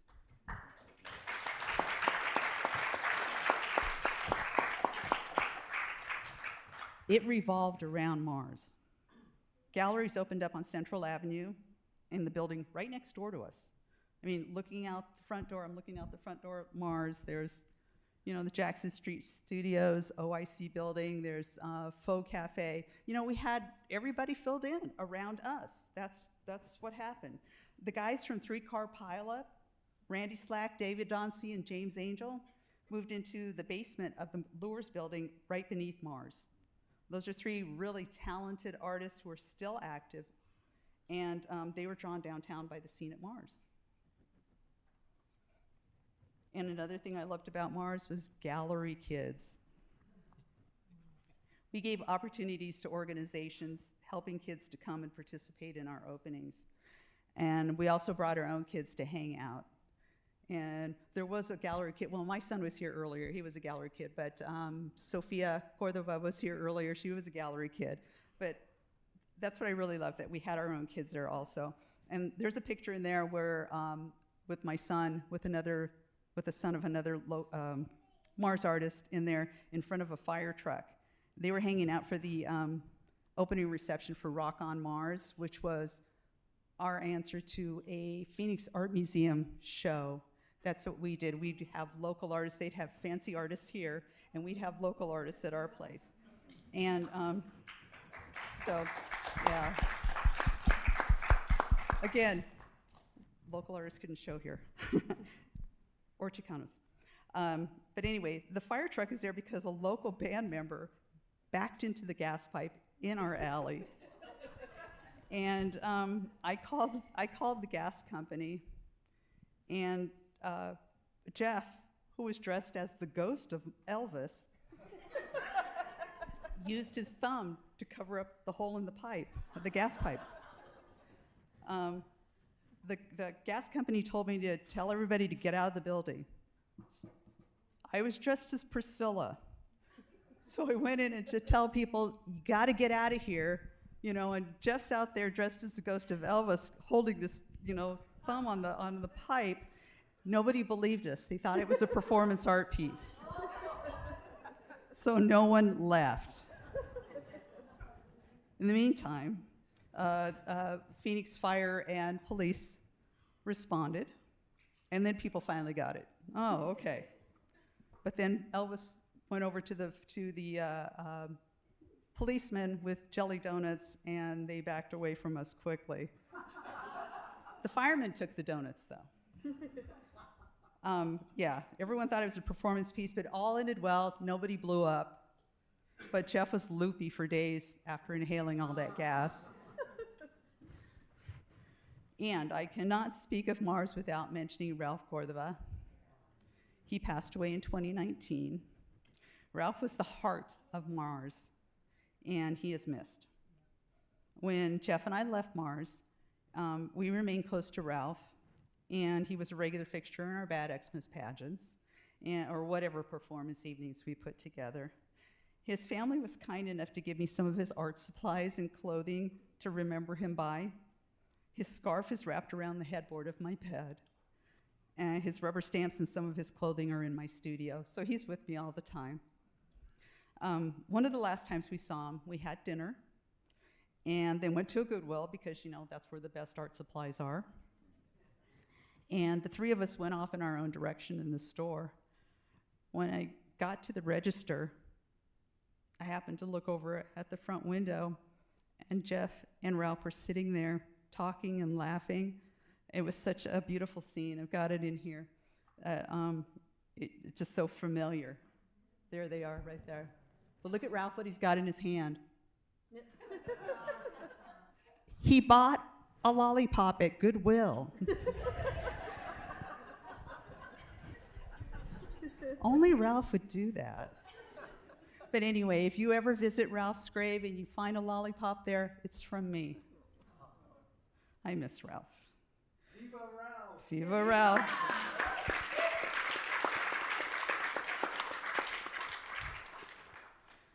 So what advice would I give to young artists? First off, be quiet and listen.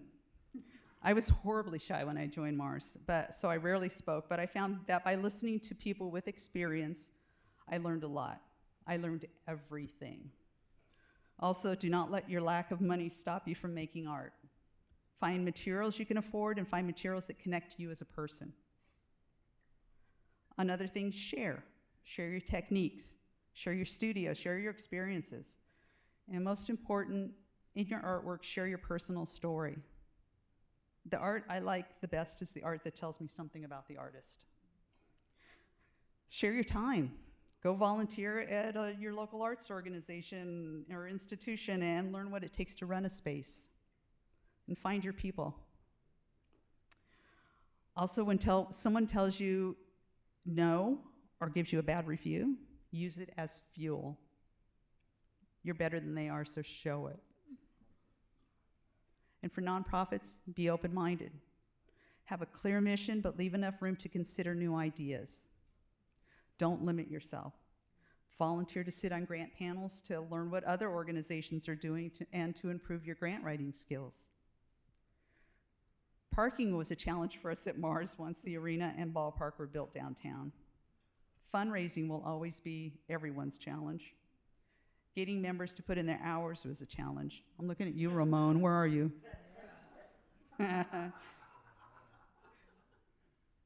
For me personally, getting one of Norman's chocolate chimneys before they were all taken was a challenge.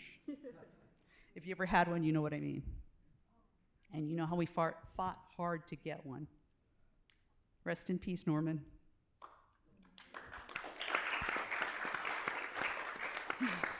These two here are doing the work Mars would be into if it still existed. Community and culture. Another space that I walk into, I jealously think, why didn't we think of that, is Chico. They celebrated their 50th anniversary this year. It's amazing. I had no idea. It's just they were always there, but I had no idea. That's so great. I love that they have a working space. I've used that space as background for a couple of interviews in the past couple of years. And the last time I did that, my fellow Mars member Joe Ray was in there printing. You know, that's what you're supposed to be. That's what art spaces should be. They should be a resource and a gathering spot for artists. I want to say thank you to the Mars artists who welcomed me into the group and helped me find my own way. Thank you, guys. Love you. And thank you, everybody.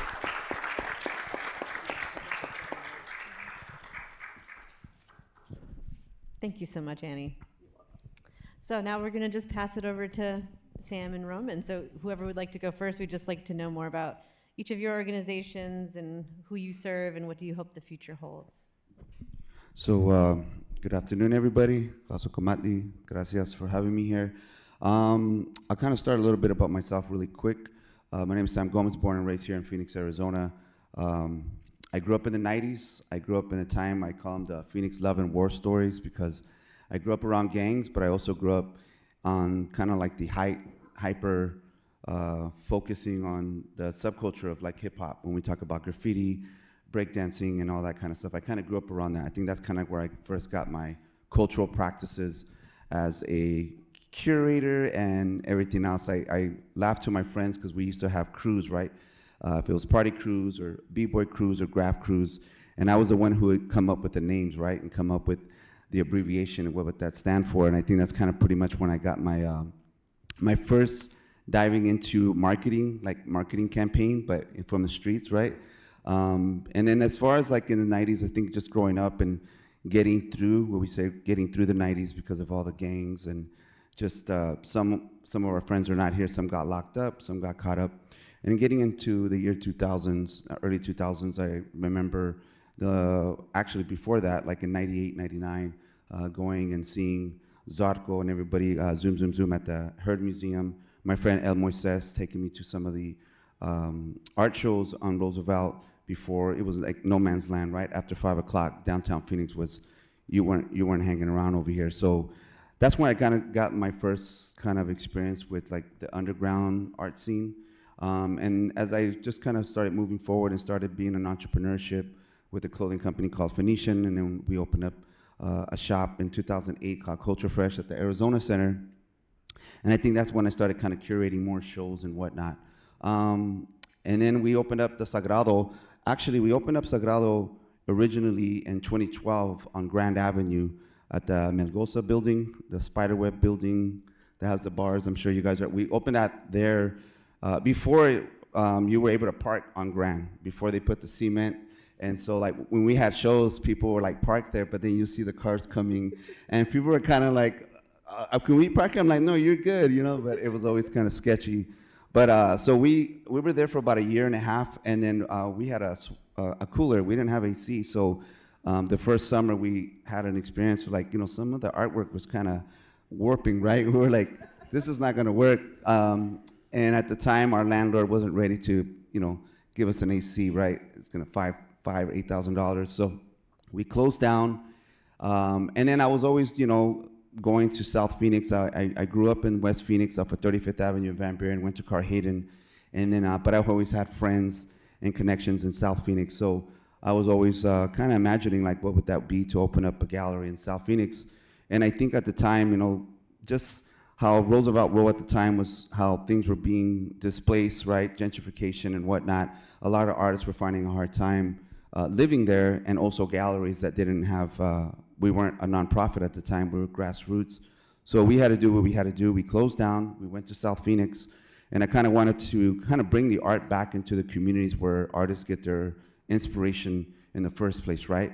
Where we get all our imagery, where we get all our inspiration, and just like everything that kind of influences in the work that we create.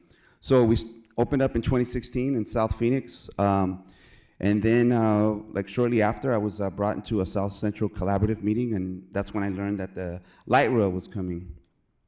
And so I was like, understanding what happened on the east side, right? And so I was a little, I was like, oh man, I try to get away from Roosevelt because of gentrification and just having a hard time and going to South Phoenix, and now the light rail's coming, right? And what that looks like. But I think at the time, instead of having fear, I kind of just wanted to, all right, well, what do we do? And so we started thinking about like what that's gonna look like as far as getting local artists to be doing the artwork on the light rail. And so then with our community partners, we were able to create a workshop, to understand what an RFQ is. And because of that, it led to 95% of the local artists were local, and that helped secure like $1.5 million worth of contracts for local artists. So no, thank you. Yep. And so with that, I think that's where the advocacy started becoming in, right? We were thinking we're gonna go open up a gallery, we're gonna have a little cafe, have art shows, have fun, sell art. But now we were in a different position. Now we had to, we had a train coming in our own backyard. We knew from other businesses in the east side what happened. We were being warned, but we had to kind of just embrace it, right? And try to, turn this, what we'd seen poison coming and turn that into medicine. So I think now we have ownership. I would say that's our train in South Central, right? Because we have the narrative, the artwork there, and it's also for the future, right? Being a grid city and the transportation system here is not its best, but so we had to embrace it. So we started that, and then we just started kind of getting into our advocacy role. Not sure if you want me to kind of just keep going into everything, or we wanted to ask some more questions. Yeah, let's pass it to Roman to talk about Kala. Thank you, Sam. Yep, thank you. Hello. Saludos, everybody. My name is Roman. To share a little bit about myself as well, I'm the granddaughter of braceros. I'm originally from West Phoenix. I graduated from Maryville High School. And I have just always been drawn and have a huge love for Arizona, Phoenix, and the arts. I work at Celebración Artística de las Américas, which is, as the executive director. And, my cultural lens really started forming in 2010, in the height of SB 1070, which coincidentally is also the year that Gala Alliance was formed. And so even though, right, if we look at the records, if we look at the articles, even though that's not why Gala was incepted and why it came to be, I think unknowingly it really became a pillar in the community that the residents of Arizona really needed. And so for me, as I started to grow and build a relationship with Gala, it really became a space where I was able to erase borders, right? That's the best way that I could explain it. And so now, this is actually our quinceañera. We're celebrating 15 years of service, yes. And I pray that we are fortunate enough to have another 15 years contributing to Latino arts. But really at the heart of everything that we do, we nurture artistic talent. And when folks ask me, what is it about Gala that makes you all so special, I really have to say that what really makes us unique is that we're a hub for experimentation, a hub for building community with folks who are also interested in dialogue, in transformative dialogue, right, in cultural exchange. And so what I really love about working at Gala is that we work with artists from the Latin American diaspora, and for us, that is also inclusive of gender. And that is very special because for a lot of folks who, especially someone like me who grew up in West Phoenix, there isn't even an art store out there, right? And so as I think about the legacy of Gala, I'm so inspired by the legacy of MARS and all the artists, right? I want to give a special shout out to Liz, who said no to being a secretary and then became the executive director.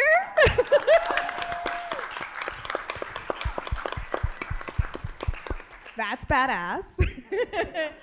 And I resonate with that because I was definitely somebody who always challenged, right, the norm and the way that we're supposed to be doing things. And so when I think about Gala, I definitely see it as a place for also that challenging and that introduction to new ways of learning and understanding and really like building a sense of belonging, right? Because oftentimes, especially as the Latino community begins to expand here, it's expanded beyond folks of Mexico, right? We have a huge presence of Central America, the Caribbeans, South America, and where do we go, right? And so that for me is what I love so much about Gala Alliance and what we do.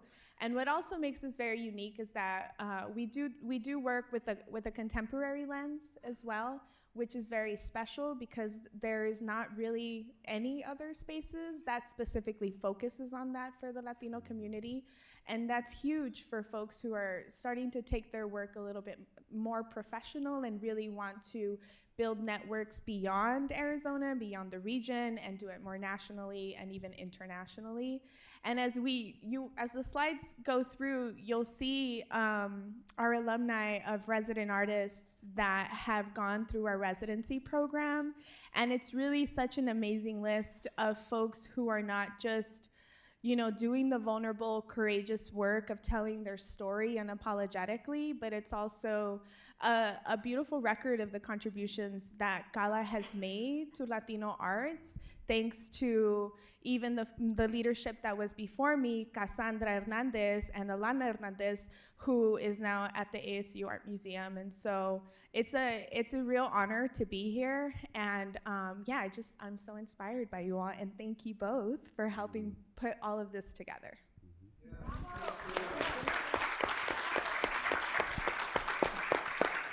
Thank you.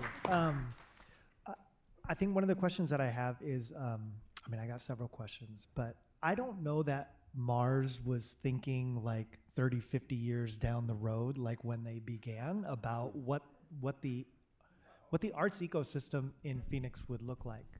But one of the things that you have produced is a space like Salado. What you have produced is an organization like Gala. So I'm interested, Sam and Roman, if you could talk about maybe what you anticipate for the future, because I can imagine a world in which 25, 30, 40 years from now, you're back on this stage to talk about how Gala started, how Salado started, in the same way we're celebrating MARS. So what kind of future are you anticipating for your organizations? Yeah, well, I think one of the things that Salado has successfully been able to do, we've been able to, this year we had our 9th annual Mujeres de Desierto show, which was dedicated and done with all women from the Southwest. So having some of these legacy shows, next year will be our 10th year, as well as the ancestral show, 9 years will be, 9th annual will be coming up October 18th, right? We've also just kind of want to talk a little bit about who we serve, but then this kind of leads to the future, right? We've also been able to work with local architects and really think about what like arts and design looks like when we are developing consciously our community, right? What does that look like? And when we talk about gentrification or development, right? A lot of times our voices and our cultural identity is not really being thought of, right? It's an afterthought. A lot of times the artists are brought into the meeting we want a mural, right? But we're not even being brought in the beginning of the conversation. And I've always said that, a good design or a good design project starts with how the people in the community are going to use it, right? What creates a good design? And I think it's led by programming. We also served youth. We had our Forever Rising Young Artist Showcase. The last one we did was in 2023 because I had an accident and I had to kind of take some time off. And so we're looking to redo that again in 2026, which we help young artists understand about design and art, right? We created a space for them, and then we also had Vans sponsor a workshop where we had 10 youth design their shoes, and then Vans sponsored it and got their shoes, designed, right? Just like you would see in a shop. So we've kind of dib and dab, and I always say that Sagrado's always been kind of like this living organism that kind of likes to experiment, right? Because sometimes people are like, what do you guys do? Because I know you guys are a gallery, but I know I seen you at this meeting, and I think you guys are working with architects, and then, so it's, you know, it's kind of like, you know, it's kind of a little bit unorthodox in how we do things. And I think I just wanted to share one of the slides. You'll see like this one right here, the 3rd Street Bridge. There's a 3rd Street Bridge. It's a pedestrian bicycle bridge that's going to be built in the year 2028. Our team, Renee, I don't think he's in here, and Selena Martinez, they're architects. And so got selected because of prior work that we were doing with other like renderings. If it's from like South Plaza, we had a rendering there and what that will look like to create more of a like cultural space for the lowrider community versus they just kind of park their rides in the parking lot, but they don't have no shade, there's nowhere to sit. So we created a rendering of what that would look like to kind of create placemaking, right? A lowrider cultural center, South Plaza. So I think some of the work that we've been doing has kind of like identified us as these kind of how we influence design. And with this 3rd Street Bridge that's going to be built, we weren't hired to do the actual design, right? But we were able to engage community, indigenous community, communities in South Phoenix, youth at a school nearby, Academia del Pueblo, and we were able to influence the design. So now we kind of like, we would like to say we're indigenizing the design in the bridge. And the way the bridge is going to be built, and you'll see it in one of the slides, it's going to have an amphitheater on the south bank of it, and it's also going to have these other amenities when you walk over. So we kind of look at it as like, this is going to be kind of like a cultural center, but as a bridge, right? And how that is being programmed is based on the design. And so we always talk about the Rio Salado, and a lot of times we've been activating the Rio Salado for quite some time now with different groups. And so like I always think the Rio Salado is the anchor, kind of like of Phoenix, right? It's the grounding, the water with the energy, and then the sacred South Mountain. So we've always looked at that side of town, and I'm trying right now to pitch to the city to create an arts district called Sacred South, right?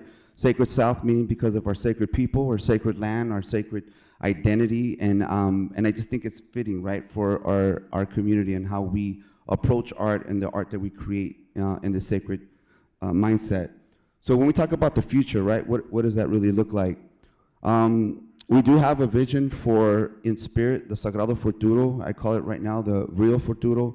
And when we talk about the legacy of Mars and all the work, and a lot of the work you guys were really doing was, you know, south of the tracks in South Phoenix. And so in the future, I mean, we're like, what does this look like? What if we had a place at the Rio Salado that could continue the legacy beyond the talks, beyond a show, but something that can really be there permanently, something that's symbiotic with some of the work that like the Sagrado's doing in Gala and other artists, organizations that have been tirelessly working for a long time, right?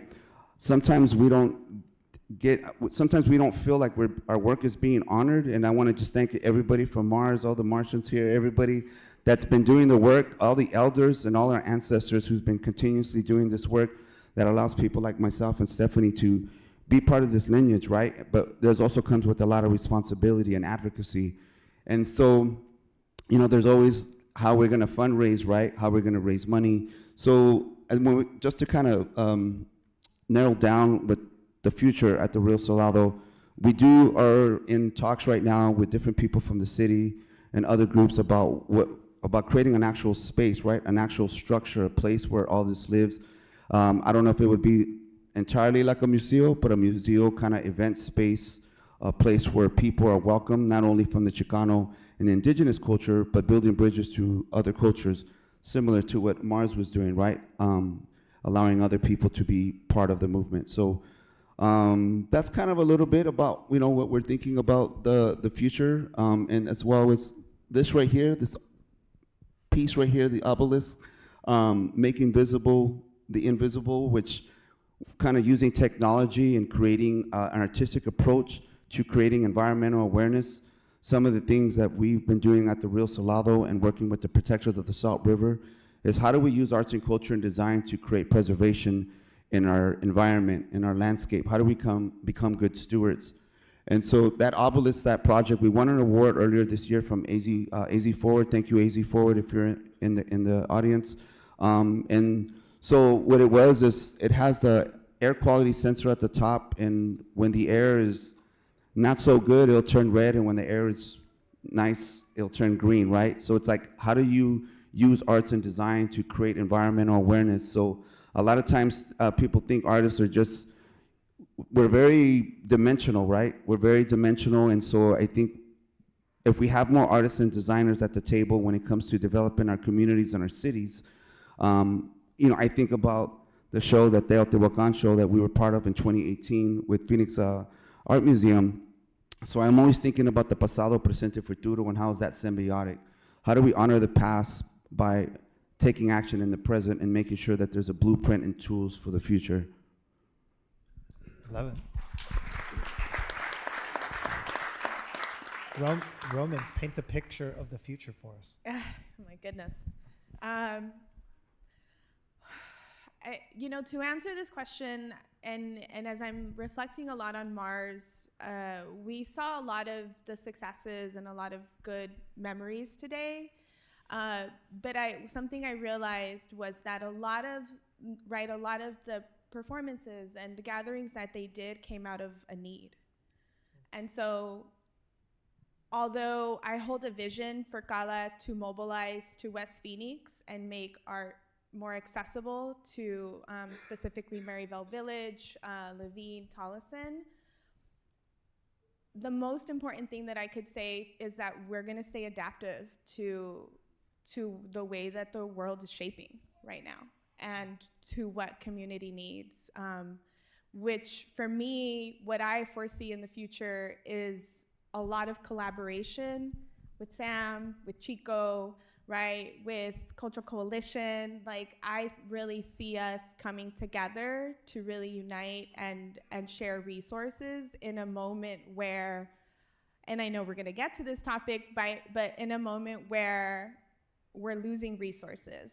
And so really for me, this question of what the future is like, how do we stay in community in the future? How do we continue to support each other and to create these spaces for artists to say the things that we're all feeling inside, right? And to change hearts and to change minds. And so I really see for us, the future is us to sustain the stage and the platform for artists to show up as their most authentic self. And we'll do that through commissions, we'll do that through performances. I'm especially excited to bring back to life some old programming that we had, which will be announced in the near future. But I also would really love, and I see Cala doing more, yes. I see Cala doing more theater work as well, as a way of storytelling, as a way of telling not just the present, but our erased history, right? That so often gets untold. And that's where I feel, right, and again, like, I just wanna stress the fact that this is what I see for us in the near future, but if I'm thinking 15 years down the line, like, there's no way for us to know. But what I do know is that the way that the values that we hold together and the way that we model for each other for these new alternative spaces that are popping up, because there is a huge momentum, in my opinion, in terms of third spaces, of folks in community who are not waiting around for them to receive an invitation to come in and curate, but they're curating already, right? You'll see in the slides, Cala recently relocated to a new studio space. We pleasantly grew out of our old space in Garfield Galleria. We were there for many years. You've seen it. It has a huge mural on McDowell. It's beautiful. We love it. They're affordable, but we outgrew it. And so now, in the flex space that we're in, the reason that I decided this was our new home is because it really gives us the opportunity and the power to transform and morph the space to however we need it, right? So on a day-to-day, it's home base. It's home base for me and the team, but and you'll see in the slides, but what we will be launching is we're actually gonna be making the space available for artists to be able to show there. And the best part is that there's free parking, which which is amazing. It's the little things. So that's right. That's what you can really expect from Kala in the next year, in the next 2 years, is us really supporting and listening to local artists and trying to meet those needs, and also like practicing transparency in terms of like what is possible, what's not possible, and then how do we talk this out, right? How do we figure this out together? So that's what I foresee for us, and I'm so very excited to be positioned to collaborate with some of these other Latino-centered organizations, because I think together we can do some amazing things. That's it.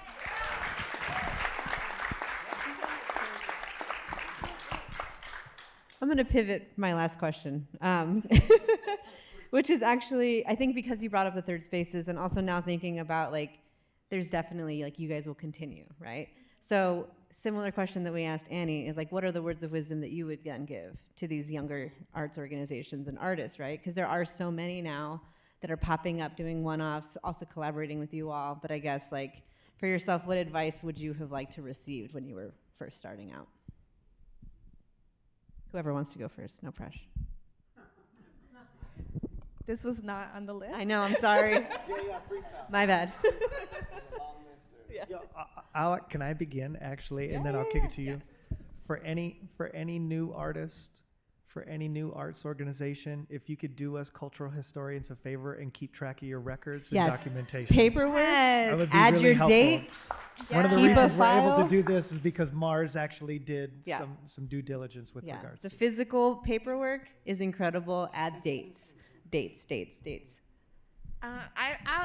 can start. So I am fairly new not to Phoenix, right? But I've been in my position for roughly a year and a half, a little bit over.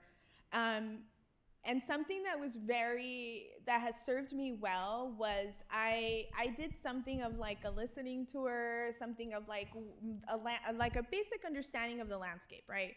Who's doing the work? What work are they doing? And having that cafecito, right? Like sitting down and just being in community, right? And so for me, our work right now is just to show up and fill the pages. And so what my advice, because this is the advice I received, and I received it from multiple like amazing mujeres, which is one, build your community, but two is understand the lay of the land, because sometimes the information just doesn't reach us. It's not that they're not there, but you have to look for it. You have to go out and find it. And what I have found is more often than not is folks are very willing to support you and to show you the next step forward, and you very quickly know who's not. And I really believe that women, we have this intuitive sense. I don't know about men. No? Okay.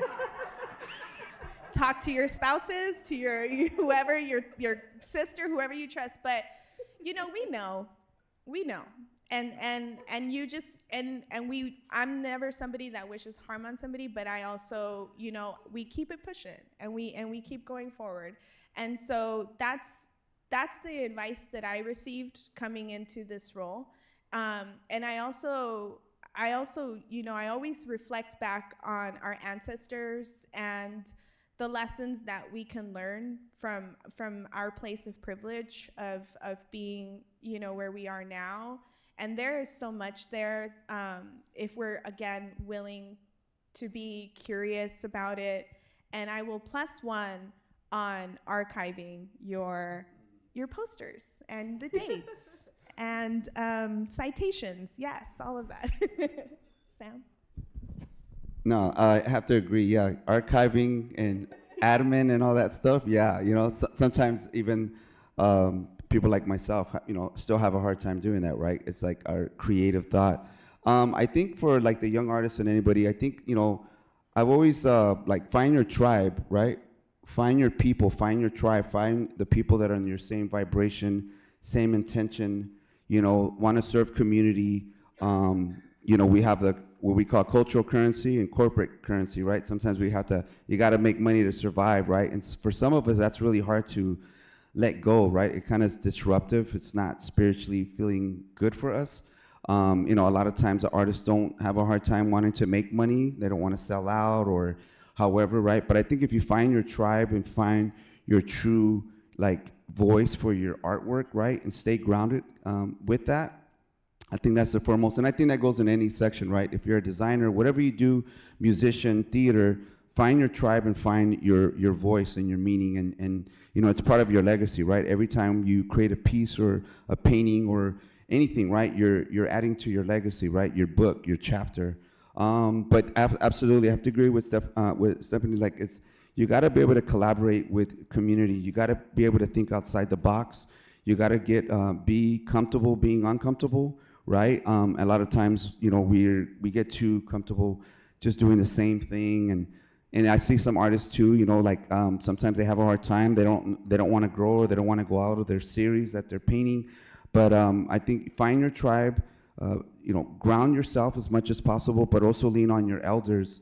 You know, I want to thank Marcos Aberran. He's not here. You know, Carmen Guerrero, she's on my board.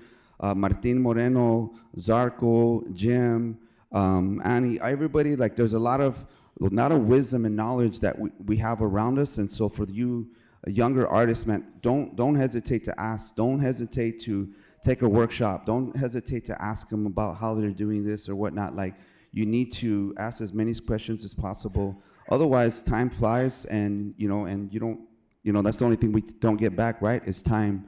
So, but yeah, lean on your elders, find your tribe, ask questions, and don't be afraid to show your artwork and to network and be yourself. Mm-hmm. Amazing.